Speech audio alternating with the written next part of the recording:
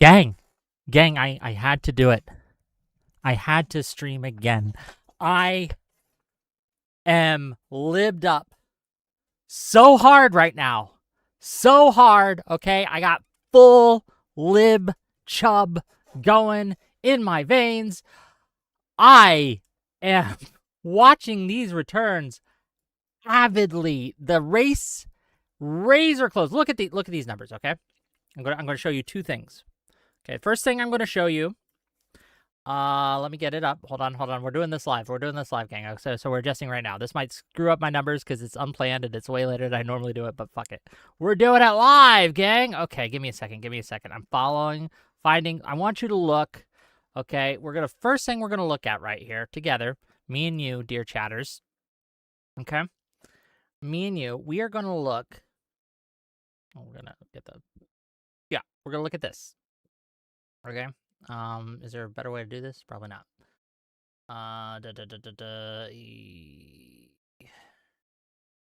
Yeah, we're gonna do this. We're going to go to YouTube. Yeah, this is just an easier way. Boom! Look at this. Here, maybe it's better this way. You guys can see it better this way. These are the polls, okay, coming into the race, okay? As early as the 7th. Hong winning by 44% to 22%. Marquet from State Navigate. Marquet Law School showing Hong up 46% to 11%. Then we have Wedgwood polls 38% to 9%. These are the gaps we're talking. And then I want you to take a look at the actual results right now with 74.4% in. Crowley, the absolute mad lad, is beating Francesca Hong by 0.5%. It's razor close.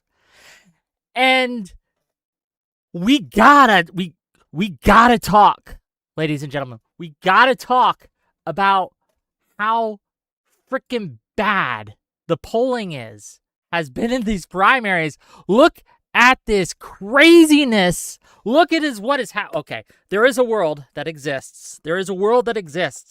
That rhetoric such as mine, and I'm not the only one who's put forth this rhetoric, the anti-DSA rhetoric that has been spouted forth by DGG, by Destiny, by Whick, by Hutch, by other members of the Democratic Party who want to win, right, these elections and see DSA as a weight around our neck. There is a world where that rhetoric, where our streams would make the difference. I don't know if we're going to win. It's going to be super close. I don't know enough about Wisconsin to know where these votes are left.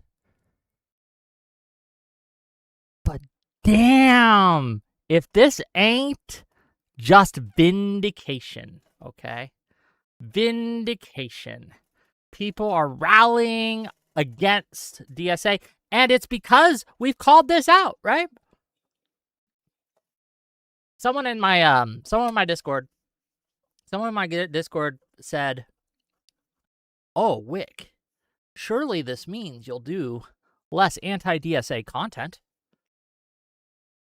Surely this means you'll do less anti-DSA content because the DSA lost." Bitch, why do you think they're losing? It's because my anti-DSA content's working. It's working. It's driving the polls. Now, look, I'm overstating it a bit. Obviously, we're memeing a little bit, just a smidge. We're having fun with it, okay, gang? Because obviously, like, I know for a fact that at least one of my community members that lives in Wisconsin voted for Crowley. So if Crowley pulled it off by one vote, then we can definitely say that the Whick class got it done. Thank you for the 20 gift memberships. Thank you, Headless Chicken, for the tier 1 membership. Oh my goodness. Oh my goodness. No, I know who it was. I could tell. I'll tell. You guys are gonna laugh. But if it comes to play, we gotta have to give it to him. That anonymous Wick chatter that I convinced to vote for Crowley was Lactoid. So I mean, if Crowley wins this by 1 vote, you guys are gonna have to thank Lactoid. Okay, you're gonna have to thank me and Lactoid for this, and that is very funny to me. That is very amusing to me. Oh, that Lactoid. If in the potentiality, right, that exists, that is the case. That's gonna be crazy. We will have to do a thank you stream for him. That will have to happen. But I think that we're going to win by way more than one. I'm bullish on this, gang. Okay, let's look again. Let's see where we're at. We have 74.8% of the vote in right now. 75.3. My apologies. And it's razor thin, gang. It's less than 3,000 votes. But damn, it's close. Damn, it's close. I am on the edge of my seat, okay? I am on the edge of my seat. I wish I was more familiar with Wisconsin. So I know that this is bad for Hong, okay? Dane County, the seat of her power, right? The seat of the communist stronghold, is only going for her by a few percentage points. Like, that gap, if she was going to take it, if the polls were going to be correct, needed to be way, way higher. I'm like talking 10 to 20 to 30 points higher than it is right now. Her only being up by, what is that, 7%? A little less than 7 percentage points is not good for her. And this is 92.2% of the vote in. This is a huge stronghold in Wisconsin, right? A lot of votes here, but she's gotten most of what she can get here, okay? When we look at the suburbs and things like that, Jefferson County, he's pulling out 41.1% to 36.5%. He's winning by double digits here in Dodge County, and only 78.2% is in. Again, double digits in Columbia, and only 6.5% is in. Sauk, I don't know how to say these names. He's only winning by about 4% and 83.7% is. Crowley, double digits in Iowa County, and only 19.3% in. So my question is, where the fuck are Hong's votes going to come from that make this up? She's currently ahead in Douglas, 72.9% in. Doesn't look like a huge population center here, and it doesn't look like she's up by a lot. Let's see, Ashland, again, not a huge population center in here. She's up, I think this is the most we've seen her up by double digits, but 26.4% in. She could perhaps make stuff up in here. But, like, look, a quarter of the votes in, and we're talking, like, 100, like a 50 vote difference, right? Let's see what we got in Dunn County. It's razor close, 87.9% in. St. Croix, 95% in. She's barely hanging on. Polk County, barely hanging on, but she can make up some stuff here. But when we look at things like Rusk County, yes, it's not a lot, but he's winning by 40 percentage points. That's crazy. Sawyer County, winning by almost double digits and only 16.2%. Again, not a lot of votes here, but all this is adding up. And gang, oh, he just dropped a percentage points. And I'm on the edge of my seat. I'm on the edge of my seat. This is crazy, gang. This is crazy. Can we just get W's in chat all around? Can we get just W's in chat all around for Crowley and overperforming in the polls by such a large margin? And we got to ask, right? What is up with the primary polls? What is going on? Breathe, Whick? No, I will not breathe. We have to win, okay? I will hold my breath until... No, I won't do that, right? But we have to take W's here. Oh, we're bringing my friend Alice. Alice! Hey, give me a second. Oops. Oh, can you hear me? Hi, 1 second. Yeah, take your time. Take your time. This is kind of a last minute thing, and I just couldn't sit still. I was watching this, right? On Twitter. I was like trying to play my video games and relax, but I couldn't relax because I'm just watching these things come in, and I can't believe it. I kept thinking, okay, I'm overthinking things. It's only 30% in. There's going to get a huge drop for Hong, and she's going to pull ahead. And but ooh, it's I don't know. I don't know. I don't know who's going to win. I have no idea. What are your thoughts? Come on, give it to us. I'm rambling here. I'm ranting. Go ahead. Yeah. Okay. Oh yeah. Because I'm freaking out too. Because the last polls we have were from like a week or two ago, and they had Hong up by 22 points. It was basically like 44 Hong to 22 Crowley, and then like all the other little people who it's a big chaotic race. What we're seeing now is very different than that. And a lot of things happened, which is that Crowley started like jumping back in and campaigning hard. We were pushing from online. The governor has been campaigning with him. The governor and Bernie Sanders and AOC distanced themselves from Hong. So it's a really weird race where it's between one guy, Crowley, who took a break and then came back as like the guy to save it. So he was not in the race when all the mail-in voting was happening. Versus a presumed frontrunner who people don't actually really like, and now that they're learning about an alternative, are switching sides. I'm so happy, right? Like I think, look, I don't know who's going to win tonight.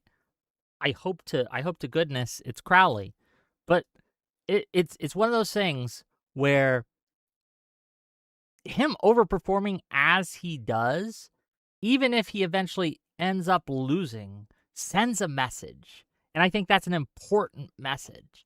Like, first of all, at this point, given the Michigan miss and the Wisconsin miss, I think we can throw out primary polls. I think that's a wise thing to do at this point. I just don't see, like, I would need you to give me more information than just a poll at this point for a primary coming up. I would need to see more. I wouldn't trust it. Does that make sense? Is that reasonable? Yeah. Speaking of that, like I looked up some data. That's why I hopped in. So I was really curious about this. So this is the primary polls for Michigan before, right, with El Sayed. Because I was like, those polls also showed him ahead a lot. From the Associated Press, when they called it, El Sayed won by just under 1%. Like it was like a 0.9%. All the polls had him up. You can see here like all the numbers, like plus 19, plus 17, plus 14, plus 16. So like what's that on average? About plus 15. Ish, and then he ended up winning by 0.9. So that's like about a 14 to 15% underperformance among lefties. And so the last data point we have for this race in Wisconsin, which is very weird, had her up with a 22-point lead. So maybe I think Hong is still going to win, but it's going to be plus 7 at most. And that's with all the mail-in ballots, which are going to have Hong in the lead because she was the front runner when the mail-in voting happened. Unfortunately, true. And we're, again, it's now a 0.3% difference. Crowley is still ahead. But yeah, that would be disappointing if mail-in ballots are what, like the early voting, right? When Crowley had dropped out for a little bit. If that's what does it, that's gonna be brutal. Okay, that's gonna really hurt my feelings. But there's another weird trend in there. Typically, mail-in voters are older, and in-person voters are younger. So you'd assume the mail-in ballots would skew a little bit towards Crowley, but there's so many options at the time. I don't know if that'll pull through. And then big same-day turnout should skew Hong. So it's sort of like a flip. But also lots of these late voters just learned about Crowley and are now going out to vote for Crowley. So it's like we really don't know how that's going to shake out. It's like breaking all the typical trends. Yeah. Again, I just don't know what's going to come from this. Is this worth watching that you got streaming up here? Should I turn the sound on? Oh, yeah, I can turn the sound on this. Yeah, sorry, this is just the NBC news. It just seems there are concentrated places of like the guy explaining this being able to make pretty big Crowley's getting lots of support coming in from like rural one counties. Fell swoop into the number. And then Hong is counting on those mail-in ballots coming through. Yeah, I don't know if we can watch a big update for her out of Dane County. A big update for her. Okay. Just FYI. I learned about it because I was watching IRI stream, and that's what he was watching. So yeah, but he plays it close. Okay, I mean, I'm hoping he's right and we don't get struck, but I just like to be a little careful. valid. Is anyone in IRI's chat right now? Does he want to come in and give his take? I'd be very curious to hear his perspective. We hopped on his stream for a little bit on the Michigan race, and I'm curious his thoughts now that it's repeated itself, right?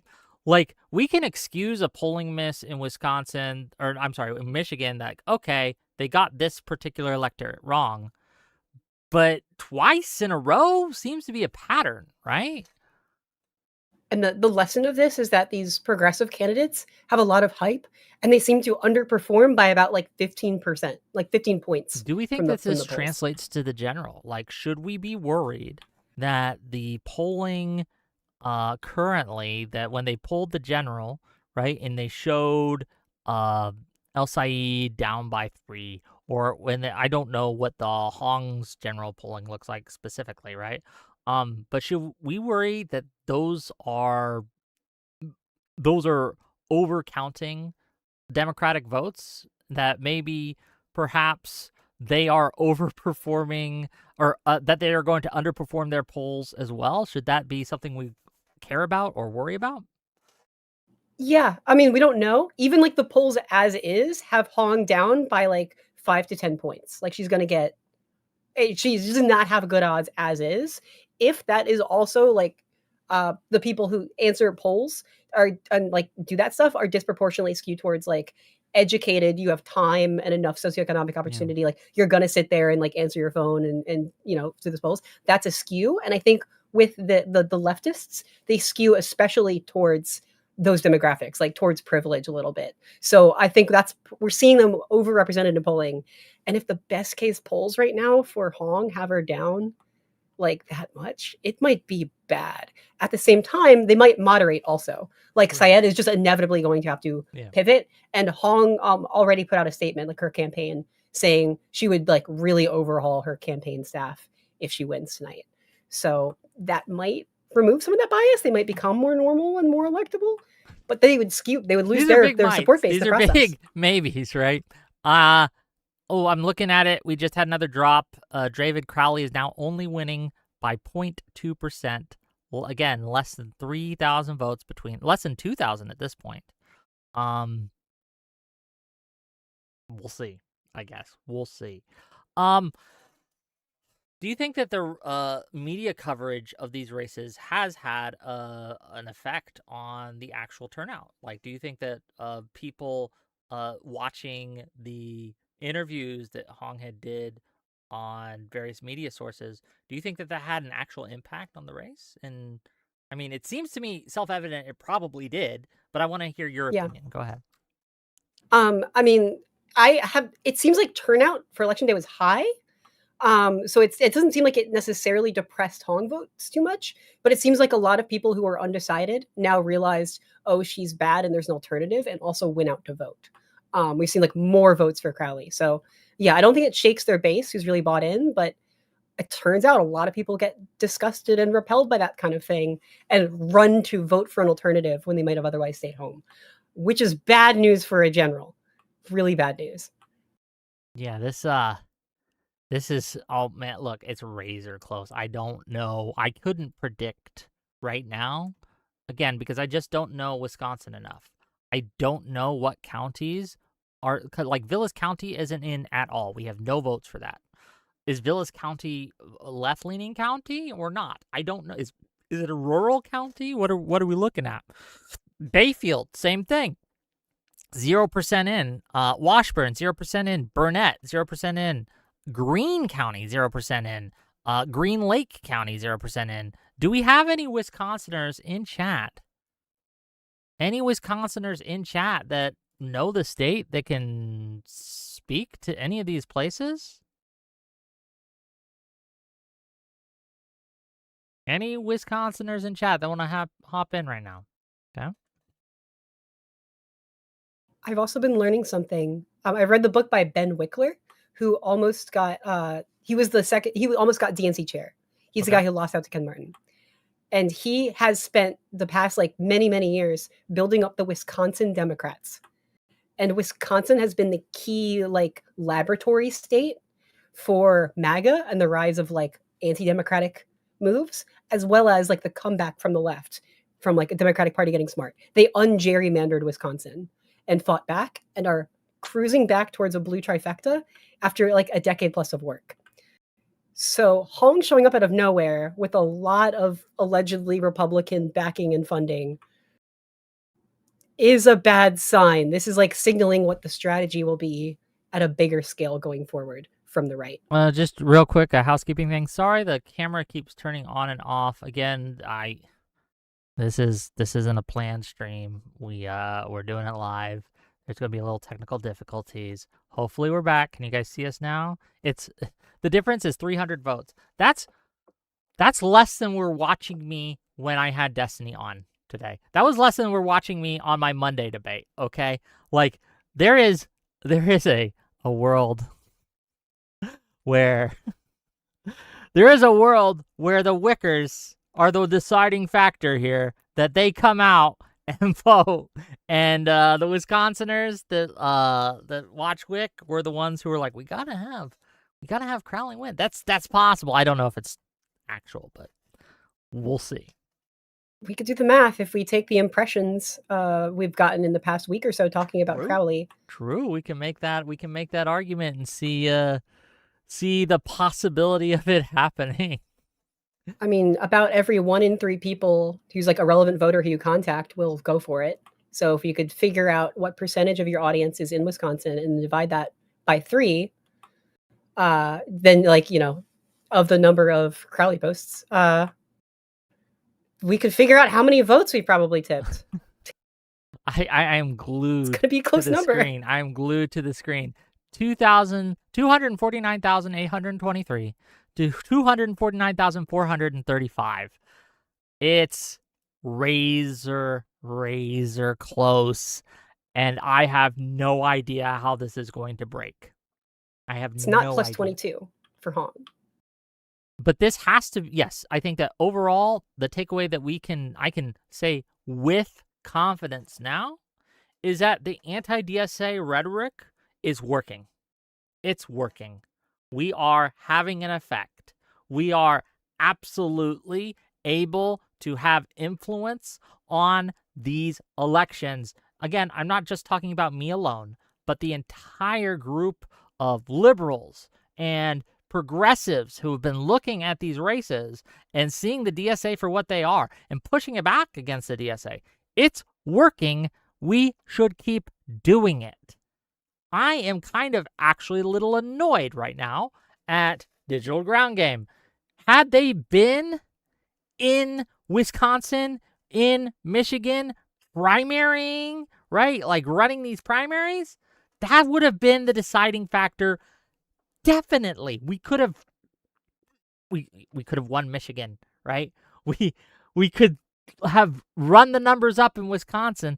I'm a little annoyed that we didn't.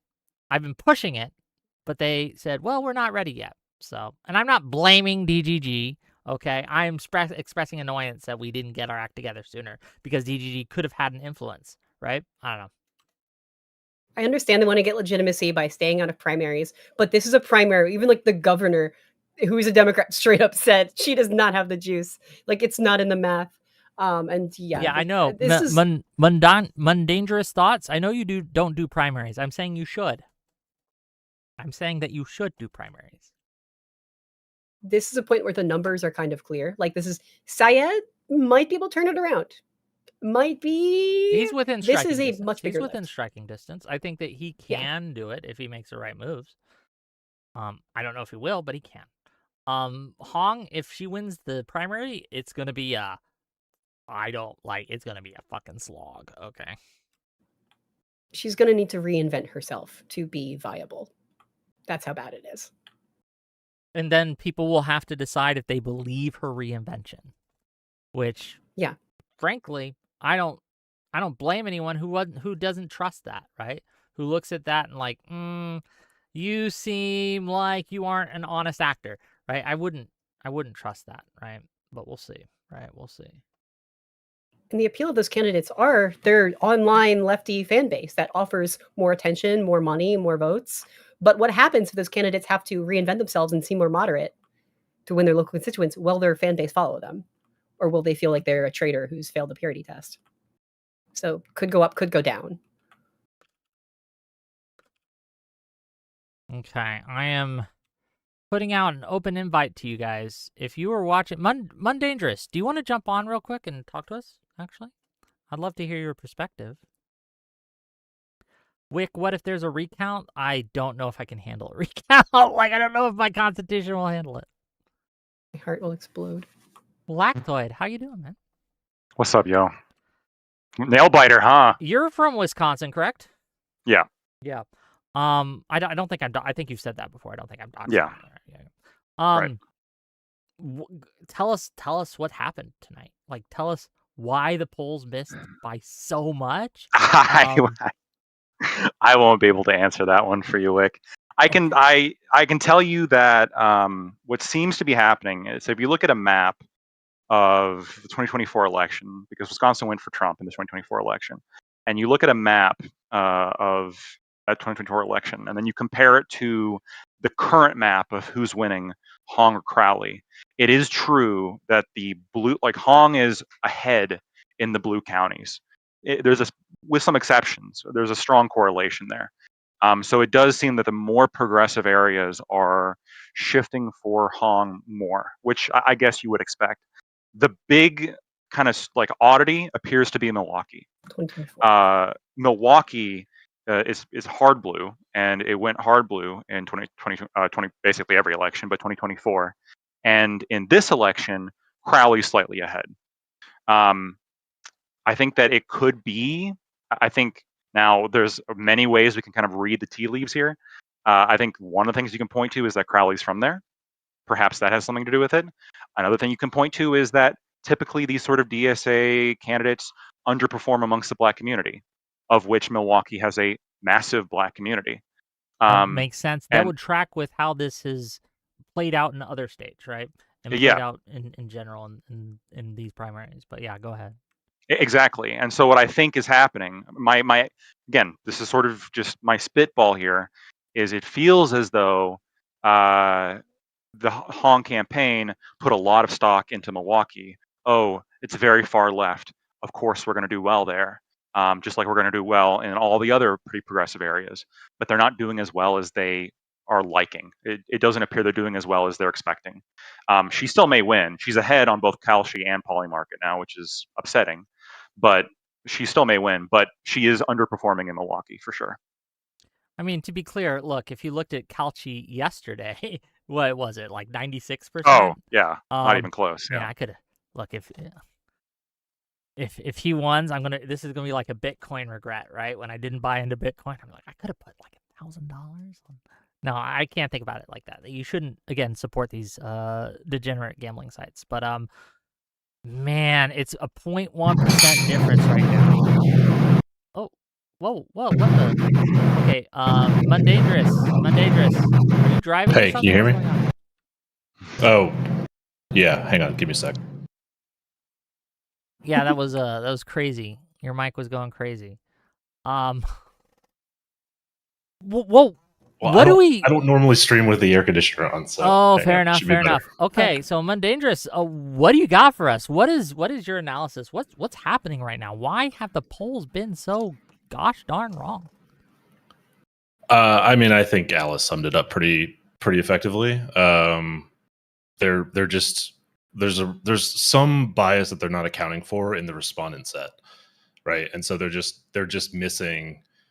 I think Alice is probably right. It's just, more affluent, more capable of responding, more willing to voice their opinion, and that's just not the general makeup of Midwest states, and certainly not the Democratic primary electorate. So I don't know what that means for the general. Like, I'm not like an expert on any of this stuff, but it just seems like directionally correct to me. So I support everything Alice says.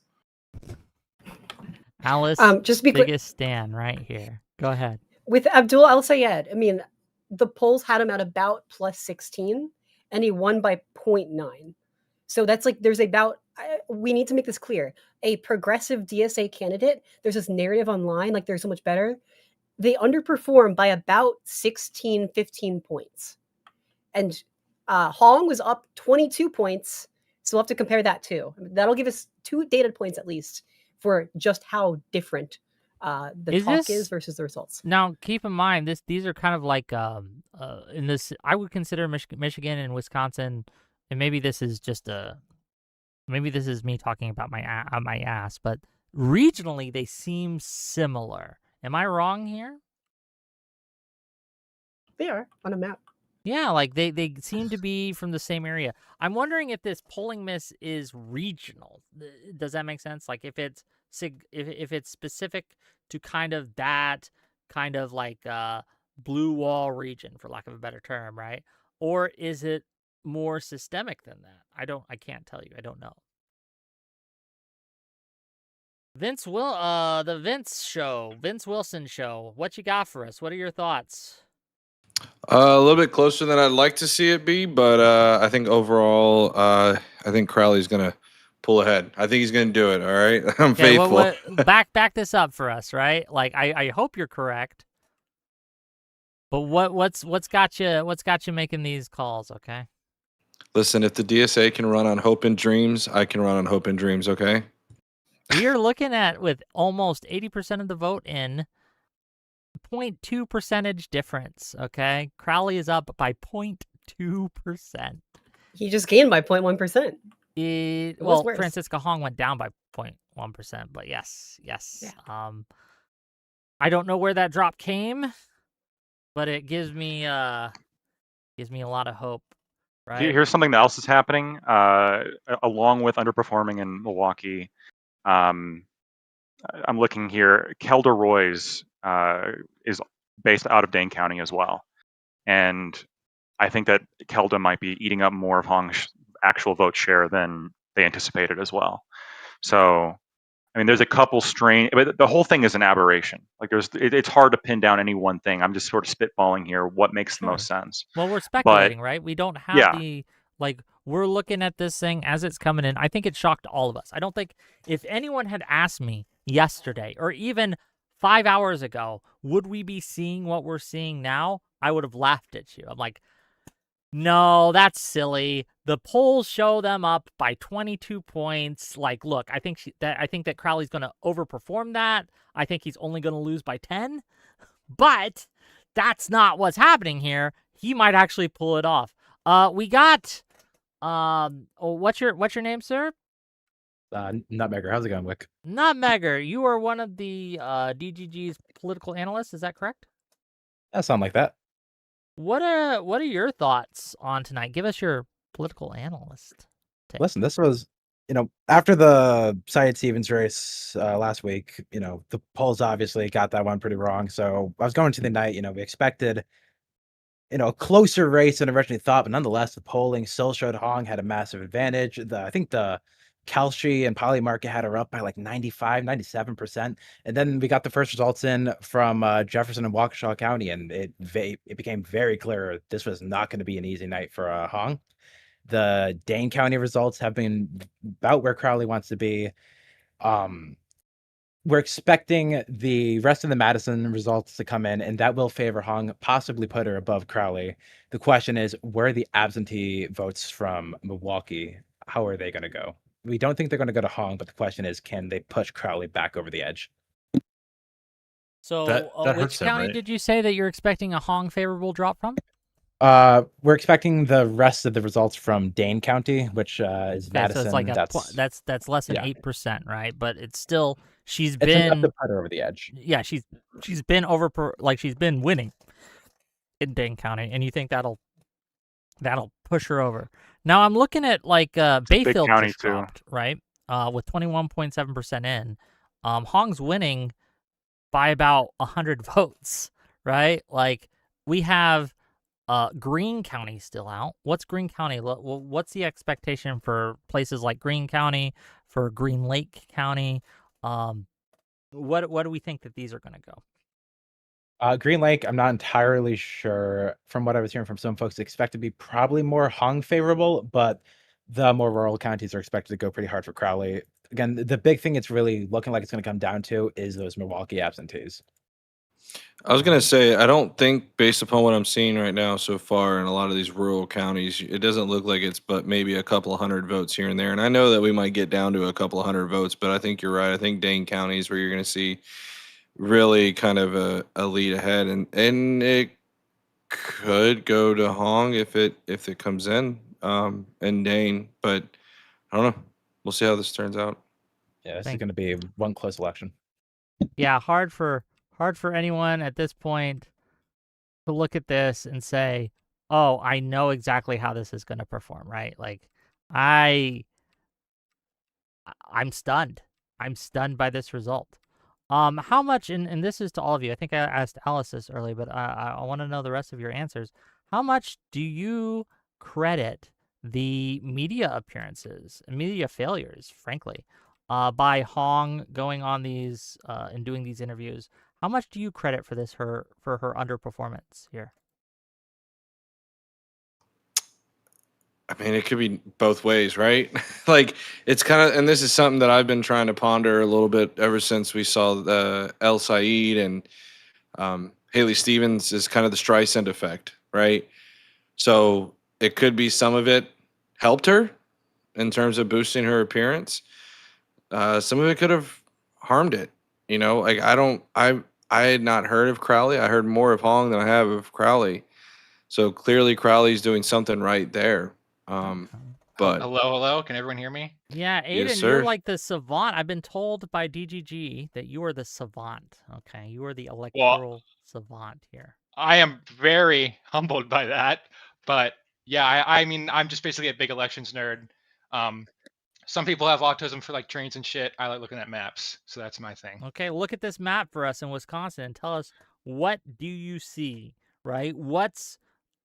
Who? First of all, I guess let's not hide the ball here. Who's favored to win at this point, in your opinion? It's basically 50-50, exactly tied. So it's all comes down to the very late arriving absentee ballots from Milwaukee City, which normally favor the moderates. However, in this case, there's kind of a wrinkle where the candidate that we're rooting for, Crowley, he like dropped out like a while ago while the absentee votes were still being cast. And so he came back in like literally 2 weeks ago. He's been running for like 2 weeks. Like, that's it. And so there's a chance that the absentee, like, it might not go to him that much because he was dropped out of the race. But in theory, like normally, like that would be good for the moderate to have absentee votes from a place like that. Oh, that would look, if I'm Crowley and I figure out that I lose because I dropped out too early, that's got to be some kick yourself in the shin moment right there. That is insane. Yeah, 100%. Have you been like following this race like closely? Because this is one of the races where the quote unquote establishment, like, they kind of shit the bed because like they refuse to align themselves behind any moderate candidate until like 2 weeks before the end. And this primary has been going on for months and months and months. And there's just been like all these different moderates just like swiping at each other and stuff. And then Hong just kind of like sneaks by. And because no one's able to consolidate and like early on, they're able to like kind of skate through until the very last moment. So. No, I see that. I also think that a lot of we were talking about this earlier on my earlier show. A lot of the moderate candidates had scandals, right? When they would pull ahead, yes, they got like there was a accusation of, I'm not sure, like misappropriation of funds, some sort of. So financial... yes, that was with Sarah Rodriguez. Her campaign manager like was reporting like some expenditures is like doubled on their things. I think it was like for every single thing. So it added up. And so that caused Rodriguez to have to drop out basically in the middle of July. And then like 2 weeks ago, Mandela Barnes dropped out because there was a scandal with like some staffer and like some sexual accusations and stuff. I didn't really look into that one very much, to be honest, but he dropped out. So. And here we are. Aiden, I have a question for you. Oh, go ahead, please. Sorry, Wick. Sure, go ahead. So I'm working on a theory here, kind of spitballing it after these results. Tell me if this might pass the muster. So after Chevalier won in New York, right? Espaillat was like way ahead in those polls. Do you think that's not true? That's not true. There was one poll released by each of their respective internals, and that it both showed them up by like 5 points each. So that race was basically I mean, the polling was very sparse. It was, I think there were like 2 total, and it was just 1 internal from each side. But that one was like a dead heat the entire time that it was competitive until like the last month. Esfayette did get caught off guard because Chevalier had been running for months with the Mamdani endorsement. Right, and without him really campaigning. But so my theory is they took those results, and now they're trying to model those results onto other DSA candidates, and that's why they're getting these polls where they're like way out of whack.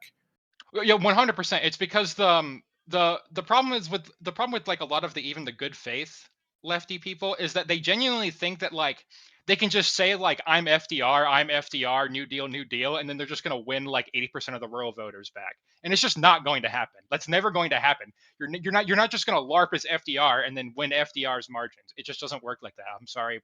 Politics is way more complicated than just saying a certain thing and then you win because you said that thing. Well, this reminds me of like, when I've looked at how the DSA performs, I'm not looking at how they perform in deep blue states or deep blue districts. I'm looking at purple districts or red districts as the litmus test for how well their policies are doing. And when you take those deep blue districts or cities and you take them out and you look at purple districts or red districts, they underperform overwhelmingly. So, I actually agree with that. Big spreadsheet that I'm doing for Digital Ground Game where I'm tracking basically like all the different primaries, and it's also like going to transition into a general tracker, but I'm tracking like between 3 different factions. So I've got, the way I've separated is I have like the DSA Dem Tea Party, I've got progressive liberals, and then I've got like moderate blue dogs. And so I've been tracking that over the course of the primary. I can release it to anyone who wants it. It's just I'd be interested. Yeah, for sure. I would actually be interested please. in that too. I think that my big questions from tonight's results are: 1, does this say anything about the general coming up? I know I know primary electorates are much different than general electorates, but I wonder if this is just kind of like prologue for how the more left-aligned candidates are going to underperform in the general. Is that a valid concern to have, or am I just kind of being crazy here? What do you guys think? It's definitely a valid concern. I wouldn't be. I mean, it's probably a good concern to have. But I wouldn't be I wouldn't be concerned about them underperforming by more than other Democrats. So if there's a polling error, I would expect it to be more uniform rather than like a specific candidate. I mean, obviously there's going to be some variance, but I wouldn't expect like Hong to show up. Sure, you wouldn't expect the different factions of the Democrats to perform differently in a general election. Even in an open primary? Yeah. With respect to their polling, yes, I would expect based on ideology, like it would probably be about even. Individual races might be off by more or less just because certain races might be bad. But yeah. The other question I had on the polling miss that we've seen twice now, is there any evidence that some of this was driven, like that a lot of the primary polls have been push polls? Like that is one theory I've heard. I don't know if I believe it, but one of the theories I've heard is that especially more lefty candidates have been doing push polls in these primaries to push different candidates as inevitable, and they're just entirely out to lunch. I don't know how accurate that is. What are your thoughts? It's certainly plausible, and I think my odds are like, I think I would be very, very confident saying that there are a lot of push polls being put out. It's not like an entire like ecosystem. Like for example, in Michigan, Adam Carlson, I don't know if you know who he is. He's like a super pro El Sayed guy, and he runs I forget the pollster's name, but it starts with a Z, I believe. And they did a poll in Michigan that had him up by 15, and he recently made a post where he laid out a bunch of reasons why he thinks I got it wrong.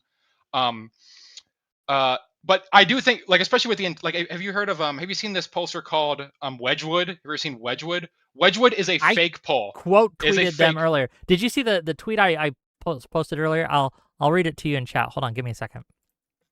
Because I saw them coping. Really on Twitter. I saw them coping about their miss. Think, right? Yeah, Zenith. Zenith is Adam Carlson's pollster. Here, we can. I'll make it big for you guys. This is from Wedgwood. Yeah, you said was fake. This was put out from them. Yeah, they are kind of unhinged. Like their pollster spends a lot of time arguing with like people about like lefty candidates and Twitter and stuff. It's just not very serious. Like they did a poll of like the Louisiana Republican runoff, and they were off by like 18. It's just not a very good polling org. Sure. Well, this is what they say for themselves. Our poll is currently nailing Hong's vote percentage. It looks like the consolidation effort post Barnes dropout was extremely effective, and Crowley got the vast majority of Barnes' votes. We will have to wait to see who ultimately wins, but this looks like another big miss for legacy pollsters. Look, and I it's a cope argument. It's not. Yeah, it's completely stupid. Quote tweeted them with their actual poll results, and they had Hong at 38% and Crowley at 9%.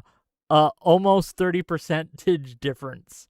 Yes, their to poll was. act as if they were accurate in any way, shape, or form is a brave stance for them to take. Let's just say that. I mean, I 100% agree with that. They're just, I mean, it's just lefties. So the problem with a lot of pollsters is they're polling way too much from the internet, and they're not doing enough with the traditional polling.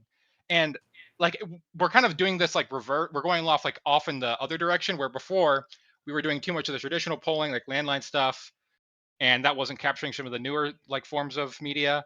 But in this case, they're kind of overcorrecting, and they're not really asking the traditional older voters what they want. And so push comes to shove, and then these elections, like the older voters, obviously, like they turn out differently. So Aiden, I think this is kind of my concern. Like when I thought about like the AES and Haley Stevens, and then I look at this, I can't help but wonder, given the coverage that I've seen of Hong, how much of that, like as you were saying, Wick, is affecting this vote, and is it so much so to the point where it would steer people away from the general should Hong get the nomination? I'm concerned about that. I'm concerned about it, quite frankly, with AES and Haley Stevens, although that fear is starting to kind of come down a little bit. But I mean, these are complete opposite candidates here. We're not talking about even close. Like you're talking about moderate versus DSA.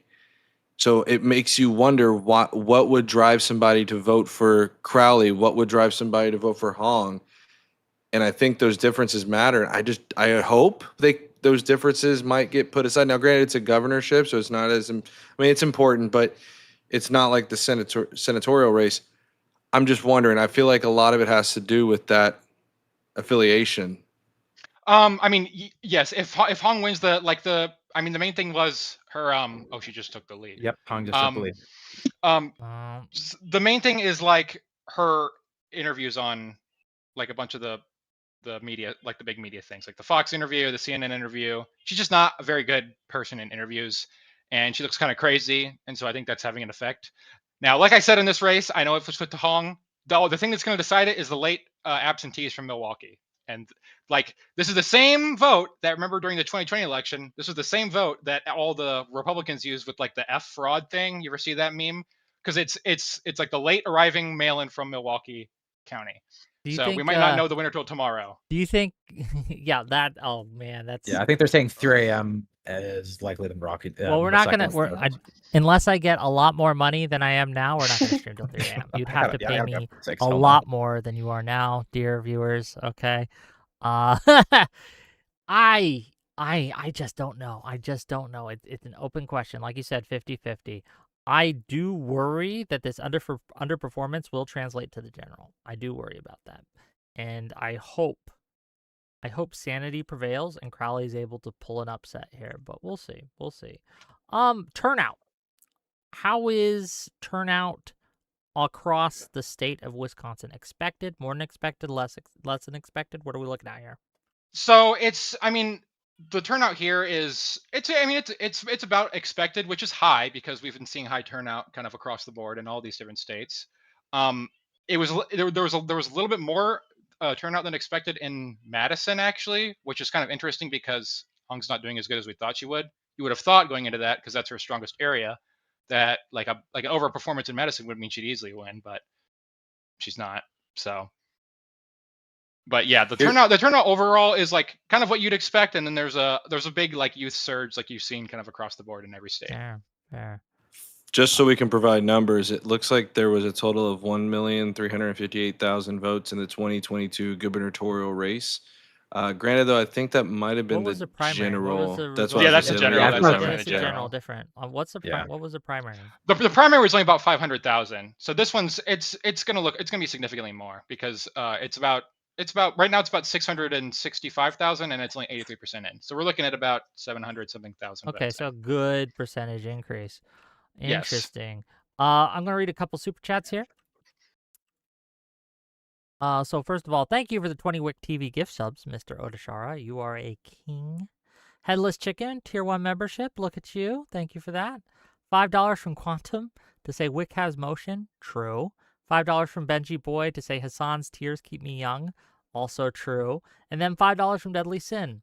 I'm from Wisconsin. A lot of the people I talk to like Tong better, but are voting for Crowley because they think he's got better chance at beating Tiffany. Oh, fair enough. Again, not being from Wisconsin, I can only take y'all's word for it. So I don't know. Alice, I'm just really curious. What do you think that moderate Dems, or I guess people who are more friendly to the establishment, should do going forward to ensure that we are able to beat these candidates, these DSA types, these more extremists, right? Like what kind of things do we need to change in order to not have a razor close result, but to blow them out of the water? Well, first, I think that the DNC has kind of made a mistake in its leadership under Ken Martin. He was like the more progressive, friendly kind of guy, and his whole thing is thinking we should be more like democratic and fair and get out of the way at every opportunity. He rewrote the rules after 2016 to give someone like Bernie Sanders like a better shot, like change like the super PAC rules and stuff like that. The super delegates, excuse me. And this thinking of, oh, we'll just get out of the way, we'll not take sides. That's why in the Mamdani race, a lot of people were upset at like Democratic leadership for not endorsing Mamdani. They technically didn't endorse anyone because that became like the rule now. We're going to stay out of it. In this race, we're seeing an example of everyone shutting up, no clear point of leadership, and then it's kind of a shit show. Meanwhile, this DSA movement has coalesced enough that they lock in, they get on the same page, they have a plan, a narrative, and one person way further in advance than they decided than we do, and they're running through it, right? We basically been doing this with 2 weeks. So maybe we do need to like not necessarily, put our hand on the scale in any way, but like just, hey, here's the guy, here's a plan, and then get everyone else to drop out and start talking about a candidate earlier. So like this week, I'm gonna find some races to follow through November. If we can talk about them and center them in focus with more time, we can easily win. But these people are like more planned and organized in advance than we gave them credit for. No, that which it's is scary. definitely surprising, right? One of the biggest memes is leftist infighting, right? And I think that made us a little lazy going in here, right? A little lazy going into this primary season where we should not have been. We should have been much more involved, much earlier, and gotten hit the ground running. I think this is a lesson going forward for the liberals to learn. That said, I will reiterate, the anti-DSA messaging is working. Keep doing it. It's just it's obviously having an impact, I think. We need to find our rally points earlier. What is do we know the earlier. rules for recounts in Wisconsin? In Wisconsin, if it's below 1%, you can request one, and they just do it for you. So that could happen, or I mean, the loser could just. A lot of the times they don't even bother because normally it doesn't change anything. So fair especially enough. when it's a primary. Oh man, So- it's less than 300 votes difference. It's crazy. Go ahead, please. Have we talked at all about this being an open primary? Because that's the other part of the turnout that looks kind of weird to me, is how many more Democratic primary votes there are. I was literally just thinking the exact same thing as I'm looking right at it. I'm like, there's an insane amount of other candidates that are pulling in like 20,000 votes each, which is kind of wild. A lot of that is going to be early absentees that were Right. in like before like everybody kind of dropped out and all the crazy stuff happened. Yeah, rapid succession was Rodriguez but- and Barnes, and then Yeah, But versus this is the the Republican primary, I wouldn't worry about that because they were the Republican guy was unopposed, so there was no primary. Well, there, but that's basically. the problem with an open primary, though, right? Is that who knows how many Republicans are voting in the Democratic primary? So that's I understand that concern, but the problem is, I think you're kind of overestimating the intelligence of the voters. Pretty much nobody in America votes strategically. That's not really a thing that happens. People worry about it, and like pundits online talk about it, but it's pretty much never happened ever. Like if a Republican is crossing over to vote for a Democrat in a primary, it's 99% because they like that Democrat and they would actually vote for them in the general. It's not really like some game that they play. It's just like people just vote for who they like. And the results again tonight would not implicate that we're seeing like any Republican surges in any areas. We're seeing what looks like Hong underperformances in some of her districts, mainly Dane. Yeah, The this difference is has down to like 200. yeah, this has to kill the narrative that the establishment can't win in these things. It has to. Yeah, I mean, we literally had 2 weeks for this race. We literally had 2 weeks, and they even if they lose, they basically tied. So it's a miracle, right? At this point, right? And I'm not exaggerating that the amount. Oh, Crowley just took the lead again. Love to see Fuck yes. Oh, It's gonna be a long night, gang. It's gonna be a long It night. is. We're gonna It's see gonna this be a swing long back and forth all night. It's gonna be a long night, gang. It's killing me. It's killing me. this is the Up narrative by I really want to. less than Yeah. less than Wait, here- 400 votes. Can I No, say more than something that, about sorry. the Yeah, DSA go ahead. narrative Go ahead, thing? please. So I want to say that like I know there's been a lot of discourse about like liberals not wanting to, or at least some of the more center left. I guess it's not really because we are the center left. I guess like in the liberal coalition, the center of that coalition, the kind of people who want to maintain that bridge between like the far left and the moderates. I think the problem with them is that they if you don't want to put more focus into attacking the DSA, fine. But at the very least, you need to put effort into the primaries promoting the moderate candidates, because it is our job to be the media for these people. That's what we're supposed to be doing. People like it's okay if people like Pisco don't want to, shit on DSA all the time. That's fine. But at the very least, hey, you should be advocating for David Crowley in this primary, because if he loses, that actually increases Republicans' chances of winning. So you are literally fighting MAGA by helping David Crowley win, I would argue. So I don't understand why we can't just do that. Like if people just supported moderates, you don't even have to attack the DSA. You could just support the people who are better. I agree. We need awareness about our candidates. There's none. It's almost like we need a coalition. Right. It's almost like we need a coalition to help us out, Yeah. Perhaps. A maybe. network that is willing to do some action of a liberal nature. I don't know, something like that. I do think, though, and I will gainsay that while we might not need to attack the DSA, I think we should. I think it absolutely should be something you were. Oh, I 100% agree. I 100% agree. Yeah. I'm just saying, even if you don't want to, there are still things you can do. So there's no excuse to just like sit back and like let them basically like run wild. I got a question. Oh, sorry. No, go ahead. Yeah. One thing I really want to be the sticking point, like the story to tell here, which we need to make synonymous with DSA. This online narrative. They're more populist. We're giving people what they want. They do great. That's not true. Abdel Al-Sayed underperformed by 15 points. Hong was plus 22, and it's dead even. She's one more notch to the left than Syed, and it goes from a 15-point underperformance to like a 20-point underperformance. That's what we need to like. That's the lesson. That's the takeaway. DSA means underperformer, which is true. That's in the data, and it's getting more significant the more attention and like visibility they put into their people.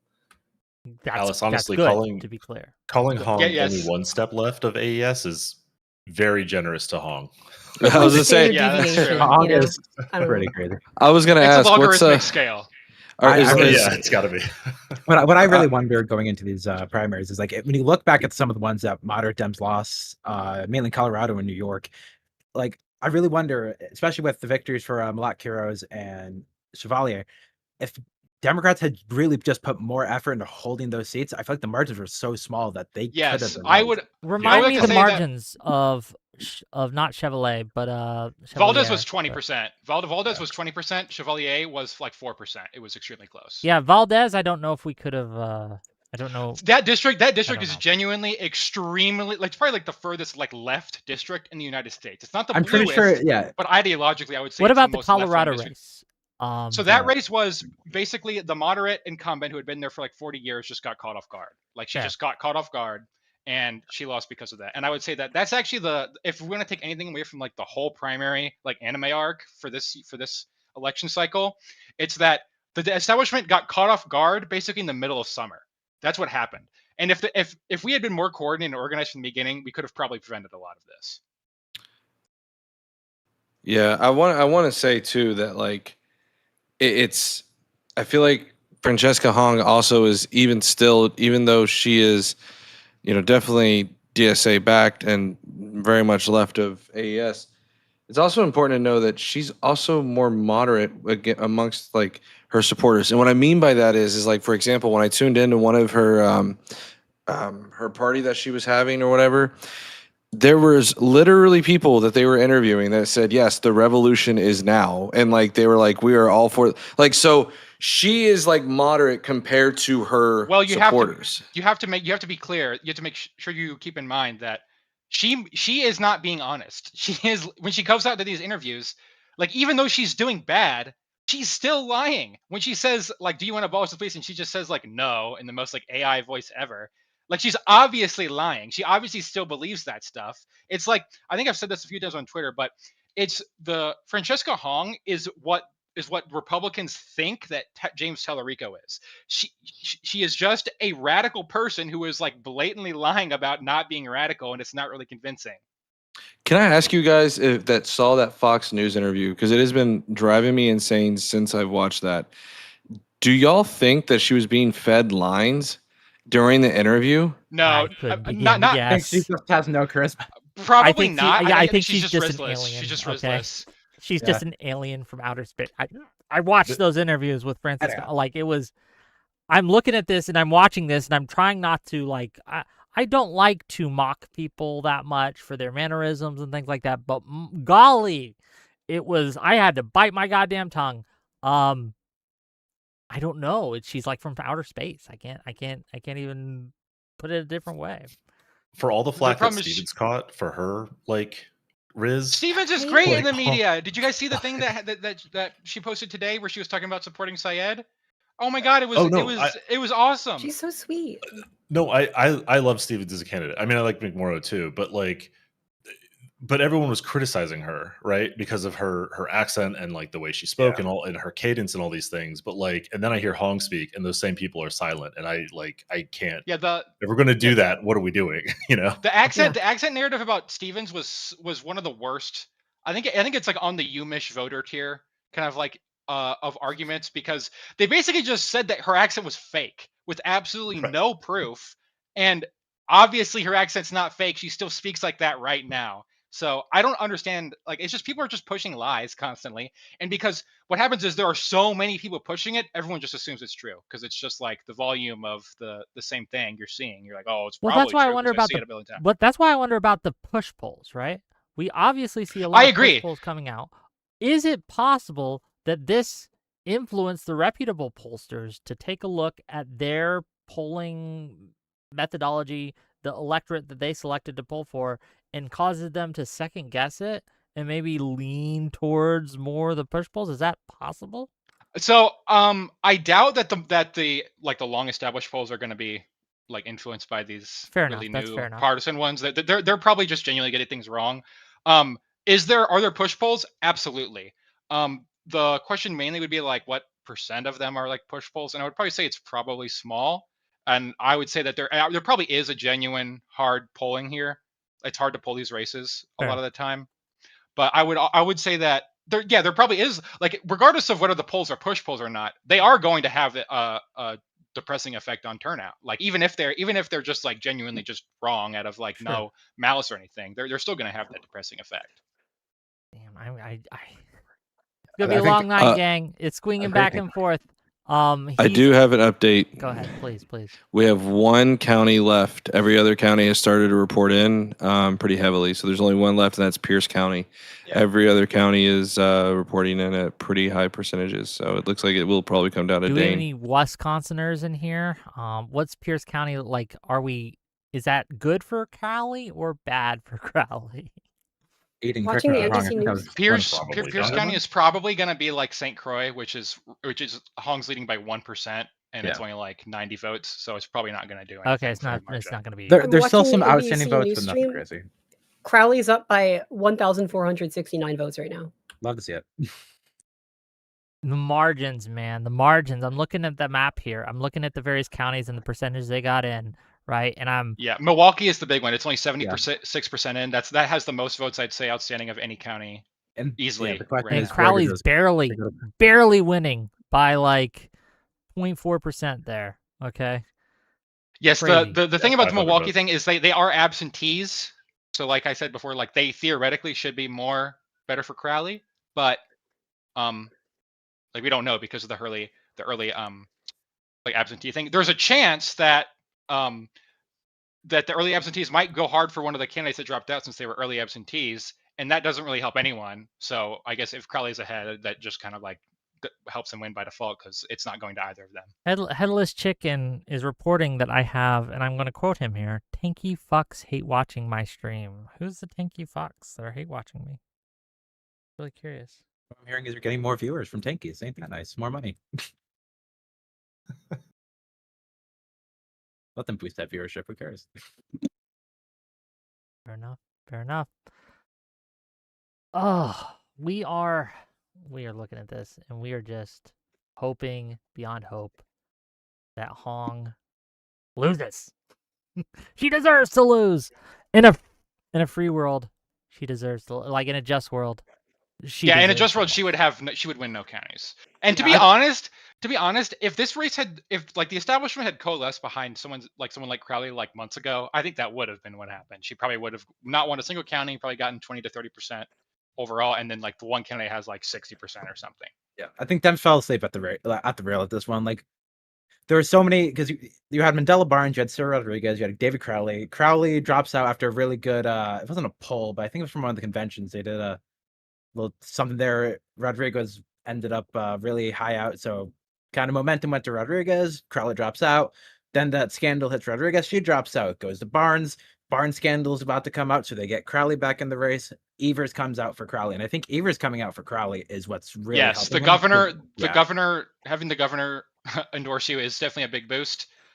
It's likely that the Whitmer endorsement of Stevens actually did help her towards the end. It just wasn't enough. So the endorsements, especially from widely popular like elected officials that are very relevant, are still they still do matter. And Evers wasn't even close to a neutral tone in any regard. He's been flat out saying like if Hong wins, he's basically been his running mate for the entire primary. So. Yeah, he's saying if Hong loses, Tom Tiffany will be the governor, and like I think that's really helped Crowley out because I think and also Hong's horrible media appearances have not helped her in any regards. And I think this is the importance of making just real quick. I need to make a little money. $5 from Keir Starmer fan 123. Any EU4 fans in chat? I'm playing Great Britain and have 1500 dev. Also, Crowley is ahead on Kalshi again. At this point, the betting markets, I don't think that they're worthwhile. Yeah, the market, the betting markets takeaway. are shit. The betting markets are shit, and they always have been for predicting elections because there's no insider knowledge for predicting elections. You can't like be better at predicting that than somebody. It's like trying to bet on slot machines. It just doesn't work. Like there's no if you have like 100 people betting on it, it's not going to be more likely that you're right. It's just they're all just choosing randomly or whatever they see in the vibes. Which is why betting markets as a whole are like they're either insider trading or they're just gambling, right? Like there's no the idea that betting markets are truth discovery mechanisms is like absolutely insane. Like okay, just an late-stage update. Capitalist nonsense. Update on the numbers. We're 84.3% in, so a little more than 15% remaining. And the current numbers are Crowley is ahead at 40 percentage points. Francisca Hong is very close behind at 39.7 percentage points. So he's widened the lead from the four. I think the closest that they were at was like 200. He's widening that lead currently. Will this continue? I have no idea. So here we are. Gotta wait for that Dane County drop.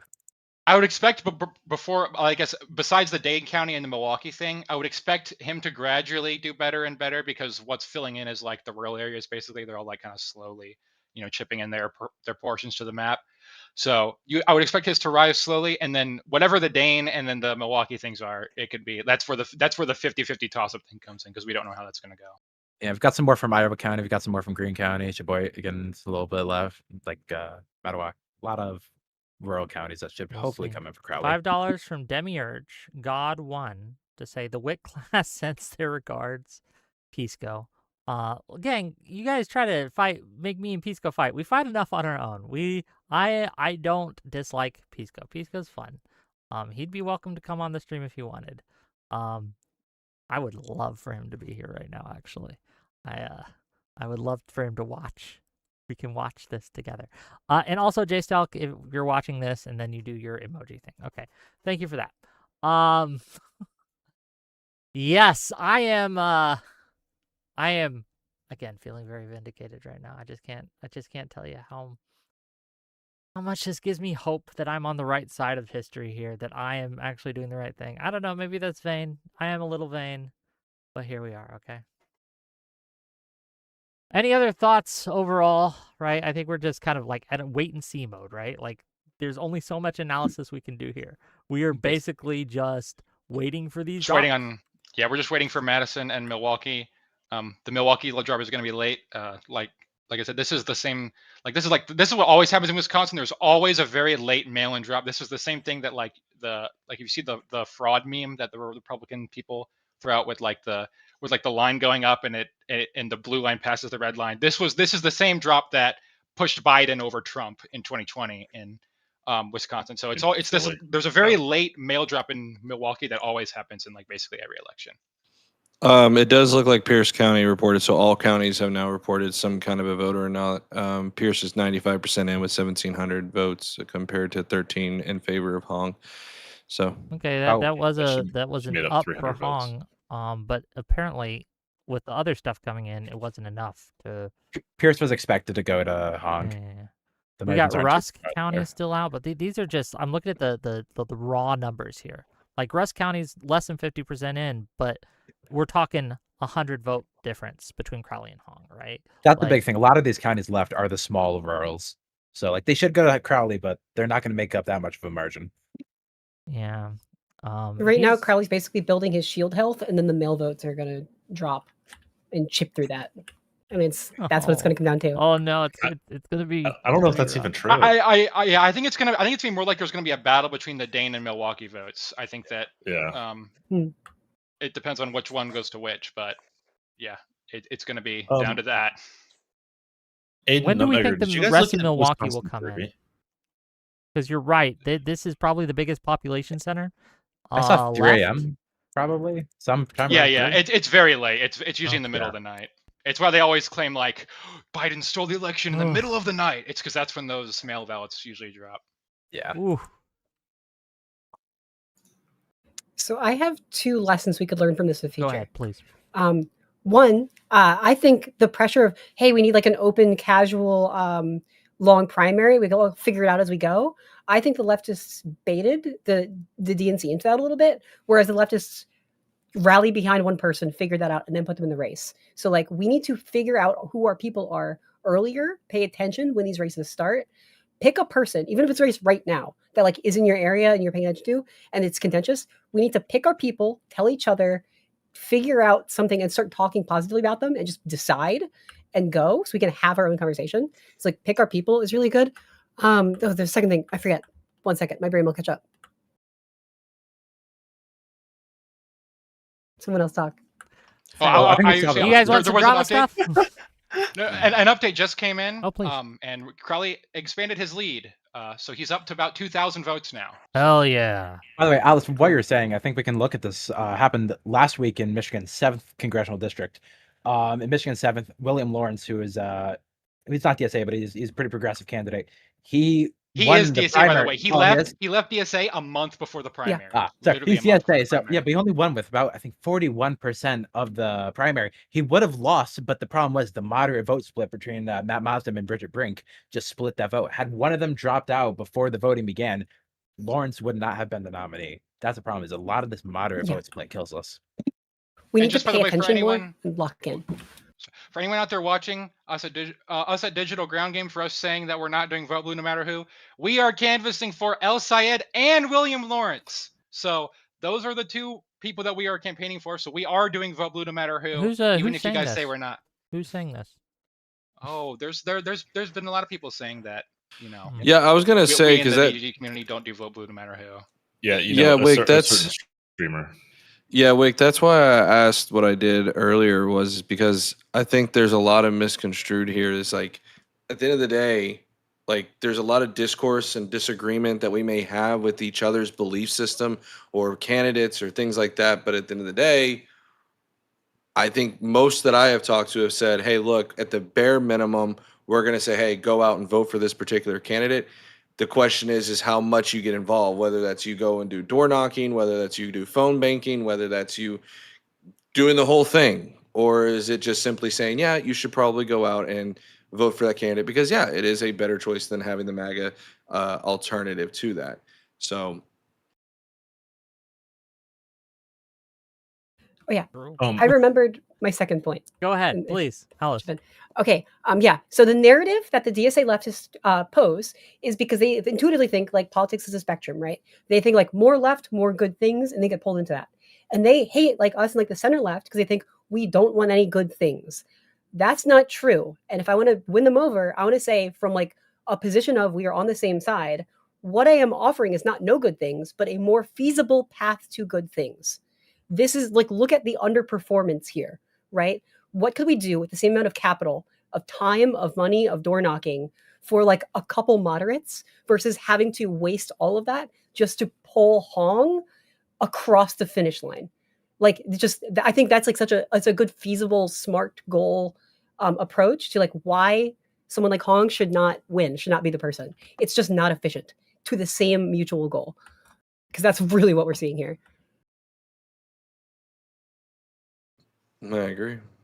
Yeah, and I feel like there's a lot of stuff that gets like straw mans that are built and like, thinking because we have a disagreement with a particular candidate and then the right also has a disagreement because of the fact that they're a DSA, that somehow the two are equal. And it's like, that's not quite how that works.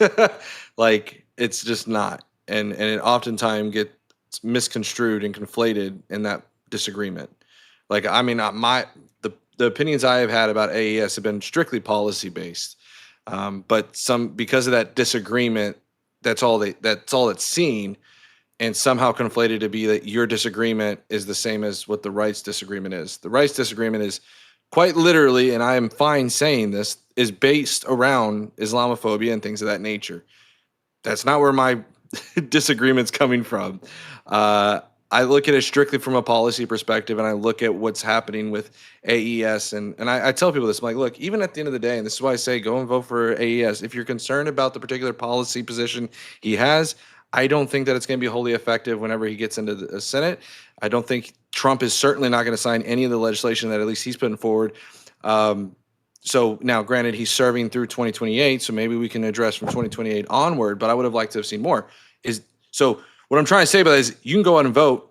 It's not going to really do much harm to vote for AES, but if you don't vote for AES and you stay at home and then the MAGA candidate gets in, it's going to be significantly worse. Trump's going to put through his nominations. He's going to end up being able to put all that. So at the end of the day, the summary of it all that is, and the TLDR is, at this point in time, it's almost zero harm to go out and vote for AES. The primaries is where we iron these differences out. So, a couple things, right? First of all, I don't disagree here. Just to let people know, we are looking at a 2,700, maybe a little less than that, vote difference in Crowley's favor right now. We are 86 percentage points of the expected votes in. So we got 14% remaining, about 114. Well, we just had another drop. So 86.2% expected votes in, 114,000 remaining. It's anyone's ball game at this point. And do you guys want to? I'm looking at the Twitter feed that I got going on, and hope is winning. Okay, if we're going about the hopium that's coming up on Twitter, like the libs are libbing out hard. The excitement is palpable. It's crazy. We do have a little drama. The Peace Go class has once again struck at the Whick class with their tweets, but we have critical support from Destiny in quote tweets, so we're doing well on there. I did see that. I don't know. Again, I think that this shows. Again, I'm going to repeat, and I know at the at the risk of coming off as a broken record, this just shows that the strategy that we're engaged in is working. Messaging works. We got to continue to do so. Yeah. Positive messaging. Yeah. I will say there's another race right next door in Wisconsin where Alice's sort of strategy of solidify on a candidate early and then sort of don't let anybody else run, right? Did work. Wisconsin 3. Yes, Rebecca Cook versus Emily Berg. Yes. Love to see it. Bergie, yeah. So, and like, I mean, they're both pretty moderate, right? But no. Berg is DSA. Bergie is DSA. Bergie is DSA. Are you sure? Yes, she is very left wing. Okay. Yeah. Well, they solidified on Cook pretty early, and Cook has basically coasted. I mean, Bergie's put in a ton of work in that race. Bernie Sanders actually endorsed Cook very early. Yeah, along with the Blue Dogs. Yeah, Cook had Blue Dog Bernie endorsement. It was great. But that, I mean, she didn't have to do much work in that primary, right? Yeah, I agree. Same thing that happened with Wesley Bell. Same thing with Wesley Bell. When you get in line behind someone early, then you have a much better shot at winning. Right. But, you know, the flip side of that is Bergie is running because she was told we already have our candidate, right? And so now she's running because she's upset about it, which is fair. I mean, I get it, right? Like, if you're not the selected one and you think you can win, you've got to push that. You've got to try. But I think that speaks to the strength of what Alice is talking about, of just lining up early. You take a lot of the drama out of the race, and we're not sitting here counting votes on Tuesday night. To be clear, it's bad for content, but it's great for our electoral system, okay? Bad for content, great for our electoral system. The humble Wick. Okay? I think that the important thing about this primary season will be to take lessons from it and apply it in the future. Alice has been great at this and using gang, if you not to stand you too much, okay? But if you haven't followed Alice's Twitter yet, do so. If you haven't followed some of her podcast appearances, do so. I think that she is setting an example for all of us on how to change rhetoric into results. And I think that I'm really eager to see how she does and how her ideas perform overall. So we'll see, right? But yes, I completely agree. Next time, and this is some hope for the libs out there. Next time, we're not getting caught off guard. We're going to be ready, obviously. We're going to be ready. Like, the moment after the 2026 midterms, people are going to be scrambling to find candidates for races for 2028. So we're not doing this shit where we just like sit there with our heads up our asses for 6 months, and then within 1 month before the primary, we're like, oh shit, these people are actually doing something. We're going to be on DSA watch, constantly. True. So. Would you say that we'd be a bulwark against the Vanguard? Some may say that. Absolutely. Some may say that. that you could call us that. Yes, correct. I don't know, gang. What are we looking at now for results? Any more drops? Crowley expanded he's his leading lead. ahead even more. He's up by 3,300. 3,300 with 86.6 percentage in, 110,000 votes remaining. Again, I think the expert analysis by Aiden here is correct. It's going to come down to those absentee ballots and the difference in Milwaukee County. Like, how much? Like, who's going to? I think whoever wins Milwaukee County, and I'm going to stake my rep on here. If you win Milwaukee County, you win the ball game here. Wow. I would generally agree because the difference in percentage is basically the same as the statewide difference. Yes. It's like 1% basically. And, I guess that's a little slightly less, but yeah. Sure. And again, just looking at what's still out in numbers wise, I'm talking raw numbers wise. Looks like it's going to be the deciding factor, even more than I would say Dane County. Dane's going to come for Hong, but like it's all going to be on Milwaukee. There's not a lot left from Dane. Yes, there's not as much. Yeah, so Milwaukee County is 79% in, and Dane County is 92% in. So Dane County is almost up. Dane might push Hong back over the edge. Shotgun. Can I get? So I've seen this pop up on X, and I'm kind of curious your position on this. Apparently, Milwaukee is split from the north and the south divide. Yes, that's because in the north, that's where the Black community and the Hispanic community live, and in the south is more white and affluent. So it votes predictably, as you would think it would. So yes, that is why that divide is there. Do we have a percentage of, and I know this is like really narrow into Milwaukee, but do we know how much of each of those precincts have been reported in down to that? Like, because obviously 70% have been reported in, but the question is if we know that one is going towards one area and one is less reported in than the other, we can assume which way it's going to probably go then, right? Yes, the problem is that data is not easy to access in that way. At least, I don't know how. I mean, I assume you can. So on VoteHub, you can actually look at the race and you can see the precincts, but it doesn't tell you what percentage are reported in. So you can see who's winning and by how much, but you don't see by like how much reporting is in. I hate to say it's going to be a big surprise at like 3 a.m. on who's going to actually win this damn thing. Just kind of Okay, I gotta use a restroom and get a cookie, and we're gonna celebrate a little mini Thanksgiving. It's midnight. Bruh. Yeah. Keep my audience entertained. I'm invested. I'm not gonna be able to sleep, so I might as well stream with you all. You guys can stay as long as you like, but I will be right back. I do have to use the little boy's room. Okay, I will be back.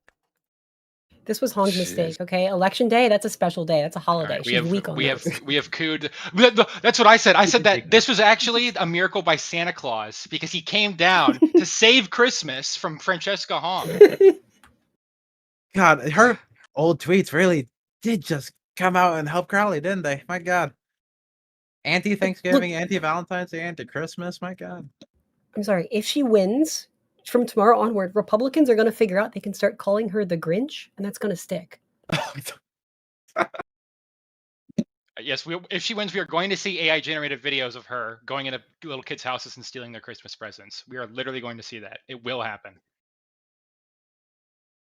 Like this, oh my God. God forbid she wins, because this was not supposed to be one of our closest races in the country. That was supposed to be like Iowa and Georgia.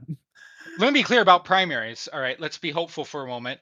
This primary result is the most like upset of any primary result for the entire cycle easily, and it's not even close. It's not even close. She was up by 20. She had 95% like every betting market.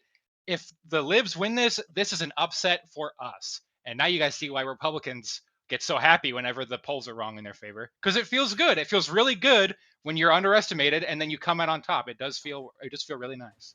I do have a quick question. What is the significance of this particular state's election for governor? Like, what's coming up? It's very significant. There we go. I figured I'd ask because I know that some people may not be aware. It's very significant. So yes, the gerrymandering thing, I know there's been some kind of miscommunication on this, but yes, because Wisconsin has a rule where the legislature can just technically draw maps. So if the Democrats want to counter the gerrymandering war, they need to flip the legislature and obviously hold the governor's seat, and then they can just redraw the maps and create their own, 6-2 gerrymander, and then that would counter Republican efforts. And oh, sorry, what was that? They've already flipped the court. That's yes. The court is on our side. So, and that's one of the things I was kind of wanting to get through too on the recent discourse about Hong versus Tiffany and stuff. We definitely would not have to worry about Tiffany stealing the election, because you have to keep in mind in 2020 the court was 5-4 Republican. Now the court is 6-3 Democrat, or 5-2 Democrat or whatever. Tiffany is not going to be able to steal the election. That's not the problem. The main worry would be the gerrymandering stuff. That would be the main worry. Yeah, there's some worrying this will be a return of Scott Walker and a whole new GOP era in Wisconsin. I really don't think so, because from my understanding, Eddie, correct me if I'm wrong, legislature is looking good for us. I think we're expected to currently flip the yes, provided that Hong does not win the governor's race. Yeah, because she could drag down the ballot. Yes. You know what I should do? I'm thinking about this. As we get to the midterms, maybe I should have I should change my layout and have one of these sections just constantly show the results of various things, right? That's what NBC does. You see the little scrolling results at the bottom. Yeah, when they're doing their other stuff. I have to figure out how to do that, right? How to set something like that up. That would be great. Okay. I would recommend getting in contact with the dev team at Digital Ground Game, because I'm sure they would love to do that. Ooh, great folks down at the dev team. Actually, that's a banger idea. Digital Ground Game dev team, if you're watching this, and you want to help set up something for the Wickers, that's how you can do it. And I'm sure other streamers can use it too, but really, it's for me. We have to give our favors to the Wick class. True. Oh man, I don't know. This is just we're high on life here, gang. We're high on life. I got my Thanksgiving feast. We got a cookie, okay, that I've already beaten into. We have some sody pop, okay. And then we got a stick of cheese. That's my Thanksgiving snacks for tonight, okay? A meal for a king. It is what it is. It is what it is. This is our 2016. That's what liberals are saying. Liberals, this is our 2016. I don't think it is. Yeah, it's not quite that big. Oh. But No. if Stevens much work won to be done. and Crowley won, then that would probably be our 2016. Yeah. But Maybe. I have a couple more No. thoughts on like media strategy going forward. If no one Go else for has it. anything to talk about. So yeah, I've been reading a lot of different books on like media, like memetics and messaging strategy. A lot of stuff from like advertising and companies and stuff. And one thing is, I want to like reframe my thinking. It's not as much about like a political debate between big ideas. Most of the time, why we believe what we believe and who I support a candidate is like name recognition. And oftentimes, even a lot of people want to donate to a candidate they think is likely to win anyway, like really part of the winning team. That's why like Ossoff is swimming in money right now. And so a big part of that is exposure. And so it's not about necessarily having the right rhetoric and presenting a candidate and talk about it once. It's, do you see that idea enough times? Like if there's a TV ad you see, like on anything or whatever, you're going to see the same ad a few times over that ad campaign over like a couple weeks. And it's, the numbers vary on the source, but it's typically between 7 to 12 times is like sort of a bell curve of when they expect you to actually go through and buy a thing. Say, yeah, screw it. It becomes like normalized to you. And so that's why the far right does this with like, they'll say vaccines, transports. They have some talking points they just keep hitting on, even if they're stupid. And that brings people in. On the left, you've seen this too. APAC, Medicare for all. Like you see the same things. Their candidates like Mamdani and like Hong and Al Sayed, they've put in front of you enough times that you assume that's the guy, that's the moment, that's the momentum. We started talking about Crowley a lot within the past 2 weeks, enough so that people like, that's now a story people understand and follow. And that's a big reason we need to figure out our people in advance and figure out like, what's the one issue or policy, like 1 to 3 things we want to talk about, and just say them enough times that someone's going to run into that idea at least once, if not more. Like that's the thing. We just need time and repeated exposure.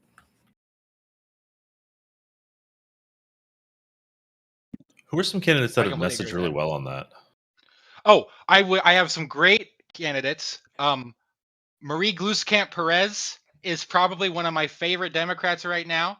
She is great in the new media, and she also is moderate. So she's great. Also, Ben McAdams in Utah, he won a safe blue district in Salt Lake City against a bunch of progressives. So I would also say that. I don't know if you guys are watching the stream right now. A little bit of, we're doing I some see it. pettiness. Oh yes, I just today. saw We're this. doing some pettiness. Okay, they call it Mary feel Mike like- from PA Popella. difference. I talking feel about like fish. 90% He's of great. Mike from PA's tweets are just made for people to mock him later from. They I call feel it the Yeah. Mike from PA difference right now, boys and girls. Oof. All Okay, right, this is put what that we're in the looking Twitter at. drafts. Everyone. Hey, hide your couch, hide your recliner, okay? Yeah. He's going. Oh yeah, the Mike from PA couch. He's gonna have to buy a new one after tonight. Oh, It's not it's- gonna be a good night for Someone's that got to couch. call fucking DHS. My God. Again, it's too IRS close to bets all over call. that Too too. close to call. We are at let's look. Crowley's still ahead by 0.5 percentage points, about a little 3,500 votes, 3,400 votes. It's really close, but I got it locked in the chamber. Okay, locked in, ready to tweet out as soon as they call this shit for Crowley. Okay. The Destiny already tweeted. Oh, did already he? quote tweeted Fuck. it. He already quote tweeted the beat Mike me from to PA it. thing. Okay. I'll just retweet him. Hold on. I just saw something from Polymarket that I think is funny, and it's going to definitely upset Fox News if that's the case. It says Francesca Hong's campaign reportedly kicks Fox News out of her election night watch party. So That is that's extremely funny. Oh It's my never a good gosh. sign. How dare they play her actual clips and show her actual tweets?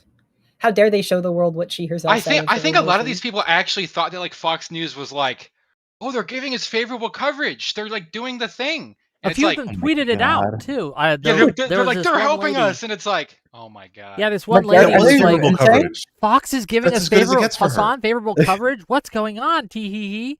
And anyone who thought those were favorable interviews, like they really need to reconsider some things. Those are probably the most unfavorable like hit pieces I've ever seen in my life. They didn't even push back on us. They just let us talk. It's like, yeah, that's the problem.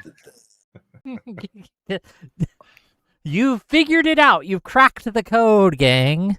If you want a good actual hit piece on the DSA, the New Yorker did a pretty excellent interview with the thing about the co-chairs. It was brutal. My God. In other good news, they had a lot of court politics. In other good news, Mike Lindell did not win his primary in Minnesota. Well, that's so bad. That's bad because if he won the primary, it would have been the fucking club genocide. I would have been, but I wouldn't have wanted to gamble either. To be fair, I mean, it's still probably going to be like the club Acosta or whatever in fucking November. So. She wins. She has won by over. Like she is just an incredible overperformer. If you ever want to look up an interesting election, and by interesting I mean in the most devastating way ever, look up the 2012 Senate race in Minnesota for Klobuchar. She like overperformed Obama by like 20%. Is like crazy. Wow. She's a legend. Don't forget that 2024 one too. She again, I think Trump. Yes, that's true. She did outperform by like 10% or something. It's crazy. Even look like I checked the margins. Actually, I actually checked this earlier. She won by like 98%, right? There are some dictatorships, right? Some like low-key, brutal dictators that have quote-unquote elections that win by less than Klobuchar does. Well, that's the primary result. But I'm talking about But I'm like in the generals, like in generals, she like in 2018 she got over 60%, which is it's either over 6% or she won by over 20, one of those two. But she's a crazy overperformer. $5 for Nobody Chef to say came straight here after work to see the Whick victory dance. We haven't won yet. Okay, it's still anybody's game, but we are in it in a way that we did not expect to be in here. Right? Everyone counted us out. Everyone said we were crazy, but here we are. Okay, we didn't expect to be here, but here we are. $10 from Jason Watlington. Look to Crowley's coming at the first light of the 5th day. The hope on the horizon, right? It was the fucking bird. It was the bird. Exactly. You remember that scene in Lord of the Rings? They're in front of the gate, the Black Gate. The Orc army, the DSA army has come out and surrounded the liberals, and they're all huddled together. They don't know what to do, outnumbered 10-1 it seems, and bravely they charge forward, and suddenly the tower collapses, and the hordes of orcs flee from our power. That's what it's feeling like right now. That's what I'm feeling like right now. And maybe we'll still lose. I don't know.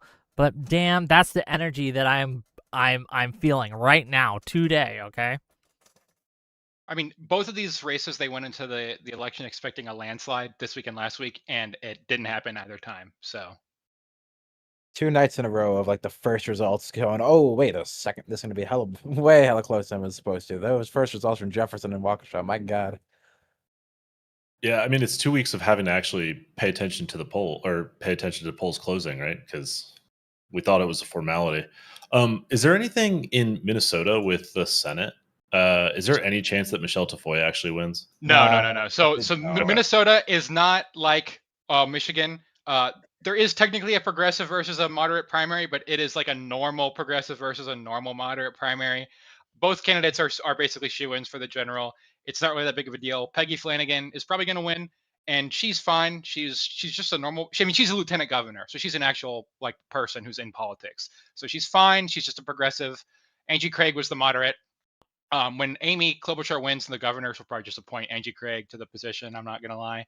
So it's not really that big stakes in Minnesota. What is big stakes is the ability to flip the state Senate, which is right now technically controlled by the Republicans, and having a trifecta would allow Democrats to do mid-decade redistricting, which is very important in Minnesota. The trifectas are what it's all about right now. I'm being told that Vote Hub has called it. Is that true? I would be shocked. I mean, look, I have not seen anything from Vote Hub. No, I don't think that's true. They've New York Times called the Michigan or the Minnesota races. You might be thinking Minnesota. Minnesota's been called. Oh, Yeah. Minnesota's been called. Okay. Yeah. Yeah. So Oh, I didn't Flanagan see the call, but I'm not surprised. Yeah. yeah, Minnesota. Flanagan got called like an hour ago. Really, I'm gonna be No, honest. he We says wanted- vote help called for Crowley. I'm not seeing it though. They did not call for I'm not Crowley. seeing it. This is look, King Wanted. You just spread misinformation. Don't fuck with me tonight, okay? On this, don't give me that kind of. 40 minutes ago, VoteHub basically tweeted, "I still see this as a toss-up, so I don't think they Rip called My it." God, this just in. It's Jeb Bush. Oh, he stole it all. Please. Remember when we used to think that like the Bush Republicans were like the worst, like goofy, like silly Republicans? Like George Bush was the W. dumb one. Remember W when he was like the stupid guy? The Bushes. Yeah, and remember when George we used to be W. were embarrassed the of Howard dumb Dean? My God. I want to say hot take. I honestly, it's a shame Lindell didn't win the primary because Lisa DeMuth actually is one of their stronger candidates. Let's make clear, But we're she has gonna no win. chance of- Yeah, yeah, it's we're Klobuchar. gonna win. It's Amy Klobuchar, but God forbid, had Tim Walz stayed in the race, Oh yeah, he you might would have actually lost. you might have seen Minnesota flip. He might have lost. I mean, Tim Walz is like, I don't know what the hell he's doing, man, but he has really eroded his credibility in a lot of ways. So Yeah. So Y'all, thank God for these- Klobuchar. I'm looking at Milwaukee, and these margins are like, depending on where you go, they're massive. Like just some of these precincts where it's, I mean, granted, they're like, double-digit votes because they're precincts and stuff, but still, we're talking about like a 90% differential in a lot of these places. Yeah, I'm not seeing in Milwaukee County specifically. I haven't seen any new drops from them in a while. Neither from Dane. Dane and Milwaukee still haven't really come in with anything. They're still under. Well, Dane's still at 91.8%. Milwaukee's at 79.2%. I haven't seen really big movement. I might have missed it. I might have missed the drop, right? There But hasn't been any big drops. we're still up. Crowley is up by 0.5 percentage points. So There's also doing if you it. look at the missing precincts, they're in Milwaukee, they're mostly Crowley leaning areas. I see that. well, that's I'm looking good. at That's that. very good. Yeah, there's only one precinct out like past Wauwatosa that's not in. Maybe one small one down there too. give me a second. We got people who want in. We got Hunter Kozak, personal friend, big time Hello. Wicker, right here. Okay. Hell yeah, Hunter, brothers. welcome to the stream. What are your thoughts? What are you feeling right now? What's going through your little head? Okay. Are we feeling hopium tonight? I haven't seen I the polls feel- yet. How bad? How is it still? Wait, have you not looked at at it at all? Have you not looked at it at all? I looked at it like an hour ago. But And So Oh, Francesca I mean- Hong pulled ahead like by 20 points, bro. No, stop. Okay, Well, no, that's the Don't more- fuck with it, the don't fuck with it, more, okay. the better you do. We are Like- at like 20 87 votes points. at one point. We're at He's still by like 87.6% in. 0.5%. Yeah, we're at 87.6% of the vote in. Okay. Uh-huh. Still 102,000 votes to go. And David Crowley's leading by 40% to 39.5%. Crowley half a point. stocks up bigly. And it's Yeah. I'm looking at where the votes are still outstanding. Uh-huh. I'm feeling bullish about Crowley. It's Yeah. too close to call still. It's too pretty close call. to call, That but- half a point's pretty crazy. Like, too close. Don't get too excited. And remember, coming into this tonight, mhm. 22-point difference in the polls. I 22 know, point dude. difference. What is going on with these polls? Because like there was, sorry, I feel like there was another time in which DSA candidates were like launched ahead in the polls, and then, Abdul it was Sayed, fucking yeah, it was in Yeah. Michigan Senate. yeah, the Michigan Senate, of course, yeah. Like El Sayed was like, I don't know what the polls were, but it was like 15 It was points plus ahead. 15, yeah. We're at deja Yeah. vu right now. Yeah, like what? I don't know what's going on with the polls right now, but yeah, I mean, El Sayed won by half a point, right? It was like It was less than a percentage. Yeah, Yeah, it's it like was less than a point. 0.9%, I think, and he was yeah, meant to win by about plus 16, give or take a few Crazy. points depending on the poll. So I did look at some of these precincts that y'all were talking about, and yeah, there is quite a bit that are actually, according to VoteHub, that are in deep David Crowley territory that have not reported anything in yet. So that is Hmm. a good sign. Sorry to interrupt, Aiden. We got another look. It happened again. We have another Fond du Lac situation in Buffalo Oh, County. did they false report again? They did a false report in Buffalo County. This is yep, it's got write-ins at 50%. So I don't think that's correct. Yep, they did it again. There's been an unusual amount of glitches in the system today. Glitches, glitches. No, I'm kidding. One of the I mean, it's like random, like okay. I gotta show you one of these candidate names in Minnesota. It was so funny because they glitched out and gave some random guy who was in there. Oh my god, the Viking guy. But that's only Viking savior. That's it. It's them just trying to cover their tracks, honestly. Because they're trying to. We got some Crowley heads at the polls right now, and they're shifting some of the. Look, I made a call to Israel. Old Viking savior was. I made a call to Tel Aviv. Okay. And I asked Bibi for a favor, okay? He came in all clutch, the dude. stuff I've been doing for Israel, right? Like, I called in a favor. I'm like, you know what? I've been supporting you, even though you've killed all those children. And I need justice. This is my ask. No, this is a joke. Don't clip this shit, okay? I'm joking. I said previously, Tony Evers is going to pull off his face, and it's just going to be Netanyahu. That's just going to be who was there the whole time driving it. God bless Tony Evers. He saved us? Is it cool to say, Wick? Because we have a mutual friend who voted for Crowley against Hong. But yeah, okay, cool. I don't know. Yeah, if it's we had him on earlier. Oh hell yeah! This is my thing where like and I told when I started the stream, I told everyone if the vote total is 1.1 vote difference in Crowley's favor, we have to do a lactoid celebration stream. We just have to. That seems. Why did Lactoid vote for Crowley? I would have assumed that he would have just been a Tiffany supporter. Because he's a rational voter. Yeah. Oh my okay, god. okay. God, well, thank you, Lactoid. It's because base. I would assume that he would want the worst Democrat to win so that he could get a better Republican performance. But I'm glad. Aiden, you already talked about this. Strategic voting isn't a real thing we do. Well, okay, among pundits, yes, this is a thing we talk about because we're terminally online. But obviously, the average voter is not like calculating. We are who's creeping win, up at 90% expected votes in. We're at 89.2% expected votes in, and Crowley is holding his 0.5 percentage lead. It's holding strong. Okay, I am wicking out, gang. I am wicking out. Look, if it gets called tonight and it's in Crowley's favor, I don't know what I'll do. Please, Netanyahu, please, just give me this one thing, okay? Is there a specific reason that you're very into this race, or is it's just a governorship that Hong is really bad? That could hold on. I am not a Hong fan, to be clear. The abolish the police stance is fucking crazy. Like tonight's the difference between us winning and losing Wisconsin. It could That's unironically the case. Unironically the case. Congressional seats down the drain if Hong wins. Yeah. Because of the gerrymandering stuff we could do. We need that trifecta. This could make or break our blue trifecta, and also nationally, not even just statewide, nationally. She becomes the straw man they want for all Democrats in all races, which would suppress turnout. Which means I consider myself pretty progressive. All candidates nationwide in any contentious race, now until November, if Hong wins, will have to denounce progressivism and progressive ideas to distance themselves from Hong to maintain viability in their own race, which means we're going to get lowered standards for like good things.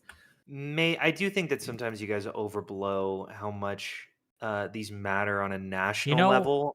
I don't think so. Like, they started calling all Democrats. I know you don't think so, Wick.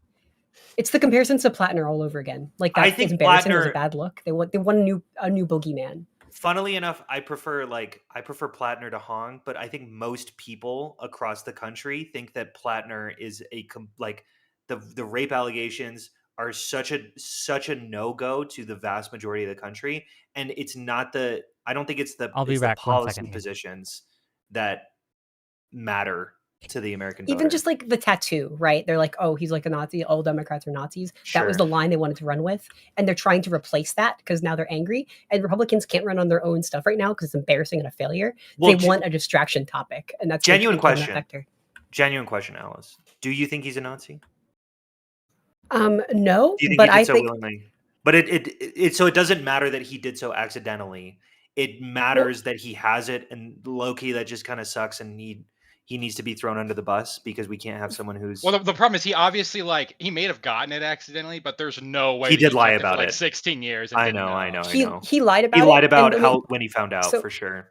On that, the spectrum of possibilities, like the Steelman version, is he is so naive and easily duped by his friends while drunk. He could literally get a tattoo on his body if he hates him, will not know it, which is not good for discernment in the Senate. Like, a few Republicans could get him in a back room, offer him a drink and a cigar, and talk him into anything, right? Like, a guy who could get that easily duped to do something that's serious is not great. Like, his discernment was consistently bad. Have you never met people? That was the red flag. Sure, and that's fine if that's your flag. Can I add like a middle ground in between the thing? I think one of the things that that's not kind of under talked about if Hong were to win and then win is that she's gonna kind of be like Mom Donnie, where that she becomes like a beacon of cancer, and so that when she goes around to different primaries, like Mom Donnie, if Mom Donnie didn't win, we would not have Daria Liza, we would not have Valdez, we would not have any of those people. And if she won, she might be going around and start promoting her thing, and she might it's like barnacles, they're like latching on and growing. I want to be very clear here because I think this is very important as well. Is that I think that we can't give them a layup. Will they stop talking about communism and finding ways to kind of be Islamophobic or whatever it may be? That's not going to stop. But we need to try to do our best to not give the Republicans a layup either. To not reify or make real their characterizations of us. Let me read a couple super chats. $5 from Ripped Cripper. Whick did this, sending Crowley my energy, gobble gobble. True. Breadmaster PPJ for $5. I need a 1.25% Crowley win to pay homage to the Evers endorsement. Fair. Thank you for the money, gang. Gang, keep giving me money. Reward me for giving you this content. The second stream of the night. Wow, we had such good content today, haven't we? We had the Destiny Jola conversation. Hold on. Jola was making fun of Crowley for coming back into race because he said his wife saw a bird and that was a sign from God that he needed to re-enter the race. Maybe that bird was on to something. Maybe that bird was on to something. I don't know, right? Like, this is looking like a miracle if he pulls it off. I mean, yeah, it was the bird. It was the bird, and it was Santa Claus, and it was the Easter Bunny, and it was all of the characters, the zany characters coming together to help save Wisconsin from Francesca Hong. Hell, I think it was the second coming of Jesus Christ. Okay, let's get some Republican votes behind this bird. Are we still doing the super chats? Because Pisco, jump in backstage. Pisco's here. Pisco's here. Hey, Pisco. Hey. Yeah, of course you can come in. This is gonna get fun. He's a good guy. Yeah. I do think that the comparisons to like the slippery slope of Mom Donnie's just sort of allowing DAC and Valdez to just sort of like be indoctrinated or like be situated into the Senate. I think, or sorry, not the Senate, into Congress.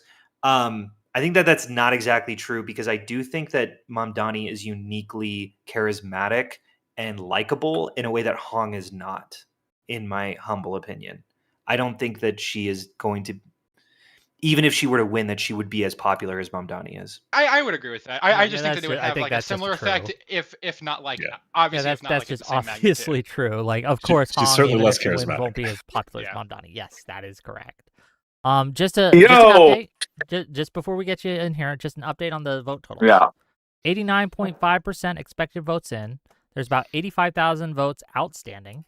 The current percentage totals. David Crowley is ahead. I repeat, ahead by 40 percentage points. Francisca Hong is close behind by 39.5 percentage points. It is razor close. Still anyone's ball game here. But Pisco, did you expect this to be this close at this point in the race? I think it's just a testament to a couple things. First is the state of primary polling in the Rust Belt. I mean, seriously, what a disaster. That's number one. And then number two, look at how pragmatic my Democratic Party is, Wick. Look at how they coalesce. Look at how effective the anti-DSA rhetoric has been. Okay. That's your story now, huh? It's working. Now. Yeah. That's your story now. I mean, actually, I saw some. I mean, basically, that's what Tony Evers' campaign messaging has been. This shit is fucking crazy. We are going to lose if we nominate this, and that he's been jamming that across the entire state for 2 weeks now. I'm just saying, I drove through Milwaukee. I saw a few billboards that had a Wick's face on it saying to go vote for Crowley. Okay. So that's what caused it. No, but even if that's true, right? And I'm not saying it's not true that rhetoric against Francesca Hong caused her to lose or whatever. And if that's your claim, I think Wick made a more specific one on Twitter. I think it was tongue in cheek a little bit. Did the 4 smirky face emojis maybe give you a hint? but I do think you feel vindicated. And the thing is, feel vindicated. I feel fucking vindicated because even if you grant that this was effective, all it shows, the rhetoric, is the Democratic Party is ruthlessly pragmatic and they're not poised to be fucking taken over by some fucking Stalinists, bro. Well, not ruthlessly. Hell yes. And it's pragmatic. 0.5%. It's 0.5%. Yeah, it's not this is ruthlessly. down It's to the extremely margin. narrow. Hang on a second. So look at the kind of thing that Evers did, right? We are like he had a dead campaign. He had no fucking time. He had no basically this was a worst case scenario for coalescing behind a moderate, and the moderate is still competitive. I mean, this is a demonstration of how pragmatic, ruthless, non-ideologues the Democratic Party is, and I think that it should assuage some of your fears, Wick, shouldn't it? I still think it's a danger, and I think that if people like Evers and people like me and people who have also here, like Alice here, like the DGGers, right? If they hadn't been pushing the narrative that we have, I think it would have been Hong's night tonight. I do. Oh, Dane's all the way in. And Crowley's still up. Crowley's Hey, is that look at that. Dane is all 100%? Are we talking 100%? Yes, 100%. That's what Kornacki said. That's game. I think we call it at this point, right? Like, no. Well, the Millen's still been. Milwaukee is not in. Yeah. Okay, but There's he's Milwaukee leading votes. in Milwaukee right now. Like- Yes, but so was Stevens and Wayne, and those later votes came in stronger for Stevens than expected. Let's hold different composition. Okay, that's true. It's That's just why. an unknown. Yeah. But His lead shrank a I will tiny say bit. 60% probably. He's at Crowley. He's at 0.4 points my ahead. liberal power and energy is just vibrating. I'm vibrating with it right now. Okay, it's filling me whole. I think that's a great little metaphor there because this is a lot of religious fervor you're pushing. It seems like this is all just kind of big vibes, big muscle. He just thanked a baby bird. He just thanked a baby bird. Yeah, remember? It's a beautiful bird. This is why Crowley. No, I'm not kidding. Crowley said the reason he re-entered the race is because his wife saw a bird and he took it as a sign from God. Okay, and Look, that's kind of silly. You're a sentimental guy. But and you fuck with birds. Bro, what if this is not a miracle, what is? Okay. It's the anti Bernie Sanders bird. How that bird changed history. Oh yeah, wasn't there a bird that climbed onto his podium? That bird didn't turn out so well. That bird was this was like a fucked up. That was a bird that from Satan. You don't understand. Yeah, that was Satan's bird. Wick, you won't give any ground here. Doesn't this calm you a little bit? And not just this one, right? What happened in Michigan? In Michigan, this was a tight race. It doesn't sound like the party wants to win against MAGA. I think that it shows that liberals have teeth and that we can win this fight, but that does not mean we should stop fighting. That's what Jola said. We actually have to fight, though, Pisco. That's what Joel said. Yeah. No. Who's taking issue with you in the primary going hard in the paint? I don't have a problem with you fucking doing that. No, here's the thing. I think I said this to Wick earlier. I don't necessarily think that we have to punch left, but I do think that we, in the media, should be advocating for the moderates in the primaries. We should be pushing them over the left-wingers. We should have every Live and Learn episode up until 2028 being if there's a David Crowley, or I guess like Ben Wickler versus some DSA person in 2028 Wisconsin Senate, we should be support Ben Wickler in the primary. If you don't support Ben Wickler, you're pro MAGA. Well, listen. I don't have sometimes I want the more left-wing candidate to win, though not always. So I don't agree with that. But I just don't have a problem with you guys going hard in the paint and people going hard in the paint in the primaries. My issue was when people were like, we have to throw the election to MAGA if she wins because the threat is so horrible. That's what I had issue with. But you can go hard all you want. And this is hopefully, right? A great victory and means that our chances of the governorship is going to increase. I want to be clear. It's hopefully, not... I said hopefully. Yeah, hopefully. Okay. I didn't hear you say hopefully, but it's still anyone's ball game. We still got it's 91.3% in.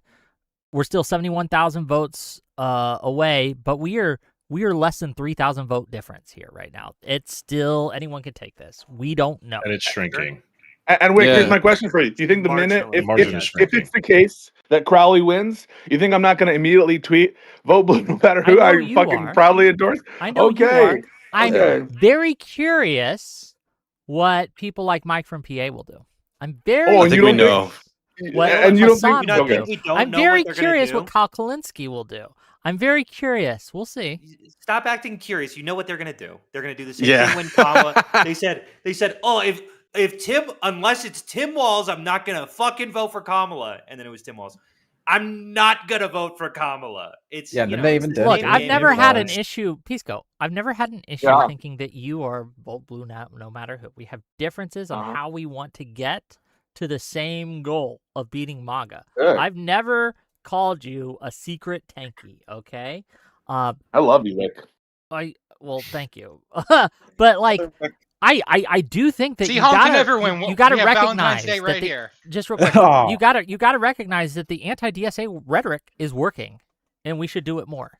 Well, listen, I know that you have this kind of like loose approach to stats and you just want to like do correlation causation shit and like just invent things. But I actually am not willing to sign on to this proposition about what specifically is causing what. Like, I thought that Hong's vote total overall, what is it, like 40% right now or 39 point something? 39.5. Isn't that close to her polling average?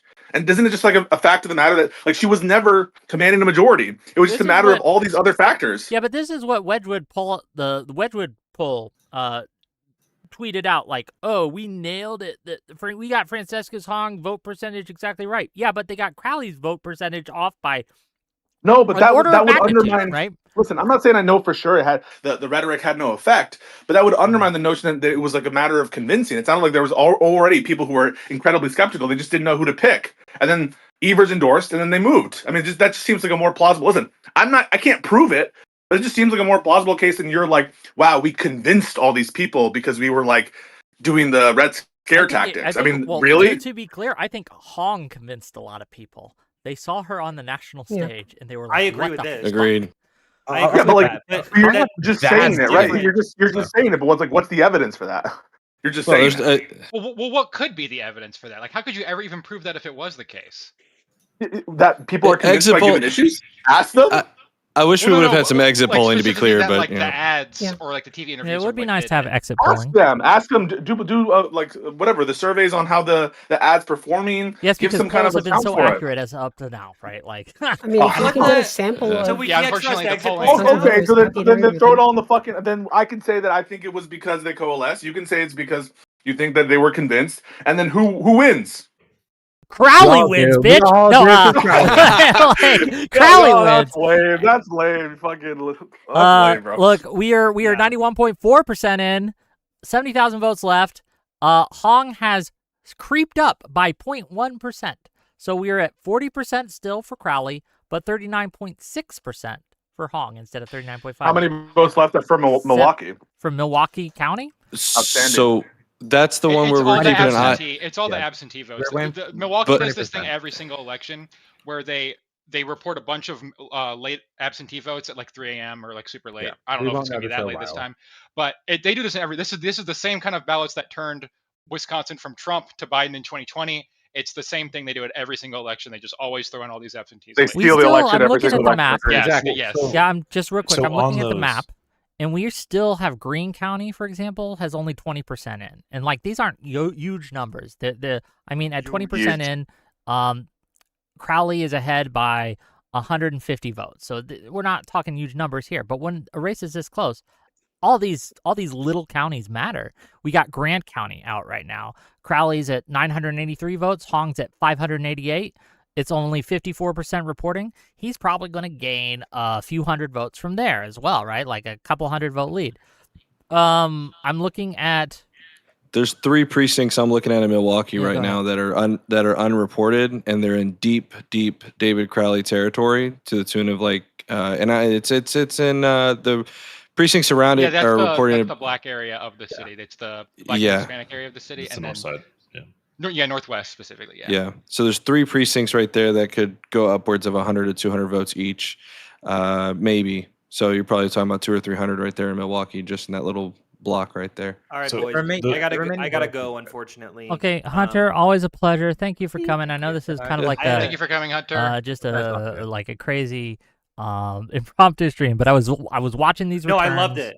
I loved it. I got movie tickets to go see something at 11. So no, good luck, man. I'll see I you gotta later. go now, but I will Have be fun. that loser checking my phone at Good, in the middle of the movie. good. Stay dare you. tuned. More We'll announce it. But Watching like, elections in the middle Don't of a shame movie. me, okay? there was no way I was going to be able to sleep tonight. So I was like, No, instead fair. of just sitting there, not sleeping. just glued to my Twitter phone, why not share the night with you?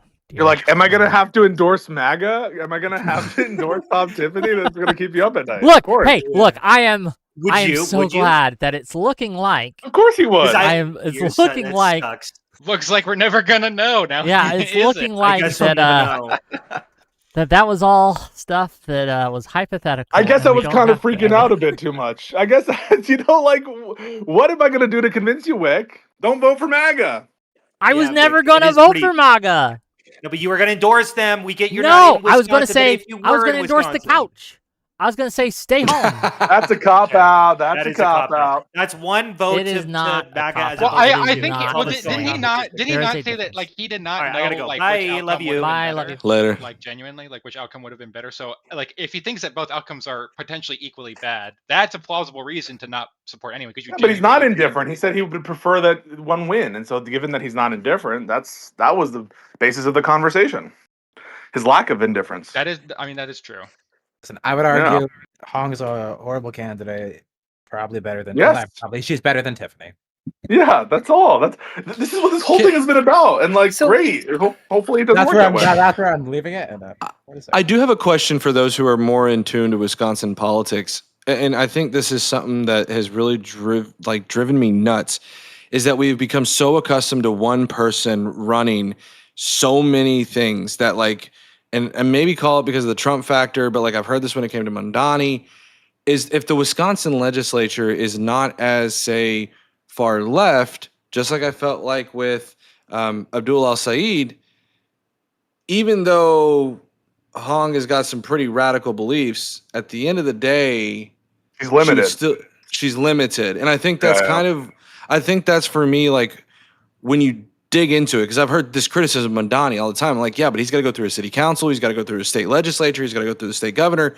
We've gotten so accustomed to like one person being the king. And it's like, that's not how our system works. And so what I mean by that, and I'll land here, is that I feel like if the Wisconsin state legislature is not as radical, I guess, if you want to call it such, then what would be the harm in Hong and voting for Hong? So there's a For couple me, things. Good question. Sure.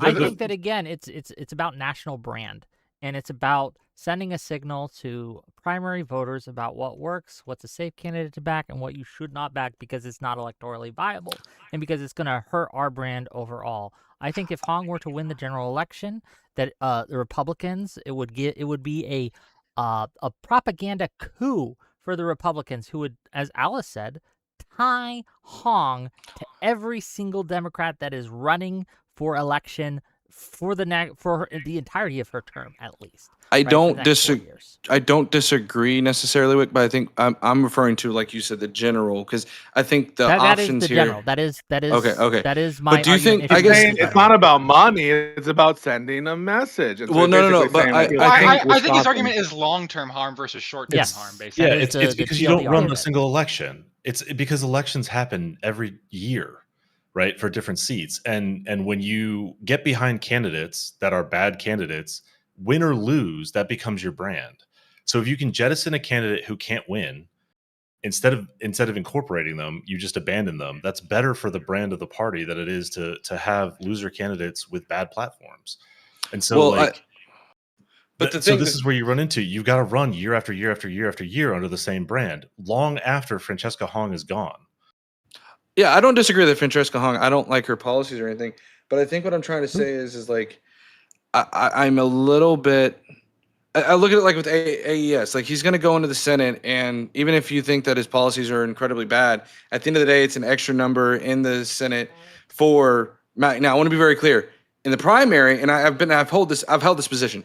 If you don't support AES, that's cool. You don't have to phone bing for them. You don't have to go and door knock for them. But at the very least, if you're in Minnesota or whatever, or Michigan or whatever it was, go and vote for them, right?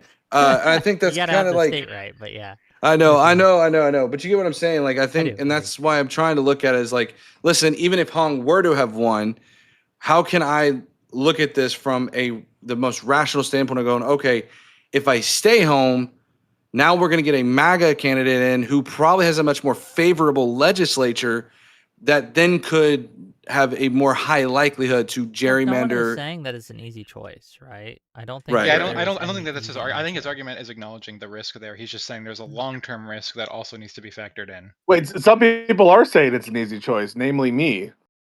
I just think, well, you're wrong. Brand like, oh, that's right, I'm wrong. I'm wrong. Well, the problem is you're looking at the race in a vacuum where it's just about that one race, right? There's only so much, like, obviously the policy is generally good. There's only so much harm you can do. The problem is it affects other races wide and long.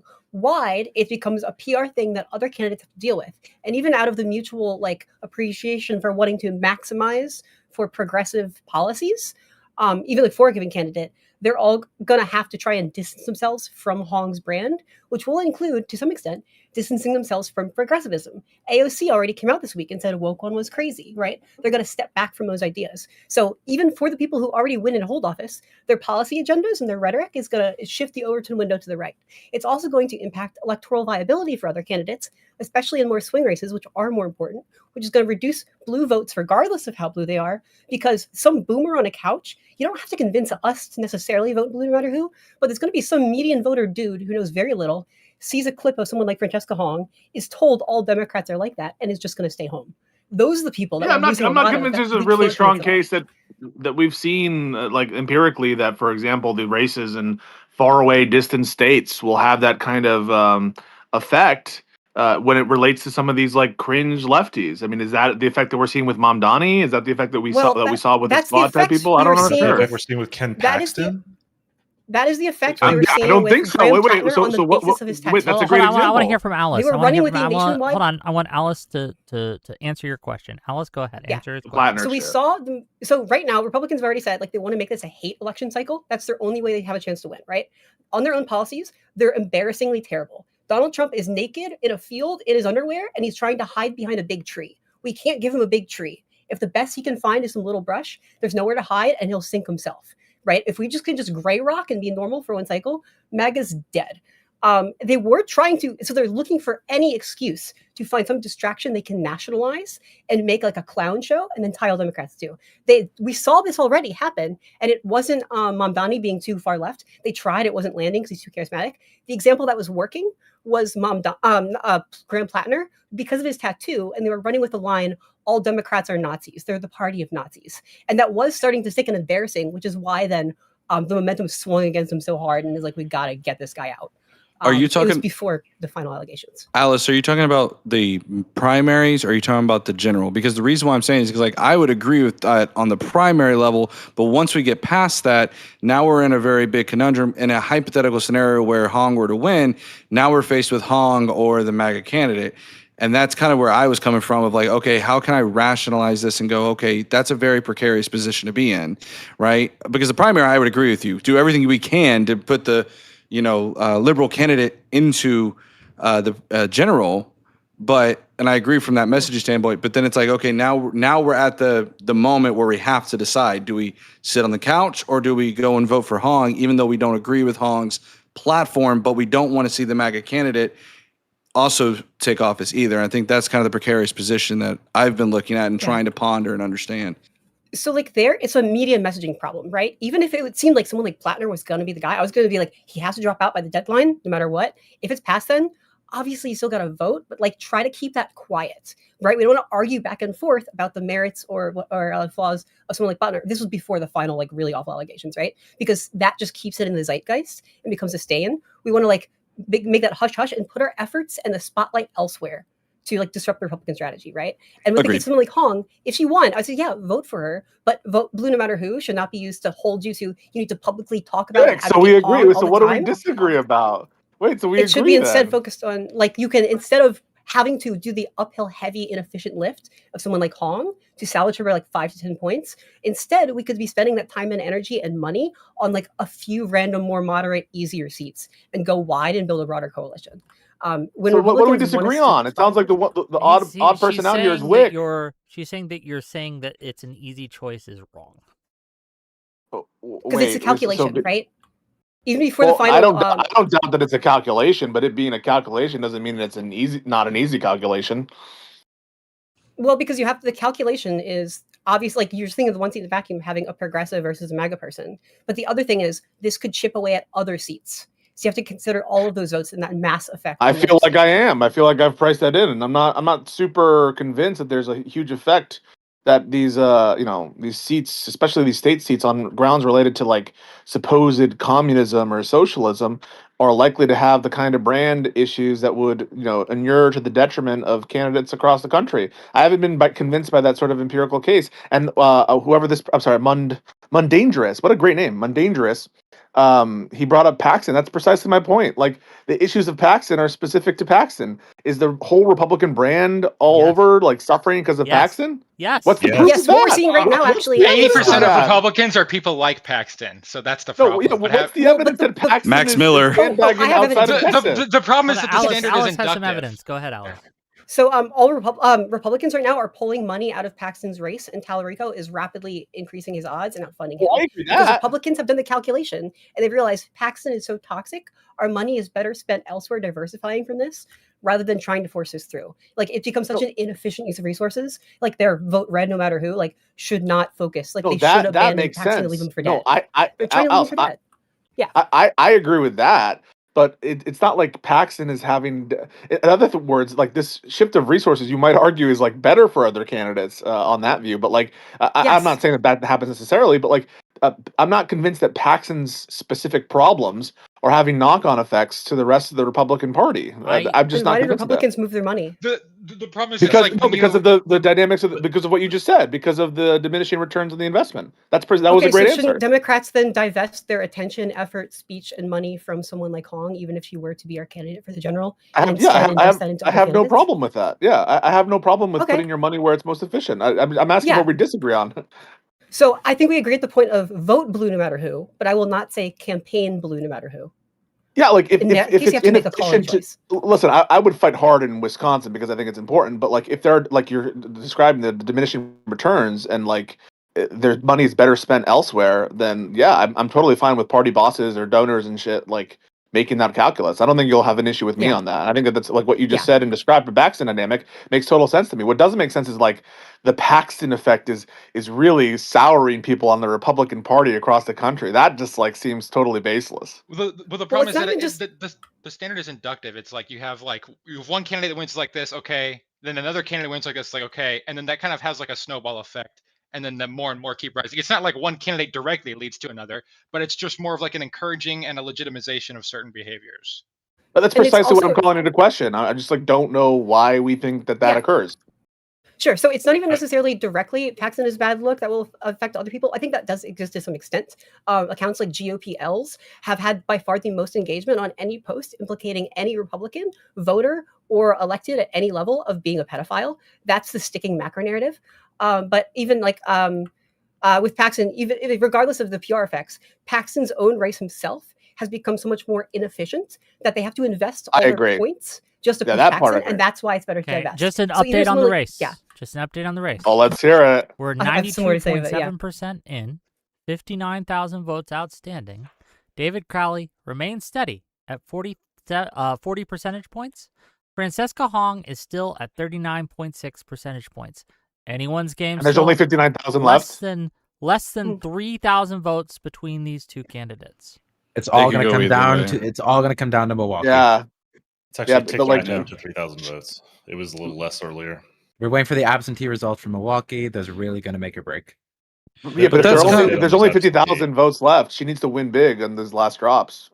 That's the big thing she needs to too. win very big. It's I'm leaning 70% Crowley, 30%. Oh shit! I mean, shit! look, it's 70 it's is not, the best cuck number, by the way, because it's enough of a chance to be like to cop out no matter Well, what. I don't like being overconfident when I know that So you pick I have 70, too much you information. motherfucker. I'm that's 51-49. Listen, I'm right, just I'm not looking gonna at be those what's guys still who's like it's out, 100% and chance of Crowley, and then it's obviously not 100% chance of Crowley, and so therefore it doesn't happen. So you don't want to do I'm what I seeing almost did. I'm not seeing much of a path for her. I mean, it's possible. The vote I wish I totals are trusted- I mean, she has a so- path. It's just the Milwaukee stuff. Like that's it. Yeah, It's I Yeah, just- Milwaukee, it's either I'm one. cynical. I'm staying cynical on She's this. she's not getting a how lot of much- votes from the rest of the state. It's really just They're looking for some of those 2020 Biden ballots. That's what Exactly. they need. They Yeah, hit the them mules. all. They're looking for the mules. Speaking of election denialism, Mike Lindell is refusing to concede the governor race in Minnesota. Oh no! There are- Didn't He get, lost by like crushed? 20%. Yeah, He he's didn't saying come close. What is- he's what's saying his there's election excuse? he says there's anomalies in the voting. He lost Good. by They should spend all of their 20%. time talking about that He and lost so by trust 11. amongst each other. Oh yeah, so like the last thing on the with that, yes, in this discourse and why everyone keeps talking past each other is people have different standards for what they interpret blue no matter who to mean. And for some people, it's like, would you actually vote for them if they were in your district? Obviously, if I had to vote for Graham Plattner, I would do so shamefully because that would be a case of like a rapist versus a vote for the rape industrial complex. That would be bad, but I wouldn't like spend any more time talking about that or publicizing that. Yeah. Right? So it's like.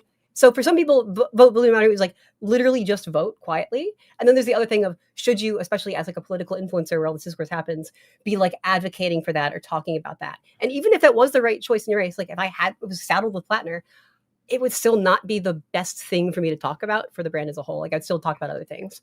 So that's why like if Hong wins, good luck to her. I'm going to take the Jasmine Crockett strat and I'm just going to focus elsewhere. But I'm still going to be advocating for Democrats just as much. That's all right. I think, That's where the reasonable. I narrative don't. is. But that's just like very different than the Whig class. You're not part of the Whig class. You're part of the Alice class, and the Alice class is part of the coalition. The Whig class, I'm questioning whether the Whig class is part Are of you the trying to coalition. kick me out of the tent, Pisco? I'm trying to expel you from the party. Yes. I read What is this books. class Expel thing? We me got from a the whole tent. high school here. So many classes. Yeah, we have a big tent party, Pisco. You can't do this. Look, he can Nutmegger, try. Nutmegger here. Hey, what did I you don't think think of it's the gonna work out for him, but he can try. Nutmegger? Yeah, What do we're you think of just the waiting for upset drops in now. the Connecticut district race, the Connecticut House race? Listen, Or I not was, upset, I should say. I was rooting for Luke Broden. I was happy to see him win. Yeah, I think Okay.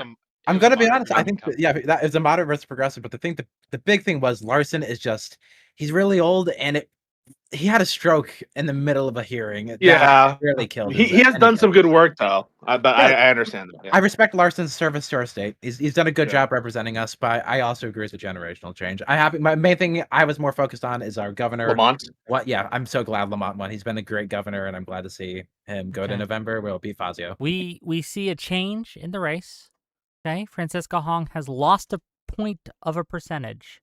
She's now at Oh, no. 39.5 instead of oh my God. 39.6. Okay. Oh no! Crowley is expanding his lead. Oh. Will it? Oh, It's it's got to be 100 so votes. close. It's got to be so close, gang. It's real nail biter. Okay. Ooh, I got the memes locked and loaded. I got the Mike from PA tweet, memes. the Mike from PA. Oh, he's gonna get This it is the the most, Micah right? from PA They effect. call it the Mike I got from those- PA Get the I got couch those one. Get the locked He couch and made a one. loaded tweet as about it's called. he made a tweet about Hung calling it the Mike from PA effect. So he's gonna get Oh it. no! Oh Classic. no! Oh no! That's just horrible. Hey, Wick, are you more happy that Hong is maybe gonna lose, or that you'll be able to gloat about it? No, Hong is. Look, if I could make a deal with the devil right now, if I could call Netanyahu up right now and say, I will not gloat on Twitter if you give Crowley the win, I would do it. Okay. Oh, Who do you think sent the bird? look at this Rick? virtue signaler. I'm You just couldn't saying I joke with me. would. You Now, had to be serious. but at the end of the day, if Crowley wins, I'm not gonna lie to you. I'm gonna gloat, and it's gonna feel good. It's gonna feel good. But You're going to say again, that you caused it, that it's because of people like you, brave I patriots like look, Wick Lactoid lives in and Wisconsin. Wickler. Lactoid lives in Wisconsin, and we convinced him to vote for Crowley. So if Oh, again, really? Did he really? yes, and so if Is it an if open Crowley, primary? yes, Yeah. And if Crowley wins by one vote, I've promised Lactoid a celebration stream. Okay. Yeah. because it would have been him That's that did it, right? Like, That's so crazy. You got a libertarian to vote for a black guy. Oh my god! it is what it is, right? Wait, Pisco, I have a question for you. Yeah. So did you have like in the primary in this race? Did you like? Because I know that your critical endorsement I didn't. of No, I didn't know shit about victory. it. No, I didn't know shit about it. I like if you were to push me on hard on it, I'd be like whoever I think has the better chance to win, and so it would be Crowley. I just didn't know shit about the race, but like, yeah, no, I didn't endorse Hong in the primary. If that's what you're asking. Okay, because I think that's good because I think your endorsement really pushed Syed over the line, so you could have really jumped us here. No, appreciate it. It's the Pisco effect. What can I say? You got that 0.9%. Yeah, I was like sweating. I was sweating bricks when I called the race when it was 6% reported. I saw that and I was like, yeah, it was still a mistake. I'll tell you. I can tell you why. I didn't know. I didn't realize the difference in the ballot that like the voters vote by mail was coming in after, I think, or I forget which order it was. Update. We have it varies state by state, so it's always weird. Yeah. This is being reported from political polls. Okay, so keep that in mind. Milwaukee results face a major delay after 5 USB sticks were missing election data. Oh no! That's gonna be. Oh. That's bad. Wait, what? All right. Regardless of the result, we gotta get the votes. We gotta find the election votes. is rigged. They hid them under the table. It's rigged. Oh no! Missing USB sticks. I don't know what that means.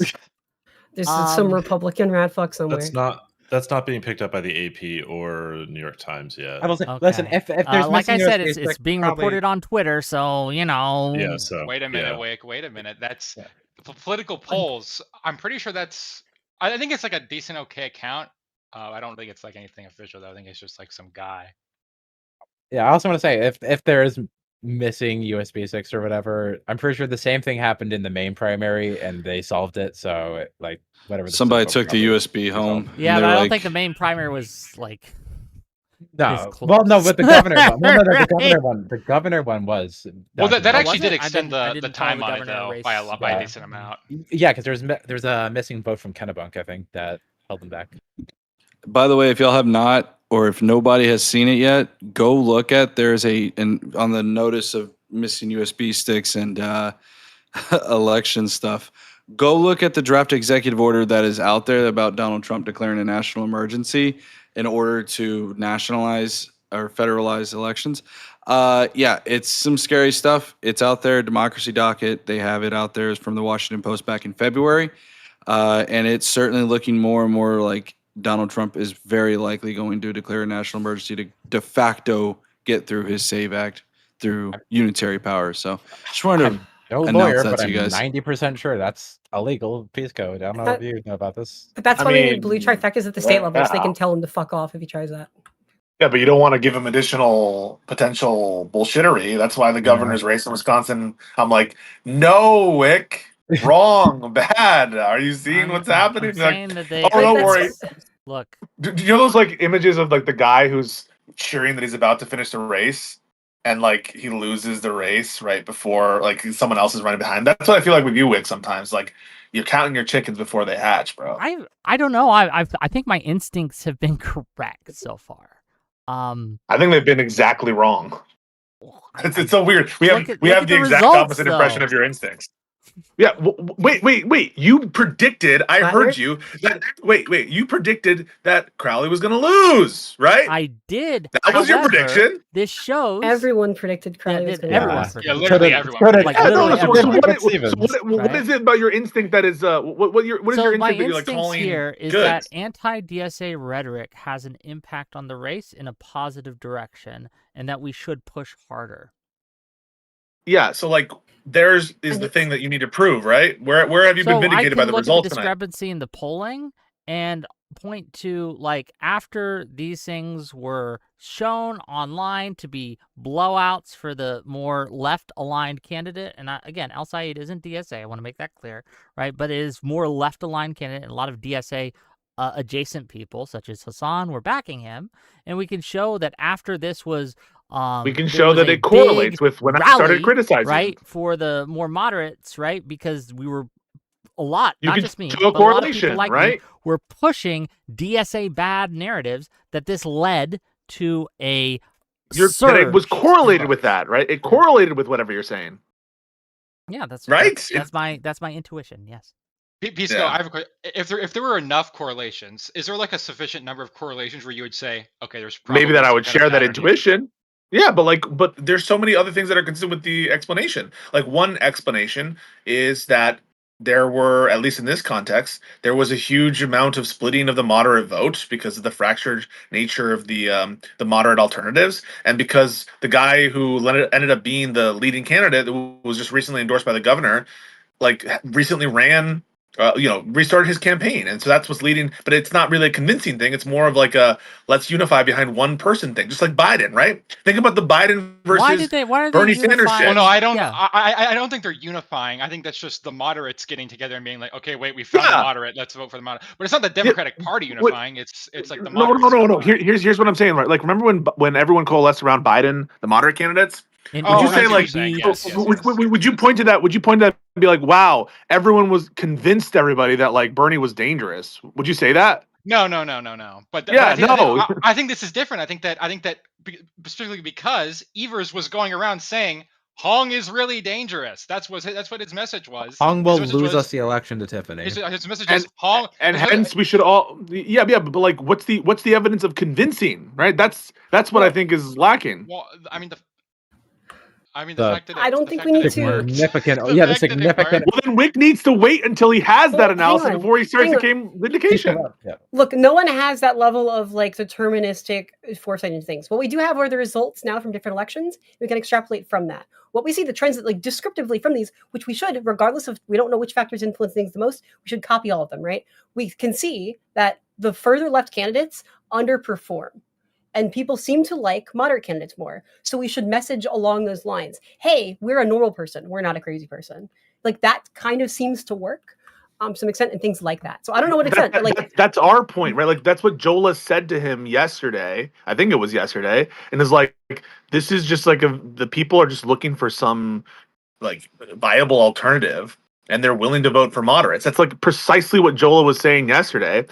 And then in these results, those which are totally consistent with what you just said, Whick claims vindication because he's like, oh, well, our harsh rhetoric has actually worked, even though he has no evidence for that. But I asked, viable alternative to what? In this race, who was the? What do you mean? Crowley was the established. A viable alternative to the left-wing populist candidate. Oh, okay. I thought you yeah, but that's what I election mean. data. Well, we can see the trend is people don't like far left candidates and they do like moderate candidates. So for the next election, if there's a moderate or progressive candidate, we should say, hey, like the far left candidate bad, the moderate one good, because we already know that will resonate. All right. I mean, like, yeah. Then that's like. Yeah. Then why are we so scared of the tankies? If you agree that like there's because we have people in our media that are not like doing they're not calling them out enough. Like okay, and then we go on this loop again. All right, guys. Because well, not listen, everyone has that foresight, and I'm yucking your yum. Whick totally vindicated. Whick knew everything. You are welcome. Welcome to the Whick class, Pisco. Welcome to the Whick class. Whick was able to perfectly predict everything. Right. But no, I appreciate you coming on to say my piece. I think he's wrong about everything, but of course, Whick disagrees.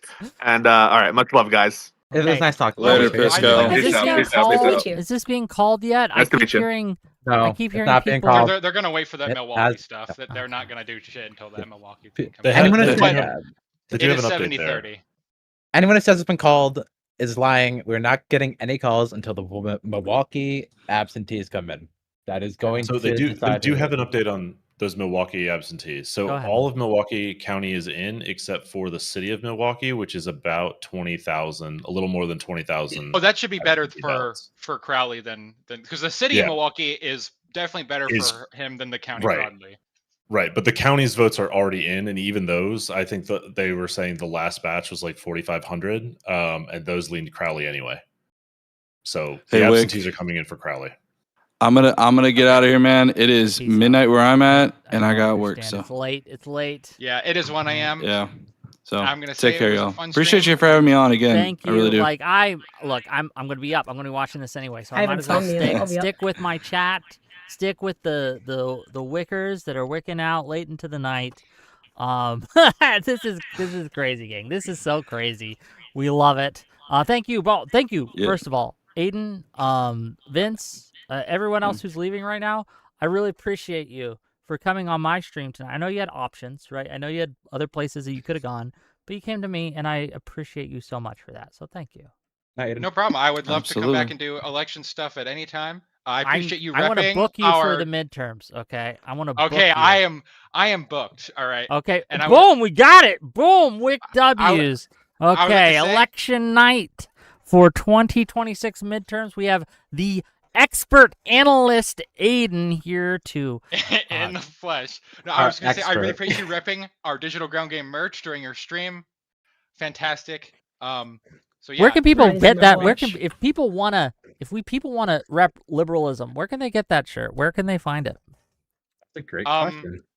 You Oh, do you know the go- link, Aiden, or do I have I to actually, step in? I actually don't know the link. Go to I'm in the- Digital Ground I'm in- Game. I'm in the Hey, research team. Go I'm to in the research digital. team. Go to digitalgroundgame.org/merch. You can get that merch that Wick is wearing, and you can buy it. It's good stuff. You should do it. I got mine Or through the donation thing, store.digitalgroundgame.org.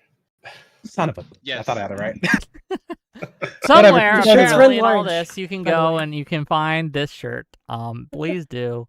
Support the cause. It's great. Oh, look. Alice also repping the shirt. She's got it Let's ready. go. Hey. Thrusting it on right There we now go. for us. They run Boom. very large. We They are. we Mine was surprisingly again, big. twinning Yeah. right now. We love this. Yeah, we all turn into Billie Eilish. But yeah, thank you for being here.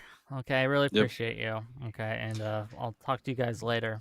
Again, Later, we're guys. not ending the stream. Don't go anywhere. I know Talk to you later. you guys a lot. Look, I see a lot of you saying, "Oh, Destiny's on IRI stream right now." Well, good. You can watch him tomorrow. Stay with us tonight. Okay. Stay with us tonight. Let's see. Have we moved an inch Nothing. since I last got- checked? We have have moved not- an inch by 0.1%. Again, the ratio's the same. It's a little over 3,000 difference in Crowley's favor. Just over. Yeah, it moved like 75 votes. Oh, and speaking of which, it's got more votes, and it's 3,200 about 3,100. About. I do think the mail-ins could still be a toss-up. I am trying to limit my hope. Listen, the absentees. I get you. I'm gonna say this again. I'm not as much of an expert as Aiden, but from everything that we're seeing, Crowley's doing good. The Milwaukee vote should come in stronger for Crowley. Francesca Hong still losing even after the Dane County votes came in. She could still win. Don't get too excited. There's always a possibility they could break for Hong, but you should be feeling good right now. I'm hopeful. The factors I'm aware of is apparently, like I was watching like the NBC News thing earlier. Milwaukee as an area generally skews Crowley. Mail-in voters, early mail-in voters tend to skew older, which skew more moderate and like establishmenties. That would be towards Crowley. However, Crowley did drop out for a while and then came back in, during which some of that mail-in voting is. So it's scary. Even though he dropped out, any of those votes in that case, they're probably not going to Hong. They're probably going to Sarah Rodriguez or Mandela Barnes or Kilda Roy's. So even then, he should still maintain his lead. So that's good news for us. Yay. Yeah, that's the currently Crossing having my a lead before the fingers. absentee comes in is where the hopium comes from. It's not needing to catch them with absentee ballots is where my hopium is, which is the opposite of what we had with AES, right? Like that, we needed to catch up. David late. Crowley has just passed the 300,000 vote total, right? Love to see it. He's at 300,003 votes. So the problem with AES was at the end of the day, Abdul Sayed always had the advantage over Haley Stevens. The hope was that the votes out of Wayne County, specifically Detroit, would break hard for Stevens, and they did break for her, but they did not break that hard. So it was close, but just didn't do as good as we wanted in Wayne. Sorry, I'm just replying to a few DMs. I feel like I'm jinxing it if I say I think that Crowley's got it. I think that he's got it. I don't know. He's doing good, but there's still 20%, I believe. Yeah, 20% of that Milwaukee vote still has to come in. Yeah, And again, it's just Hong did better than expected in Milwaukee. There's still that again. A lot of it's coming out from pro Crowley areas, but just have caution. We'll see. We'll see. Ooh, what do we think's the narrative? We wake up. Let's say Crowley wins. Okay, Crowley does pull it off. What's the narrative on the left about this? What's the narrative from Hassan? What's the narrative from Kyle Kalinske? What's the narrative from Emma Vigeland? What's the narrative from the far left here? What do they say? They're gonna blame AIPAC. I've already seen people in the chats, like, even for like the news streams, blaming AIPAC, even though it's a governor race and they have nothing to do with foreign policy. And then also, a lot of Black creators have been saying recently, establishment is being used as more and more of a dog whistle for Black, and they're gonna blame Black voters in Milwaukee. It's gonna suck. That I was gonna say, seems like a reasonable take to me. I won't gainsay your prediction there. I can absolutely see that happening. Yes. They could try and blame it on AIPAC, but AIPAC wasn't really involved in this race as far as I'm aware. They will say it regardless. They don't know civics. Yeah. Blame it on AIPAC on this. What's the messaging out of our camp? Like, what should we be pushing? Again, assuming Crowley wins, which is still an assumption, it might not be true, right? It might not happen, and that would suck if it doesn't. But what should we be pushing to the masses? What should influencers such as I be putting out there as messaging after tonight? Alice, I'm curious about your take on this, but I think I'm in a different audience. I would not talk about this race at all, right? Crowley won. It doesn't matter how. Hong is gone, and so it's just move on and like keep Wisconsin blue and do what needs to be done, right? Like, it's another day at the office. You're supposed to win these elections. And so I think like going through and like making a big deal to like, okay, the day after, now we're going to keep punching left. Like, why bother? Right. There's places where like you need to do that, where it's actively dangerous to us. And that's more important than I think taking a victory lap in a race that we can sleepwalk through. Right. Sadly, anything we say going forward doesn't matter as much. This is the last competitive primary, at least between like Modder and DSA. Yeah. That is, I agree with all that. I think we're allowed to gloat a little bit because of the holiday comments. There's some funny jokes that need to be made. Oh, but like after 24 hours, moratorium. I think that's yeah. Like it's making fun. We have the day of reckoning, and then we should move forward. I like that. That's a good compromise. Then we stop. You're right. I should have said 2 days after the election. It's business. It's another day in the office. Give me 24 hours to get my dunks in.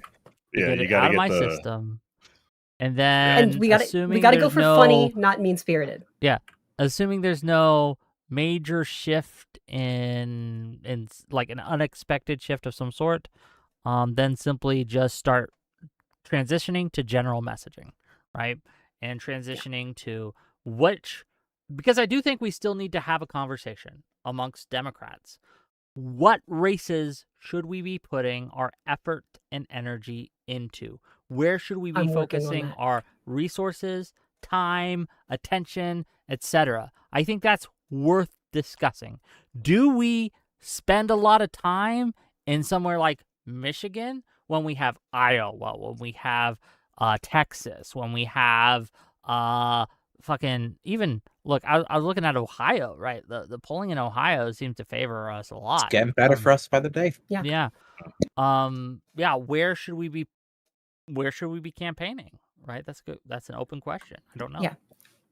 It's like my opinion on like what our message should be.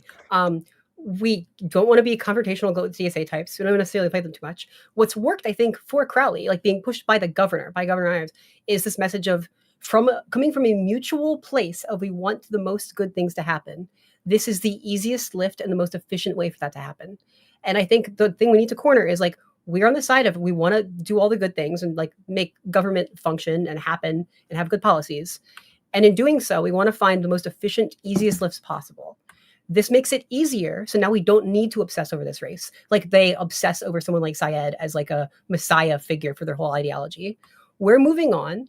And our big goal should really be locking down blue trifectas. And that's why like Republicans wanted to rat fuck us with this so much, with this race specifically, and focus on like, okay, hey, we're going to find some candidates and just positive messaging that we know we can actually win together. That it's not going to be like a DSA versus liberal fight. It's just going to be like, it's this the Republican. Here's some like just, it's the easy way that we can get more people. Like it's not, I'm trying to stop your progressive candidate. It's, I promise you, I can deliver you 2 Democrats instead of 1. You know, like that's the kind of thing. I like that. And I we like can the find energy. some I like small the state strategy. races. Looking, Small state at the races that are not race. controversial. Just a race update right now. With 93.8% of the votes in, 50,000 still out. David Crowley has dropped a point of a percentage. He's at 39.9, 300,714 votes. His opponent, Francesca Hong, is at 39.6% at 297,923 votes. Just under 3,000 vote difference. It's going to swing back and forth a little bit here.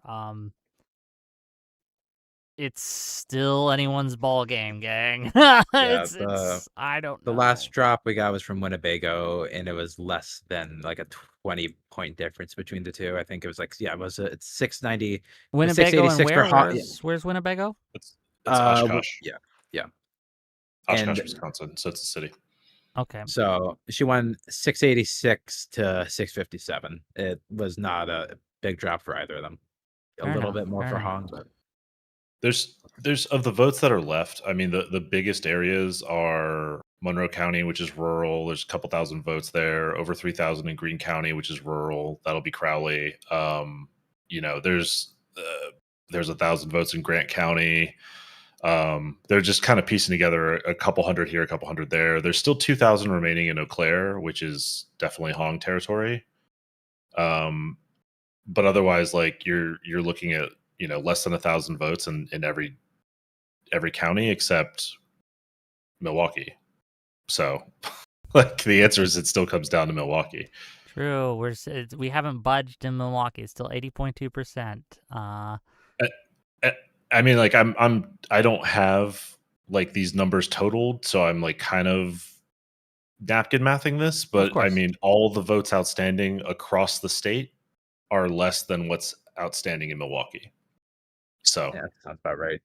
Okay, we have $10, 10 New Zealand dollars. I don't know how much that is from Sifondex.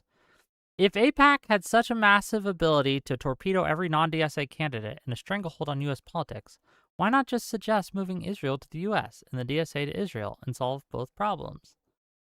I mean, I don't think it works like that, but it's funny.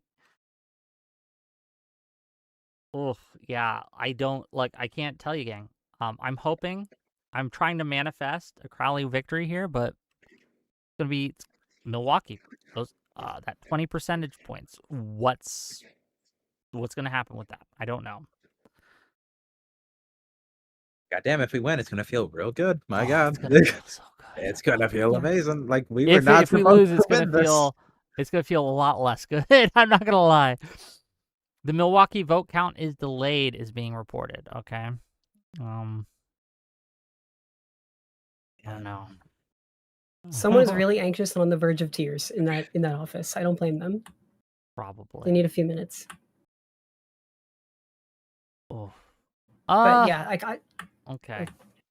Oh, yep. So I've got a quote from an election official here from the New York Times. Go ahead. Well, actually, I will quote the New York Times, not the official. Election official took the microphone. There's been a glitch in the results because of human error as a crowd sat in stunned silence. Flash drives holding election results that had the required audit information, but not the actual results. The drives will be returned to the central count location to be corrected, then brought back to the Milwaukee County Courthouse to announce the results. This will probably delay election night results by at least 1 hour. Okay, so yeah, this is not surprising. Same thing happened. How many votes were are being affected here? Well, roughly 20,000 absentee ballots. Oh shit. Okay. Yeah. So nothing got deleted or anything. It's just they're going back to the common place, getting the ballots, and then they'll bring it to the courthouse. All right. Right. Yeah. Ugh. So I But, think 24-hour moratorium to make funny jokes, not mean-spirited, funny jokes. Then positive messaging. I'm trying to work on like a slate of a bunch of like state level candidates in the big swing states that could help overturn the electoral college. So that's Wisconsin, Michigan, Pennsylvania, and Arizona. Somewhere like Ohio is kind of like lower down, but still possible. And I'll find like optimal flippable seats, and we should just start positively talking about them. In that case, it's a Democrat versus a Republican. If any leftist gives you shit, they are insane. In the same way, if you want to like make inroads with the left, say, hey, I will talk about your progressive candidate once if you talk about one candidate from this list once positively. That's how we create that deal. That's how we bind them to that blue no matter who. Otherwise, they can't bully us anymore. Like, why aren't you supporting Syed or whatever? It's like, hey, it's got to be one for one. Support Abdul Otherwise, Syed. Don't talk about them. Otherwise, We'll support Syed. You support Turek in Iowa. There we go. Yeah, exactly. But otherwise, just shut up about their candidates. Like they can have that conversation themselves if they want. That's their homework assignment. They can send it to it. If I can shameless plug here, one more digital ground game project.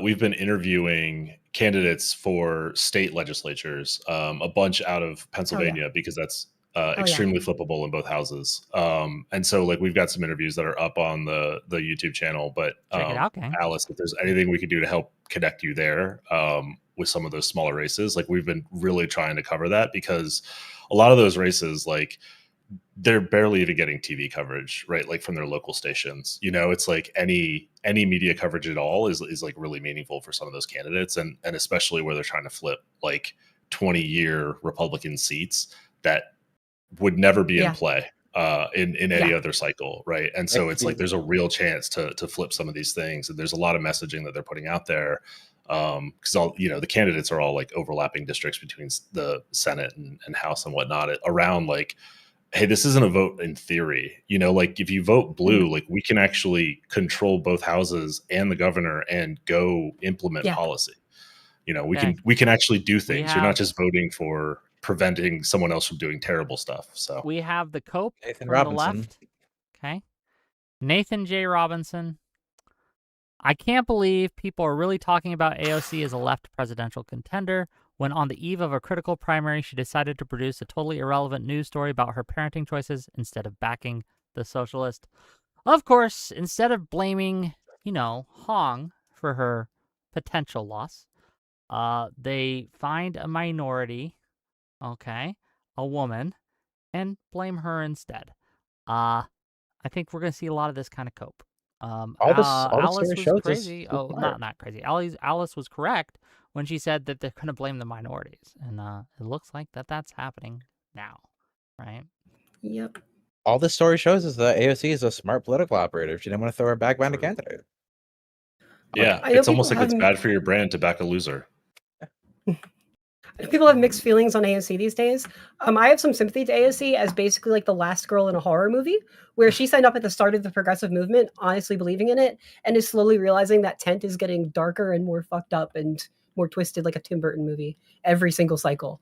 But she AOC, can't really back out now.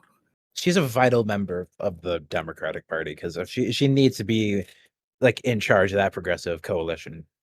Once Bernie's out of here, she needs to be like the progressive leader. She's been a great team player. Hand on the wheel. She's been a great member of the party, even though I don't agree with her on everything. There's no question, and she's a ardent Democrat through and through. We are still holding steady, 93.9% in, 49,000 votes remaining, outstanding, 39.9% to 39.6%, less than a 3,000 vote difference. We are here. Okay, we are waiting. We are waiting for the drops. Milwaukee will decide this. We'll just see what happens. Gang. We'll just see what happens. If you enjoy this content, gang, to pitch myself a little bit, if you're liking us being with you on this primary eve, if you want this kind of content, give me money. Give me your money. Send it to me. People are asking, who's the lady in top left? She's smart and cool. This is Alice from the She's Right show. She's been on my show quite a bit, and we'd love to see her more. She has her own things that she does. You can find it at her channel at the She's Right Show, and I encourage you to check her out. So please do. Has she been on Whick a bunch lately? Yeah, she's been on Whick a bunch lately. My show, at least. So yes, we like her here. Okay. Moderate Dem 93 says one big takeaway is that pulling is obviously BS this cycle. I have zero faith in it. I'm seriously questioning whether Plattner was ever that far ahead of Janet Mills. I hate to say he was. Mills was. He won. Yeah, I mean, he did win. Okay, whether you like Mills was not a super strong candidate. I preferred her, but she was not super popular amongst a lot of the younger Democrats. That's having talked to people in Maine. We have 500 bits on Twitch. Hey, thanks for the Twitch bits. I don't usually get Twitch stuff. To say AOC 2028, MTG recently messaged her saying, I challenge you to a spell and bee. AOC responded with, I accept with EXCEPT. Okay, thank you for that. Thanks for the joke. We are live. We are watching these results. Once again, we are waiting for the Milwaukee drop. 20 percentage points in Milwaukee, the largest amounts of votes left, about 20,000 votes up for grabs, mainly absentee ballots, as I understand it. Guess we'll find out. $5 from Sifundex to say the DSA candidates at this point are the Jill Stein spoiler vote of 2026-2028. Do their supporters realize that? Probably a silly question. Sigh. Oof. Yeah, oof. Sometimes that's the point.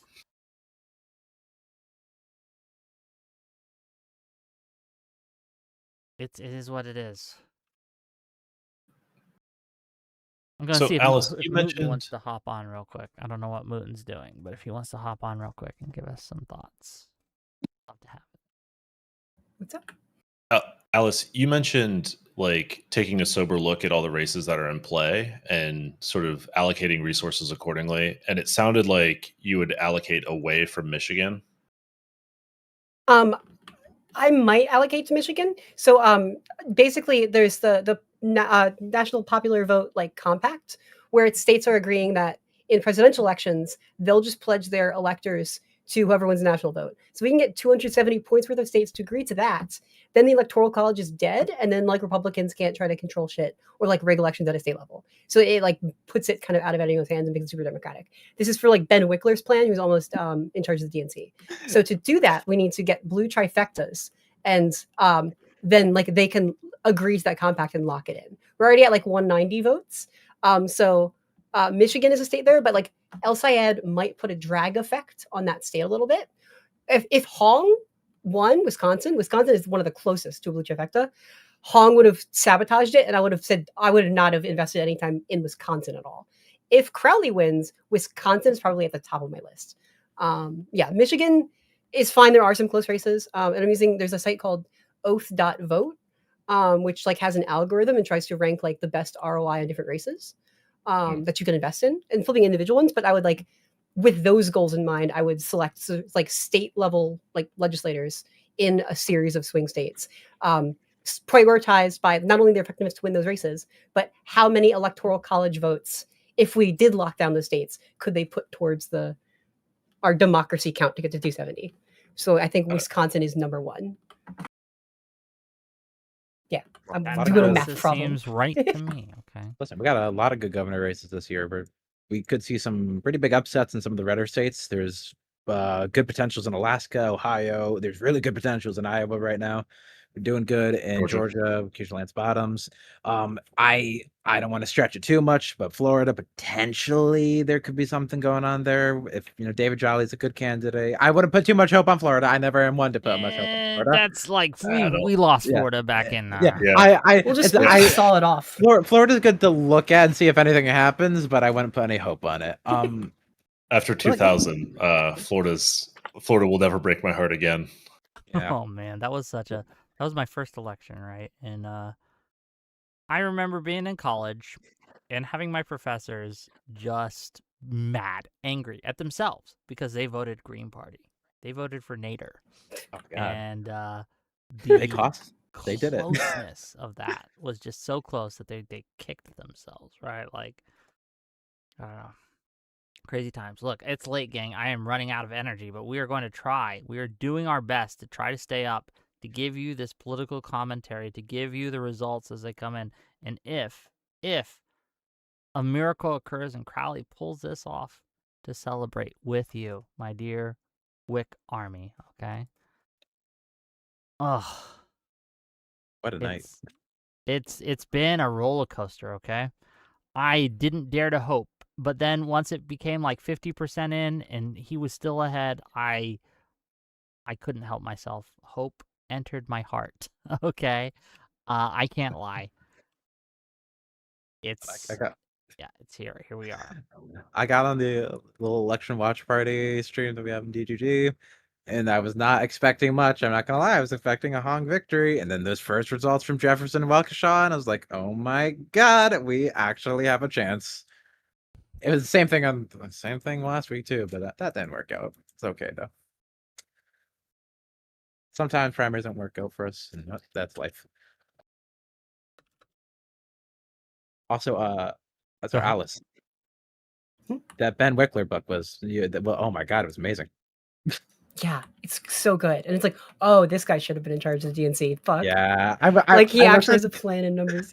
I listened to the audiobook when I was at work. I work at a grocery store, and I was sitting there putting away oranges and tomatoes, and I'm like, oh my god, what we missed such a good DNC chair. My god. We can do that ourselves, right? We can find those keep races. my chat entertained. I'm gonna get a little caffeine in me real quick. I'm gonna get another drink. I'll be right back. Don't go anywhere, dear Wickers. Okay, we're in it for the long haul.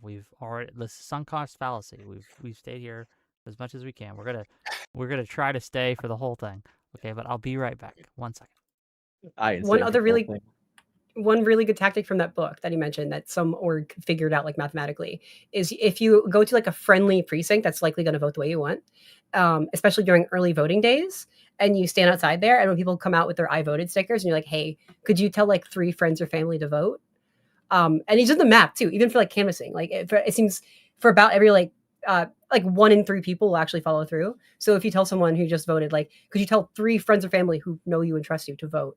Odds are like 1 of them will vote. So it's like for every person and people tend to associate with people who align with them politically. Yeah. So like if you go to a Democratic neighborhood and you tell someone who just voted, tell 3 of your friends or family members to vote, odds are you probably just won another Democratic vote. It's one of the highest return things. So what I've been doing this whole week, when someone says they like just early voted for Crowley, even like earlier today, or like I'm going to vote for Crowley, I said, tell 3 friends or family. I would like reply to like any random person on Twitter, tell 3 friends or family to vote also. And if I did that to like 10 people, I know it's cringe, I know it's weird. Those are the kinds of little things like how we can actually use online activism. Like you're talking to a person who actually did the thing like that, I can't go and yell at them in Wisconsin, but I just yelled at someone on Twitter do that, and they're like, I did. And I'm like, awesome. Because, they already care.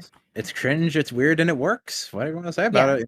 So make that a tactic on your social media. If someone says they voted for your guy, tell them to tell 3 friends, family to do the same.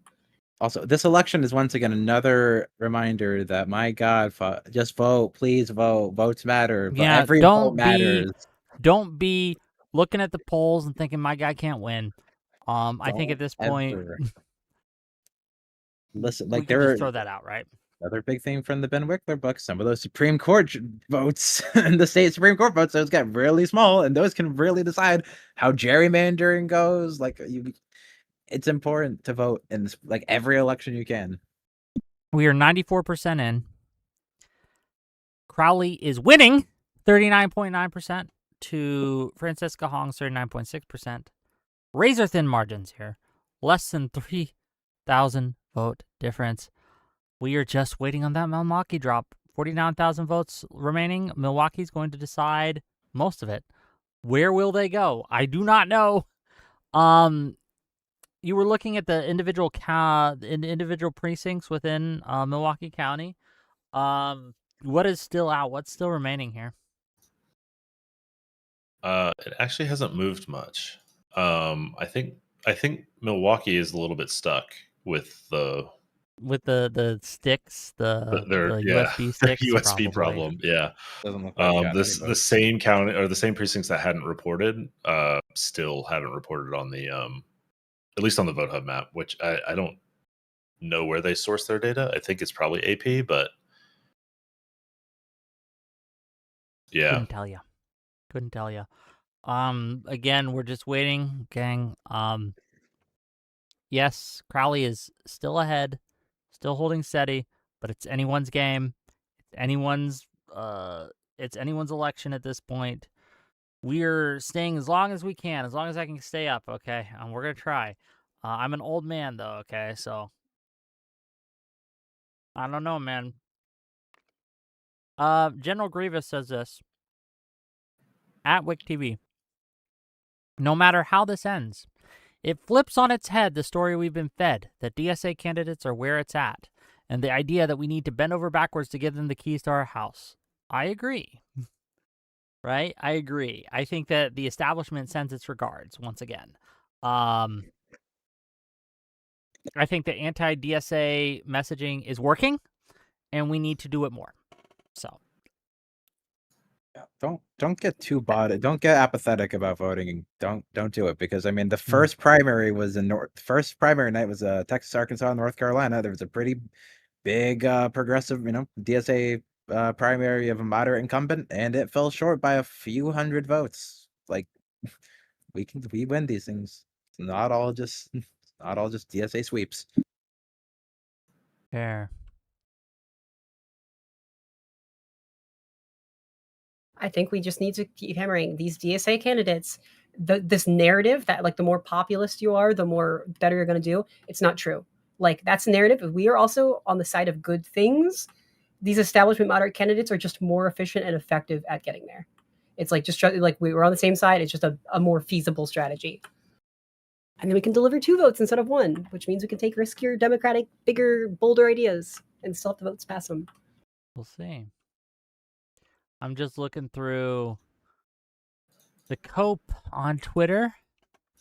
A DSA candidate is a weak candidate. Like ridiculously weak. My God. Syed blew a 16-point predicted lead. He underperformed by 15 points. Hong blew a 22-point lead. They don't show up. A lot of leftists are happy to answer the polls. I think the other here's Hassan's Cope. Sorry. Oh, go ahead.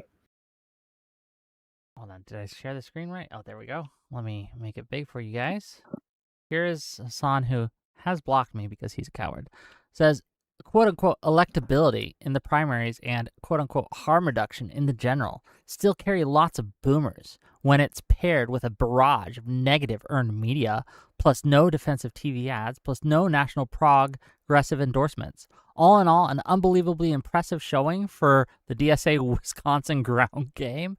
This is the Cope of the highest order, that this is an impressive showing for DSA's Wisconsin ground game. They are getting blown the fuck out, right? It is a close election, but it was not predicted to be a close election. They should be up by 22 points, but they are down currently. Very, very, very, very close margins.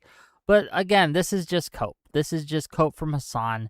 He is spinning and blaming everything, but Hong was a fucking awful candidate.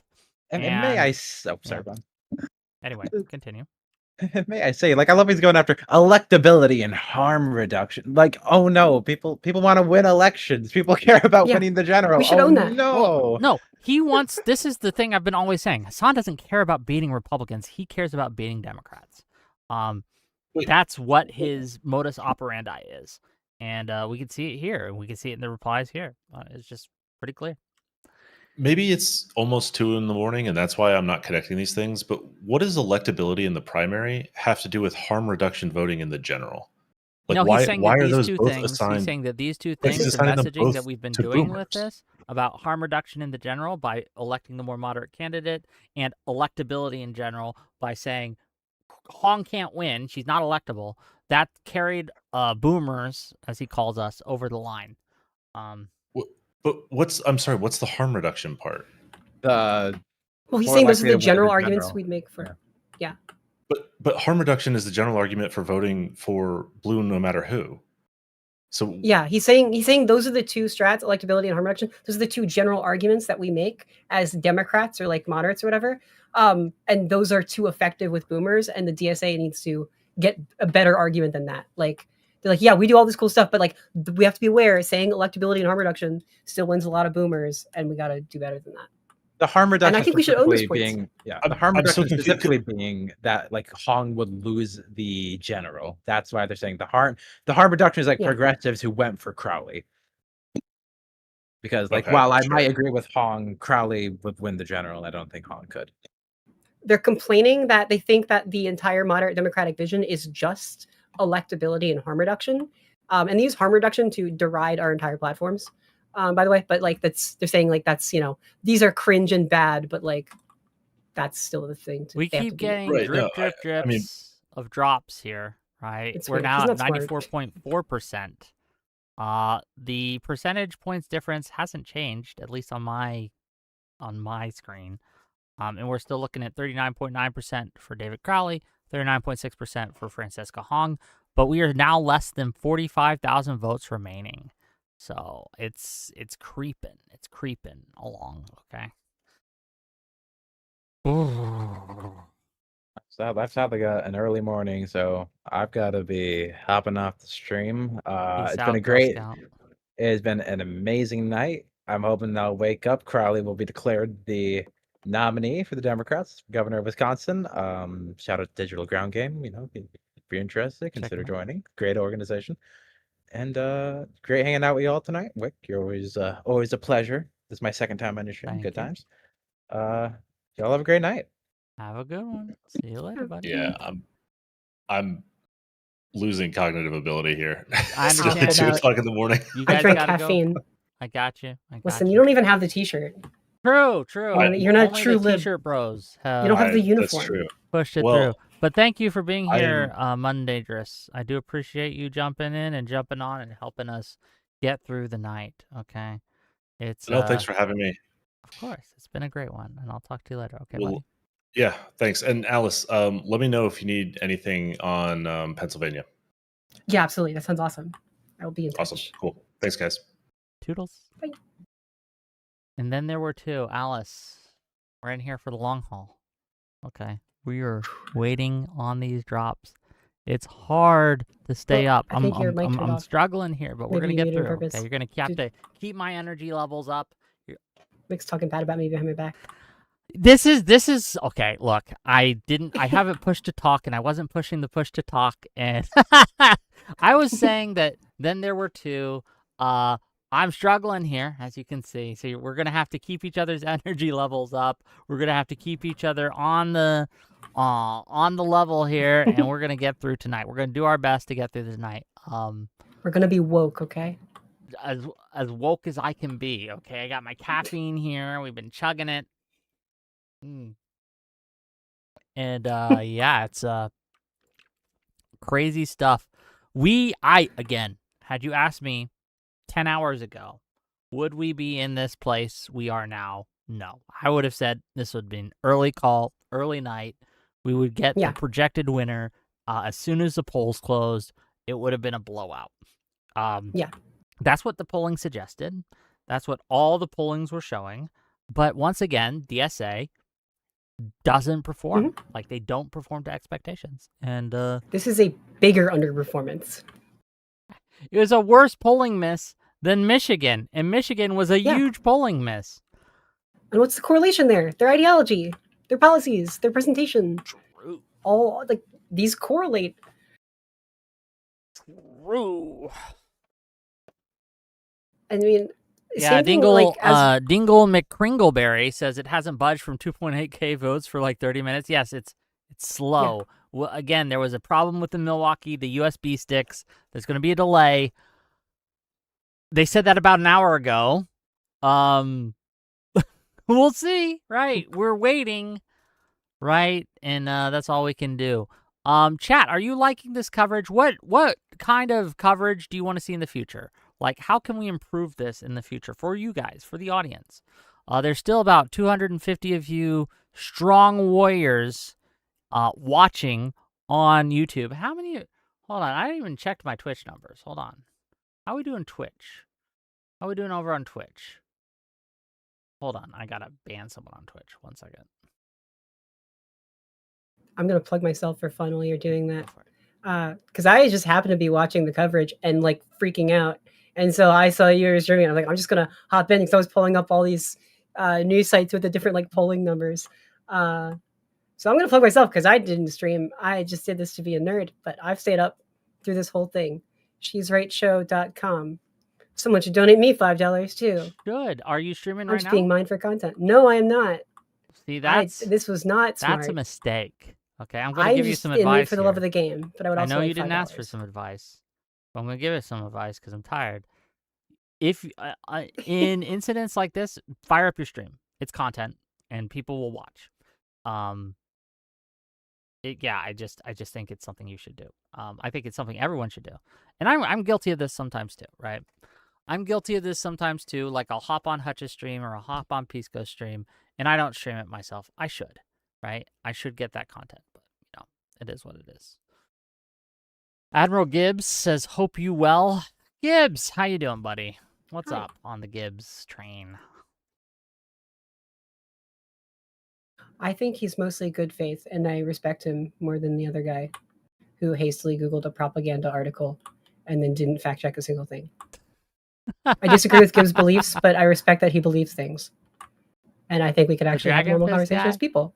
I was supposed to debate the Dragon Fist guy on Friday, but he pushed it back a week because he doesn't want to run afoul of the I guess Andrew Wilson has a big debate that day, and he didn't want to compete with that.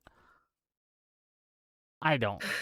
Whatever. It's okay. Pushing it back a week, no skin off my nose. I probably could use a break on Friday because I'm giving you this content now, right? And gang, we have a show tomorrow. I don't know if you understand that. Tomorrow at 6 p.m. Eastern, we have a 2v2 debate on which party is better for minorities. We got some new people on for this. First time, Hunter Dunn. If you've seen Jubilee, you've seen Hunter Dunn. Okay, you know who he is. Then you have Tashika, I met her at LibCon. Great person. She's blowing up on TikTok. She's got over 200,000 followers there. I'm happy to have her on. It's going to be exciting.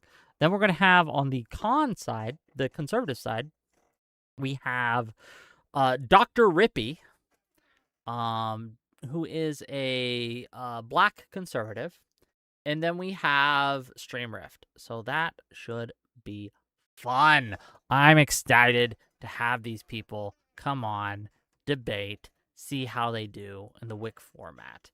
We'll see. We'll see how it goes. It's gonna be nice to moderate the debate instead of actually participating in the debate. Right? I've been participating in a lot of debates, but I guess we'll see. Right? I guess we'll see. Let's look to see where we're at numbers wise. It has not budged at all. It's not budged. It's about 2,000 votes difference. Here we are. Here we are on the raggedy edge, ladies and gentlemen. Okay. What's really fun is if you scroll down and see the Republican primary. Oh yeah, and then Tom you Tiffany could just won be jealous by and full of hate. 96.5% of the vote. Yeah. It was a blowout. Turnout was almost nothing, right? But of course. No, actually, no. The turnout was respectable. He got 457,000 votes, and his closest opponent Andy Mance got 21,000. But yeah, he stomped him. Tom Tiffany won in a landslide. Yeah, we'll see how Crowley does. Hopefully he can pull it through. We'll find out. What's cool is if you look at the total number of Republican primary voters versus Democratic primary voters, I am quite hopeful for the general elections in Wisconsin. Sure, it is an open primary, though. So that's true. I know of at least one switcheroo, a Republican who voted for the Democrats, right? But that's awesome. You should do it again. I agree. But we'll see. We'll see. I'm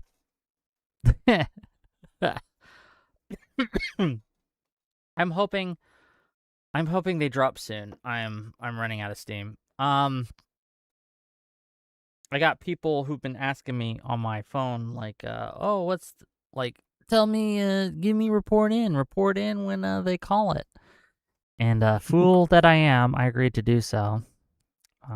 But, here we are. Raggedy Edge.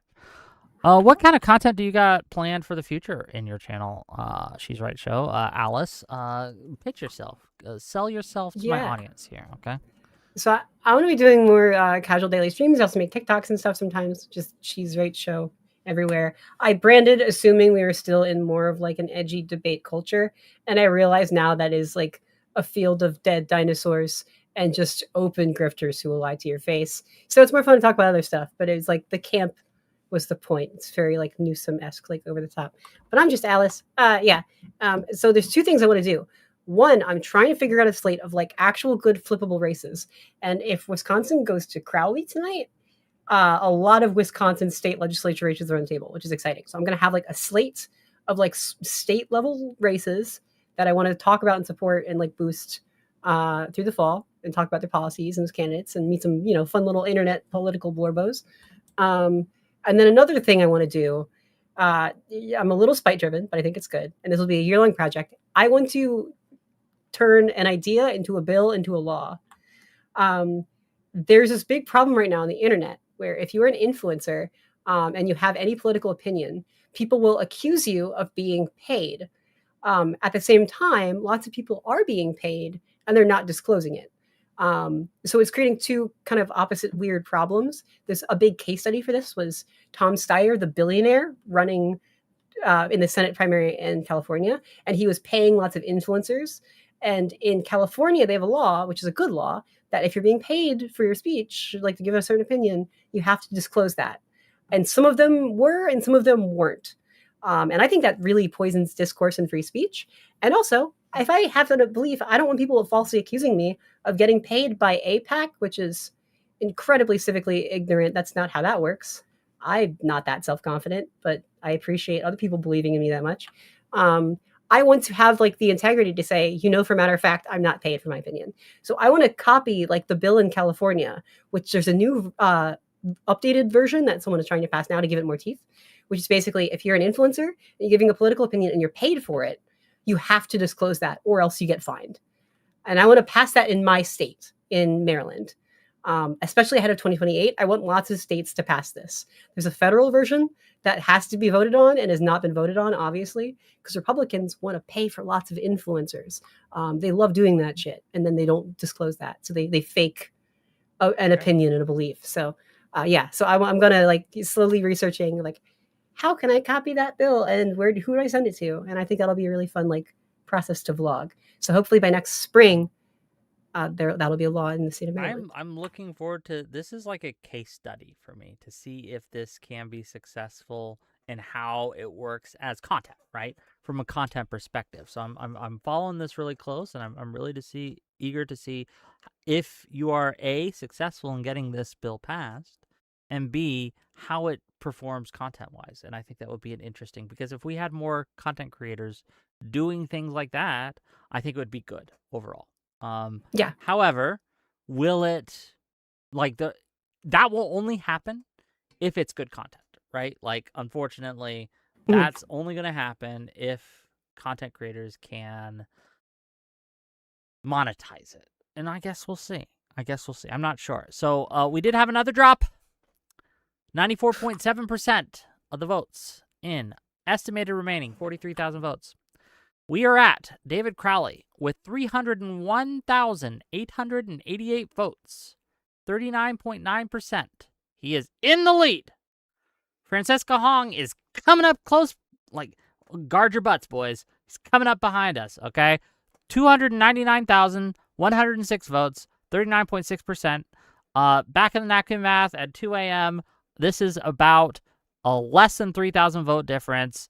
2,800, 2,700, something like that. 2,782. Danger close, Will Robinson. Danger close. Have we seen any drops from Milwaukee? No. It's still locked in at 80.2%. Almost every other county, except for there's a couple here and there, I was at 95 to 99% in. There's like a 90% county in Taylor. We are seeing an 87.7% in Buffalo. Oh, Monroe still has Monroe. Surprisingly enough, is only 58.6% in. But like again, Crowley has 735 votes there to Hong's 632. It's not going to be huge amounts, but Dane County's reported in. Winnebago, Hong can still pick up. Winnebago has 72.6% in. Hong is leading 6,991 votes to Crowley 6,274 votes. It's possible she can make it up there. That's pretty much it for her. We have a couple like Rusk County, but these are very, very small. And these are for Crowley. So yeah, Milwaukee's the ball game. That's what we're looking at. That's what we're waiting for. We'll see. The wackiest possible outcome. What's the wackiest possible outcome?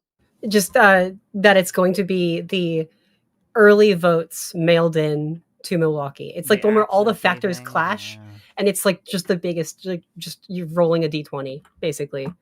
It's a coin flip. Yeah.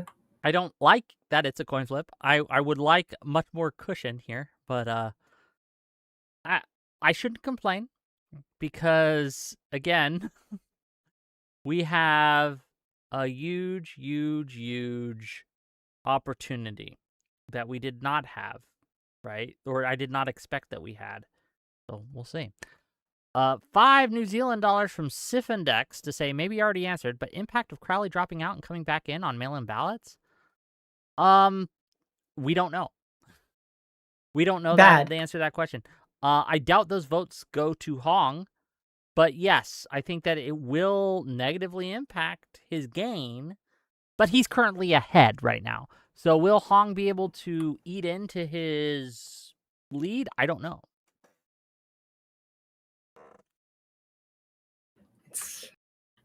I'm not confident. I'm cynical. This is why I like systemic baby proofing rules. I don't want like room for, well, anything could happen. It'll all work out. No. Yeah. Politics is full of vile people. It's look, I got anxiety right now. Okay. It's we need the caffeine to stay awake, but at what cost?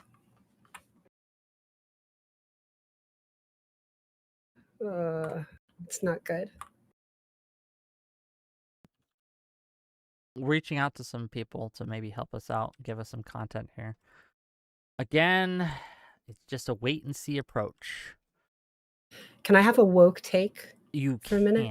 I will give you permission. Go ahead. Okay, cool. Thank you. This is a very hard subject to broach, but it's very important. There's something that I've been calling the Bernie Gambit. And it's the hypothesis that Bernie Sanders, I think in good faith, started running on and has run on ever since. And I think its consequences have been bad. And it's the ethos of a lot of the DSA faction.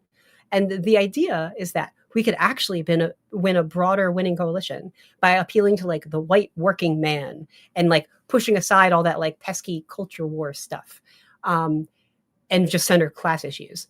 What we have found from that like broader movement is those guys aren't coming over from Republican to Democrat. They called Tallarico gay and like that momentum stopped. That's enough, right? They all retreated and ran away from him. It's just not a good way to build a winning coalition. You don't get a lot of votes that come out. What you do get are a lot of votes you lose in the process. And we've seen that with that movement, right?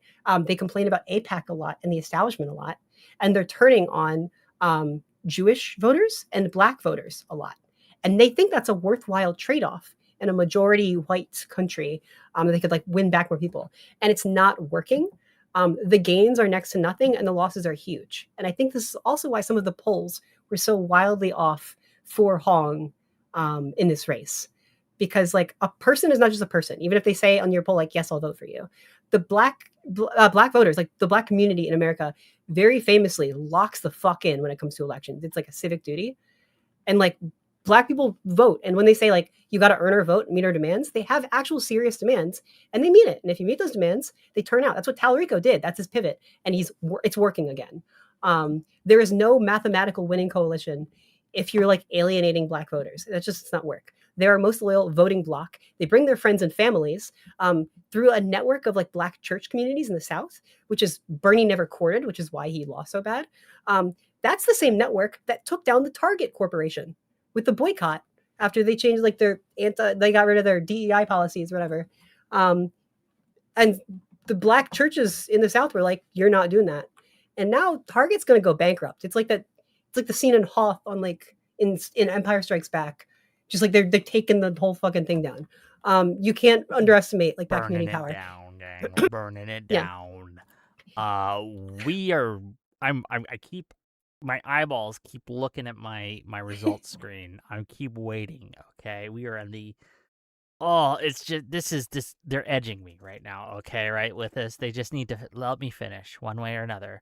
Either to disastrous disappointment or elation of the highest order. Come on, Milwaukee, get your act together.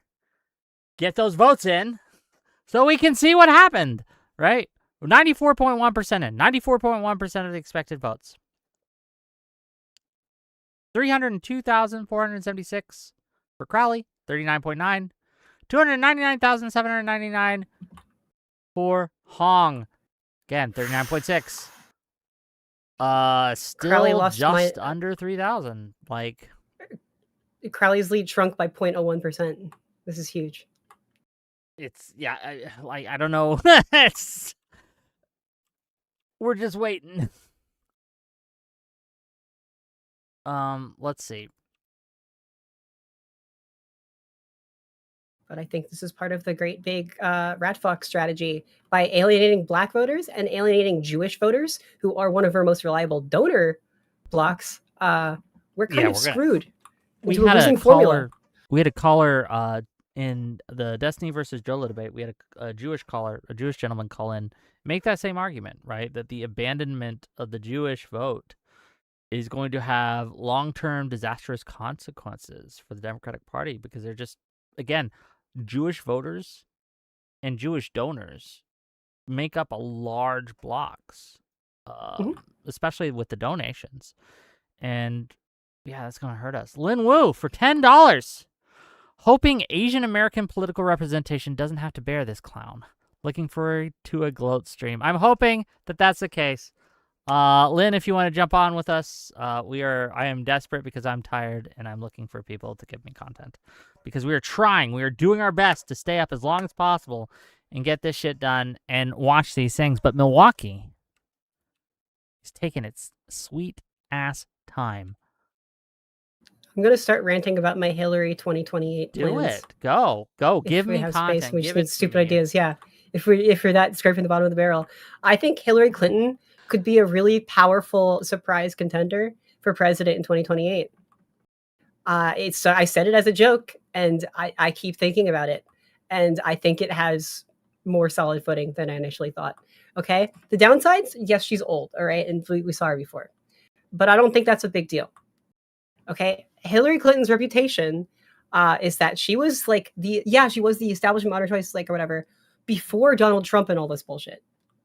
And so she could be like, hey, I've not been involved since. I'm coming back to clean this up. Any bad thing that's happened is not my fault. And I think she could be one of the most authoritative voices to voice the concerns of the far left and to keep the credibility of the moderate center left. If she were the one to say, what the fuck are you doing with this? I would have black-bagged Putin and Netanyahu by now. And because she's kind of war hawky, that was her negative reputation. If she said, yeah, like I could have taken on Russia and the Netanyahu administration in Israel, I'd believe her.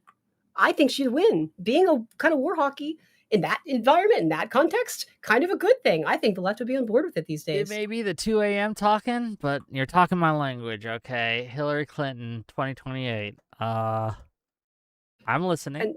I'm listening. I'm sitting my white ass down. There's more. I'm listening, okay?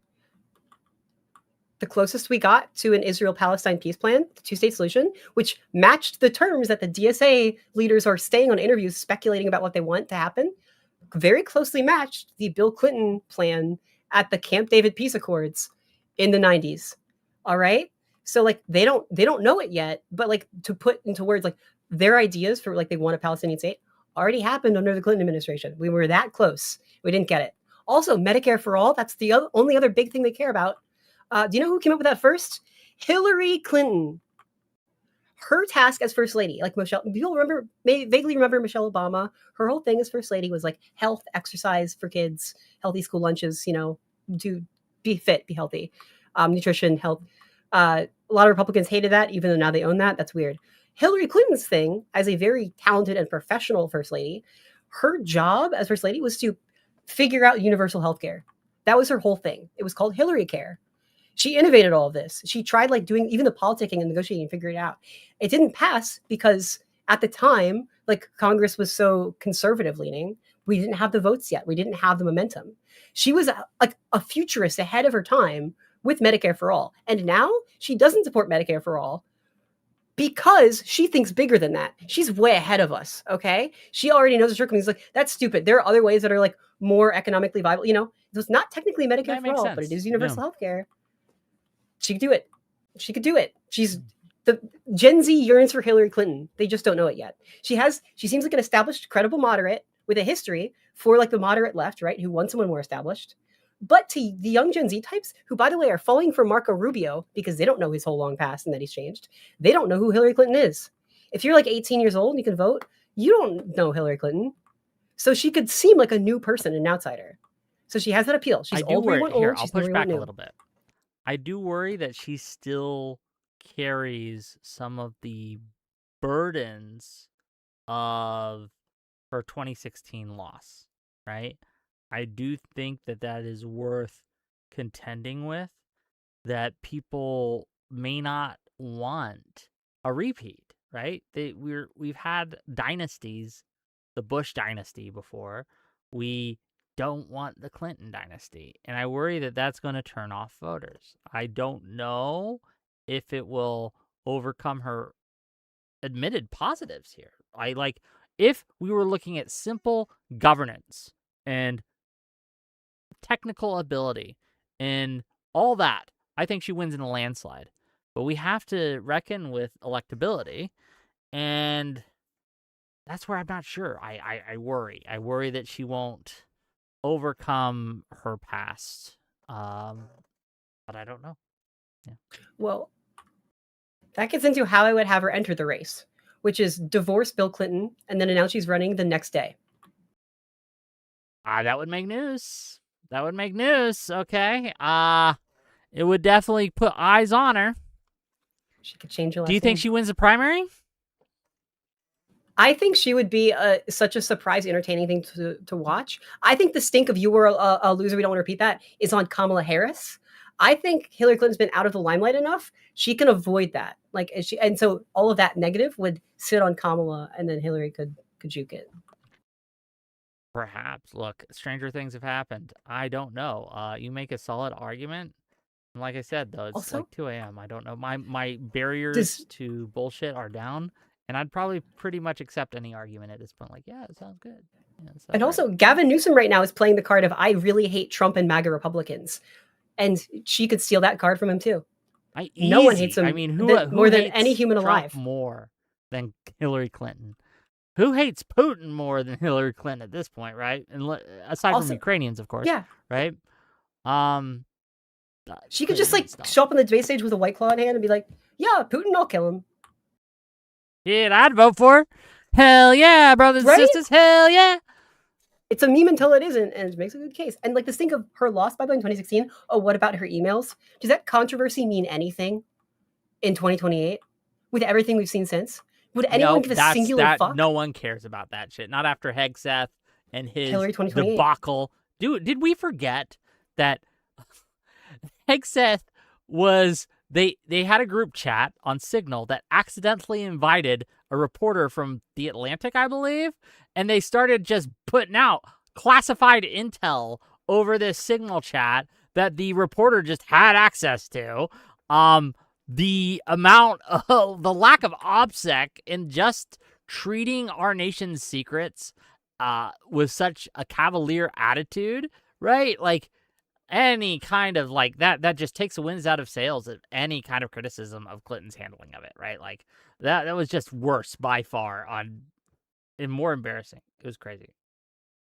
Oh, here, I'm gonna pull up one picture on stream. Okay, go ahead. Okay. If anyone mentions Hillary's emails, the only response needs to be this actual real photograph of all of the confidential government files that Trump took with him after his first term and piled up in the bathroom at Mar-a-Lago. Does anyone give a fuck? Like an email server is so abstract. Just respond to this and be like, bruh. True. I think we win the messaging on that. I do. I'm not look, I'm with you here. It's probably a thing. It's probably something we have to reckon with.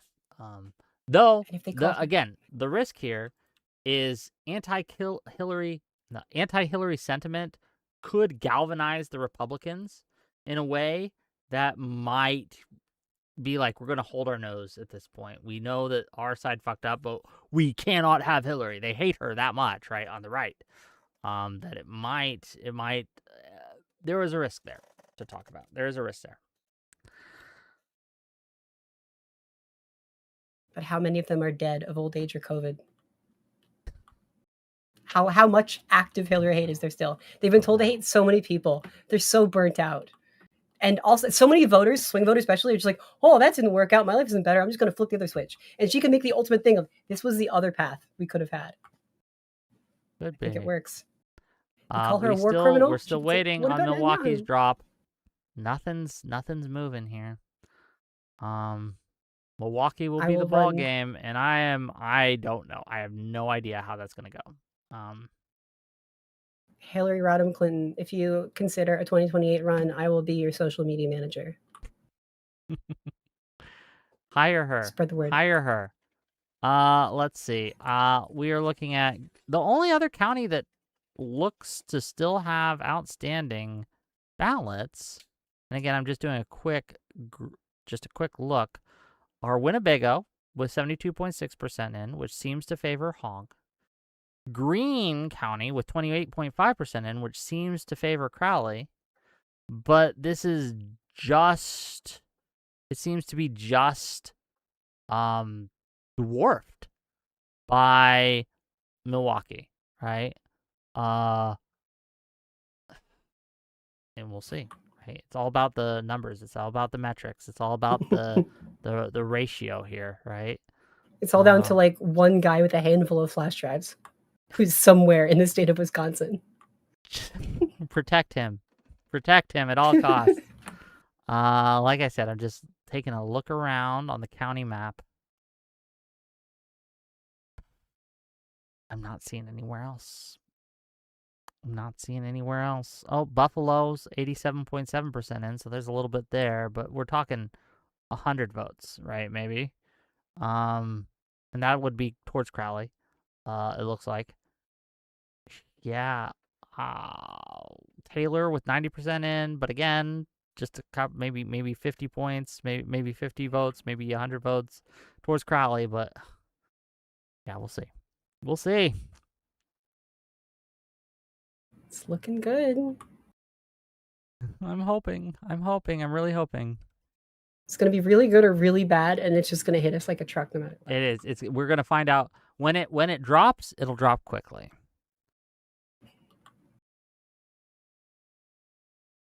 Let's see. If it ekes out a slight Hong win, just like with Abdul Al-Sayed, leftists are not going to learn their lesson and still declare themselves the most electable candidates alive. It's going to be crazy.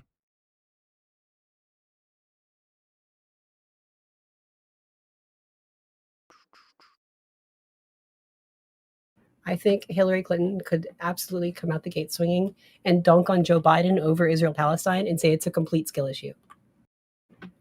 Possible. Oh. Do it. Okay, chat. It makes the chat mad, so I'll keep doing it. Chat, what am we saying here? Okay. Quickbane says it's her turn in the little mocking capitalization. Look, it is her turn actually. Oh, but it was North. Like North is here to save us. North, I'm struggling. Hi North, would you vote for Hillary Clinton? North, hello. Hold on. Hello. What the fuck is going on?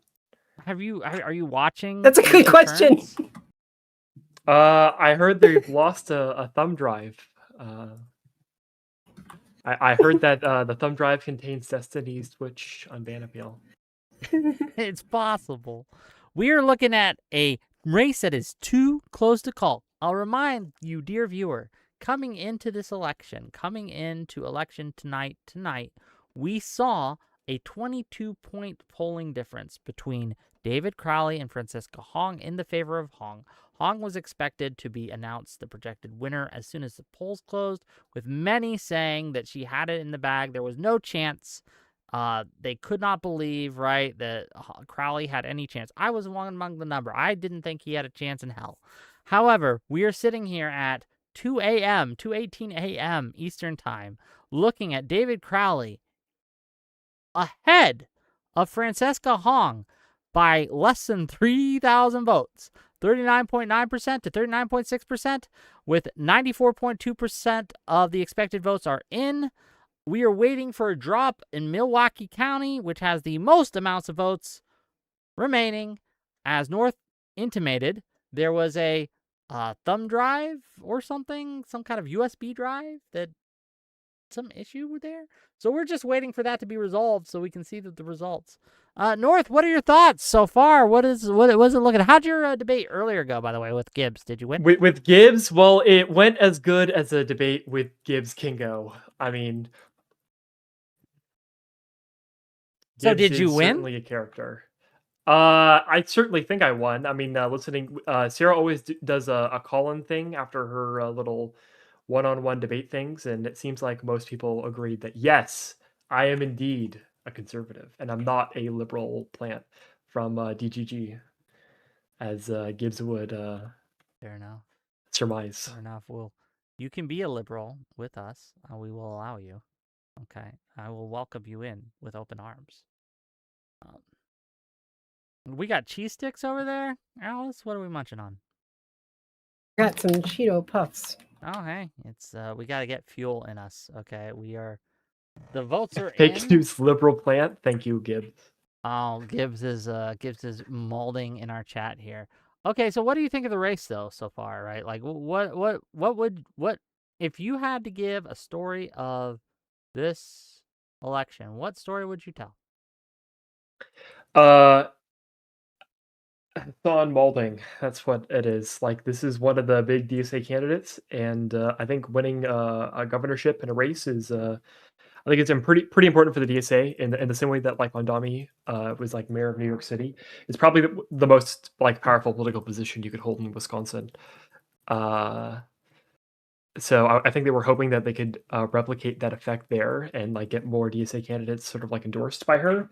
But it turns out people are saying that they don't really like the crazy DSA people. So that's pretty good. I hope she cannot get that 3,000 extra votes. Fair enough. Oh man, like I said, I usually have more energy than this, but it's late for me. Okay, I'm an old man.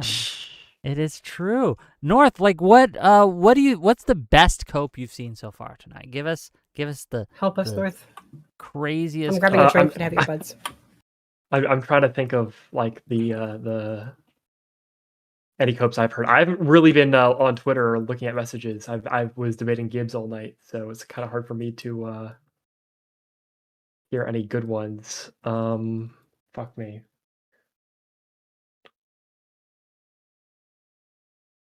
I guess I think people are just gonna blame it on AIPAC and the Jews. I haven't That's look. The standard. I know that's a meme, but I haven't actually seen that. I have seen people blame AOC on the left. AOC didn't endorse. Oh, right, that's what it was. Yeah, they're blaming Bernie Sanders and AOC. What was that tweet that I saw? Fuck. I think I saw it in the Liberal Action Network. Base. It was some person complaining about how if Hong loses this primary, they will be blaming AOC and Bernie Sanders for not endorsing her, which is funny as fuck. New drop. Oh, his lead. Is it expanding? It is! It is! We have David Crowley at 312,000 votes, 286, okay? 312,286, 39.9%. Francesca Hong is falling behind at 308,401 votes, 39.4%. There's now, once again, a 0.5% difference between these two candidates. Crowley is expanding the lead. He's going with only 2,300 votes remaining. Did Milwaukee drop? Let's look. Was it Milwaukee? It was. This is the big one. Milwaukee dropped with 95% of the vote in. Crowley leading in Milwaukee County, 65,131, 43%, to Hong, 62,739%, 41.5%. Overall, in the state, we still have 2,300 votes remaining, 23,000 votes remaining, excuse me. And we have what it looks like to be a 3,500 point difference, 3,000 plus vote difference. It's still too early to call, but that I don't know how late drop. You're gonna stay up, but I think they're gonna go at this until they get that 100% votes counted. Like they're gonna need to. Well, we still have Winnebago County way out. too close.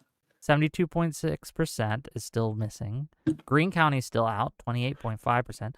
And Winnebago, decent population, but Hong would have to win by a lot more than she is to make that up. Like she'd have to win almost all the remaining votes.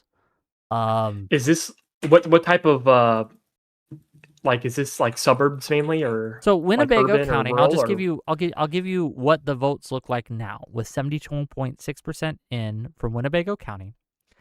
Hong is up 6,991 votes, 43.9%. Crowley is trailing 6,274 votes, 39.4%. Quick, back of the napkin math. Hong would need, if that percentage gap continues, Hong would make maybe 500 votes up, right? 500, 600, maybe 1,000. It's not the 3,000 she needs. And again, a lot of votes are still out of Greene County. Not as much, right? But when you look at Greene County, and there was one other, Taylor County still has some to go. That is in Crowley's favor. And I'm not seeing anything else that would help Hong out here. Winnebago is her last hope. She has to win big and really run it up. Again, still anyone's ball game, but bros, Crowley up bigly right now. I'm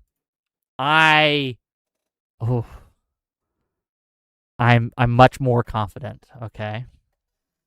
I'm much more confident. Do you think that this will force the DSA to moderate more, or do you think because they'll be no, sorry, this is what I mean. Sorry.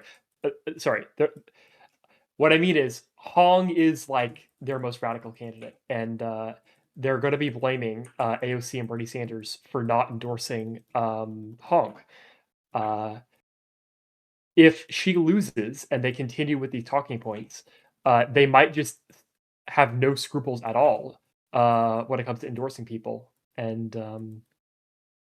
because they don't want to run the risk, how Hassan says he voted for Kamala, but he says he took a picture of the ballot, but he never shows it in order to give the plausible deniability. That might have happened with AOC and Bernie Sanders, but they might just try to drop the plausible deniability now and just go full in the radicalization. I don't know. I'm just sort of. I don't know. I can't be. Look, it's 2:30 in the morning almost, and I am running out of gas real quick. I just don't know, man. 97.8%, 18,000 remaining, and he's still 0.5 percentage points ahead. At what point do we call this? I'm hesitant to do so. But at what point do we declare victory? We got our liberalism shirts on. North, do you have your liberalism shirt? I don't have a liberalism shirt. Wow. Just pretend you're wearing one. Oh, your camera's not on. Okay, my Adidas shirt is actually the liberalism shirt. Now no one's going to believe you. Yeah, you just look. skill issue. You now failed. look, we'll do the Hassan mind You should have wipe said on yes. everyone in Wick's chat and pretend that I said it all along.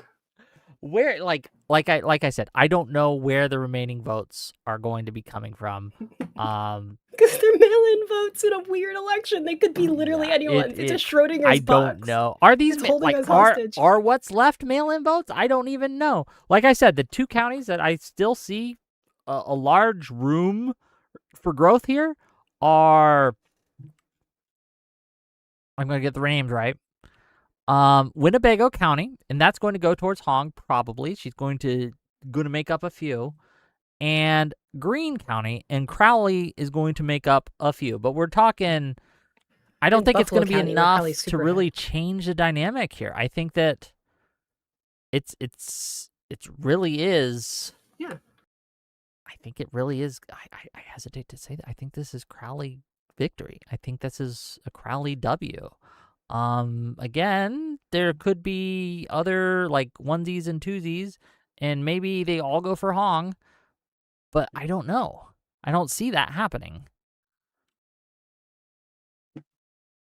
Decision desk, call it for Crowley. If you're making that up, I'm going to be so mad at you. Is Hassan still live? Is he still coping? Oh, I hope he's molding. Okay. Nope. I see no calls. For Kamala Harris. I see no calls for this, you lying Zapatas. Okay? By the decision desk. Link me. Give me the decision desk. The decision desk? Whose decision desk? Yeah. Who the hell is the decision desk? I decided. I'm sitting at a desk. I've decided. Crowley wins.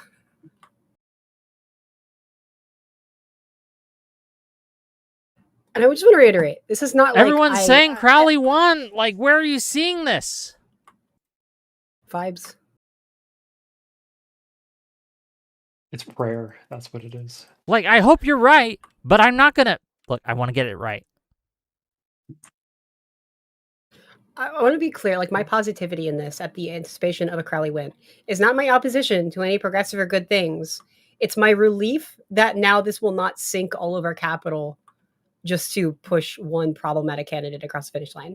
I can just spend my time advocating for more reasonable balanced races elsewhere, and I don't have to worry about this. Surely, surely the more radical leftists are going to be endorsing Crowley, right? After if you loses. see people calling this, DM them to me directly. I'm looking.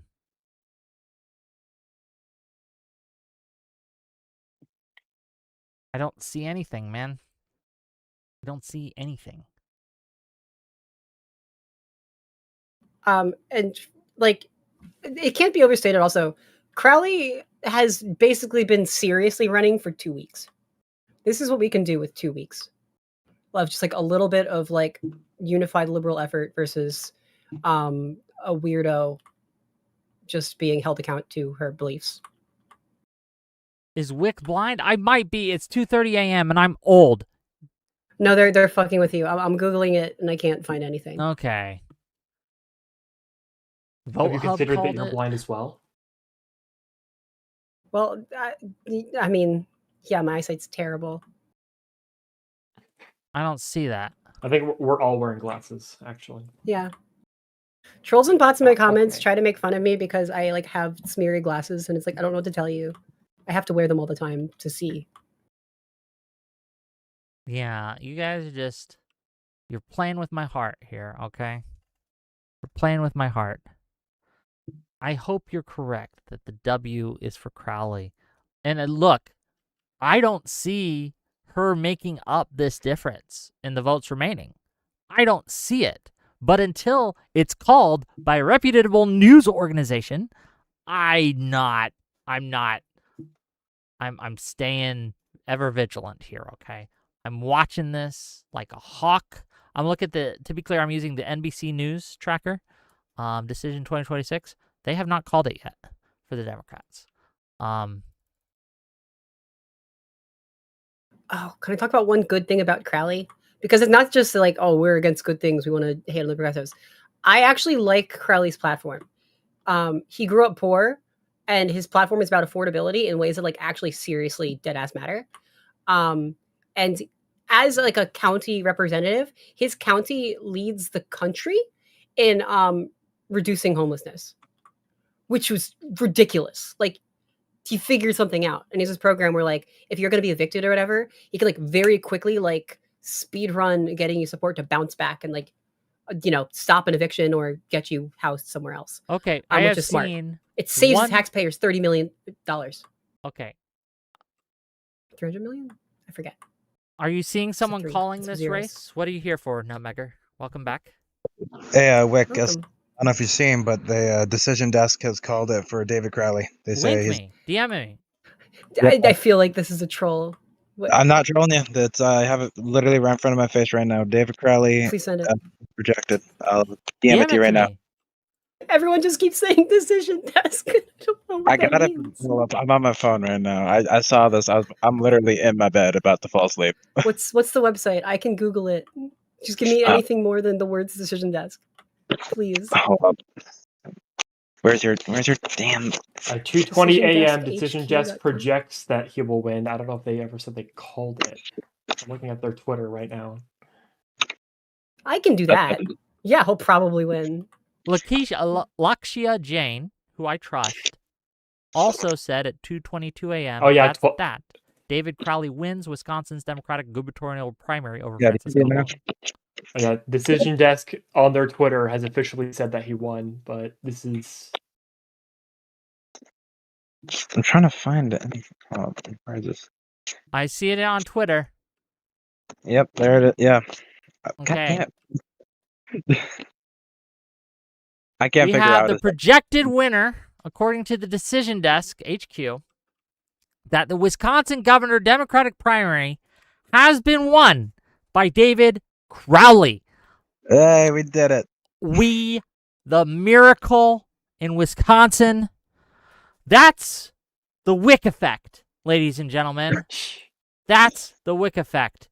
Decision Desk has called it for Crowley. They're not seeing a path. Okay, they're not seeing a path. They made the decision. We win. USA, USA, USA. USA. The birds. Thanksgiving speaking now, bitch. Okay. Oh yeah. Hutch had the best tweet about this. We got the Milwaukee vote and it came in hard for Crowley. It just dropped. Boom. Congratulations, folks. Thank you, one and all. Liberalism wins again.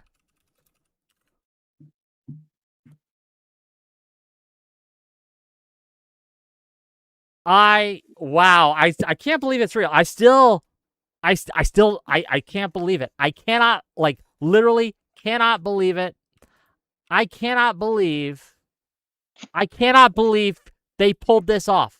I cannot believe we, again, stood together as liberals and we said no to extremism. We said no to DSA madness.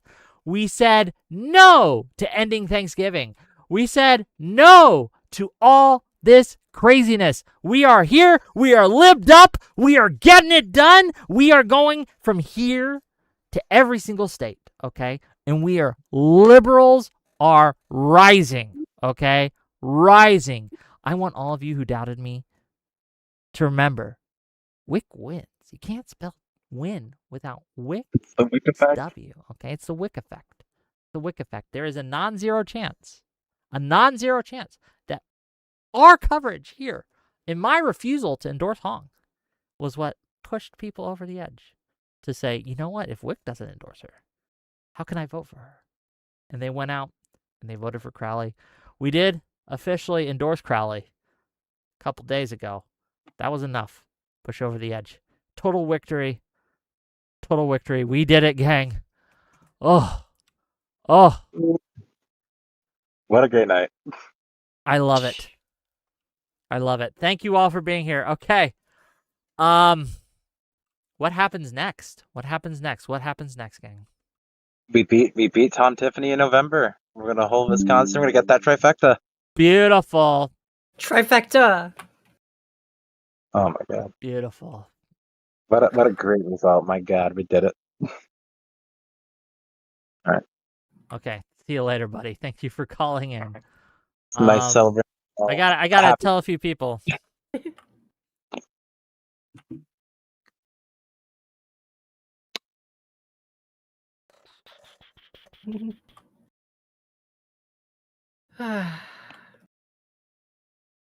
Fun a night, good day huh? to be normal.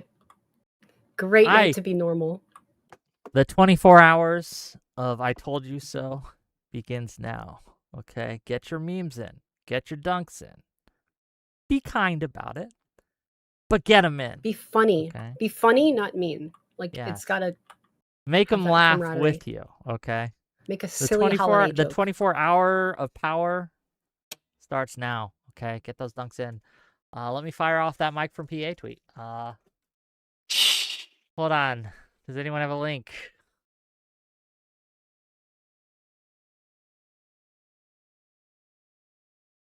I already fired off. That's the Wick effect, baby. Okay. We got it in. Centrist Voltron is dangerous from Mike from PA.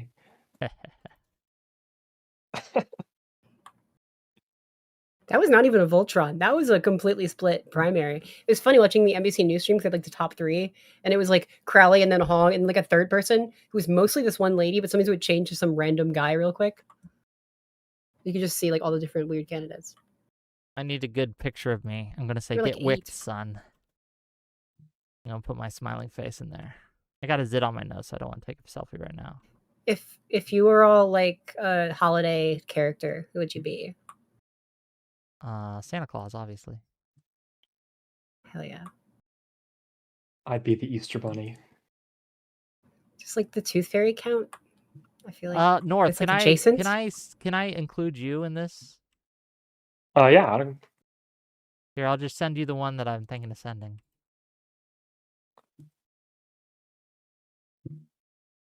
What do you mean it exceeds limits? Exceeds file limit. Jesus. What do you mean?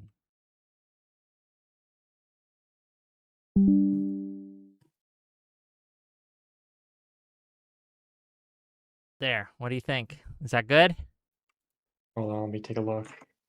Oh yes, that is. I look so fucking smug in that photo too. It's perfect. Okay, I'll show my audience. Okay, we'll put it on stream here. Everyone can see. Mike from PA says, Centrist Voltron is still dangerous. Get wicked, son. Okay? Get wicked. Okay? I want you to eat it. I want you to understand that we're in your walls.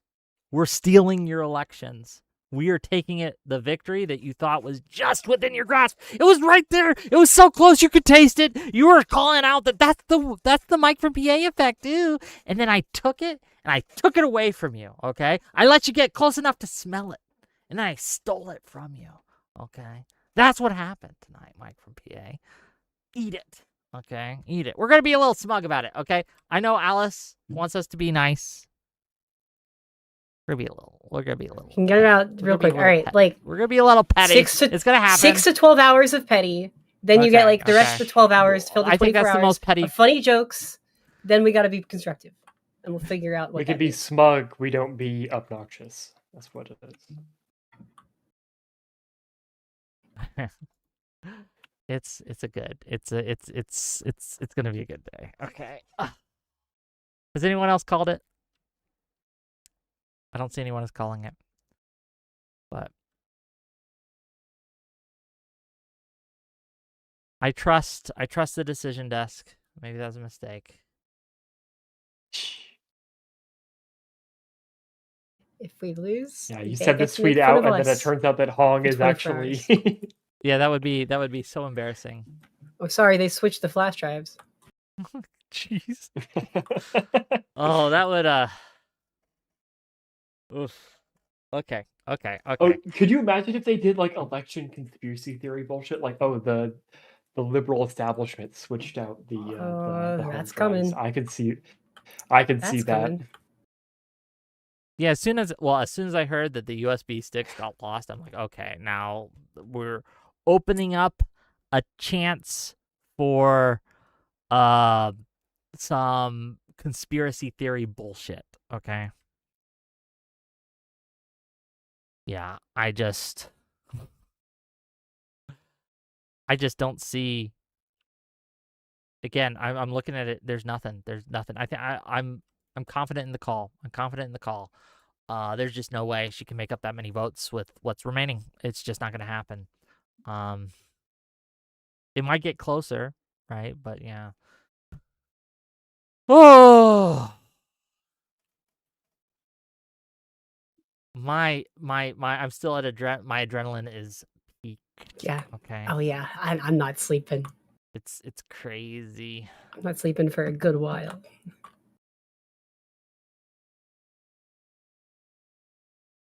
Ugh. Okay. And this We means- gotta wind down. We gotta cool down Yeah. after your big victory. We have to have a cool down sesh. We have to say, like, again, Alice is absolutely correct. This shows the power of liberal establishment push. And I think it shows what we can do when we take things seriously. When we take the threat of the DSA seriously, which we should. We need to take this threat seriously. We need to wake up. Remember Pearl Harbor? Right? Remember Pearl Harbor? I would argue that the Chevalier and the wins in New York by the DSA was our Pearl Harbor for liberals. It woke us up. We woke the streaming dragon, the sleeping dragon, right?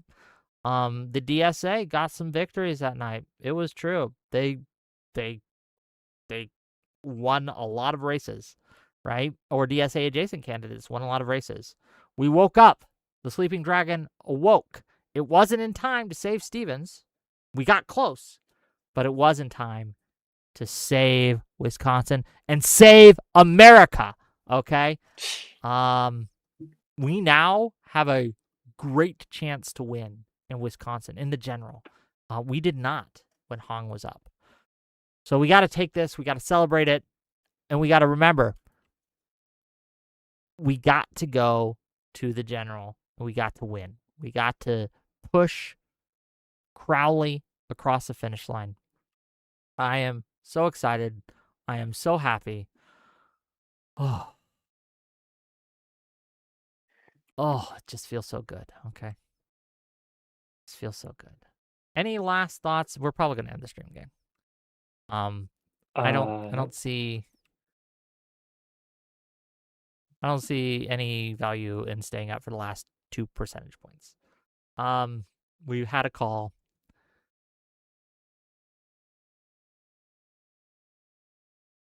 Yeah.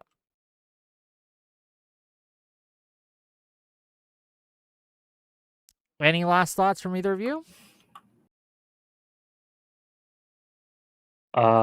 The fight doesn't end at the primary. So True. Vote for the candidate. What can I say? Yeah, I guess it's true. It's very true. What about you, Alice? Go Last team. thoughts? Go team. Good things. Onward to looking at all the little state legislature races in Wisconsin, and we're going to deliver a trifecta. We're going to figure it out. We're going to make it work. We got this. Love it. I love to hear it. Okay, remember, tune in tomorrow, 6 p.m. Eastern. We have a good old-fashioned Democrat versus conservative debate. It should be fun. I will see you guys tomorrow. Wait, bye-bye, everyone. Bye. Bye-bye.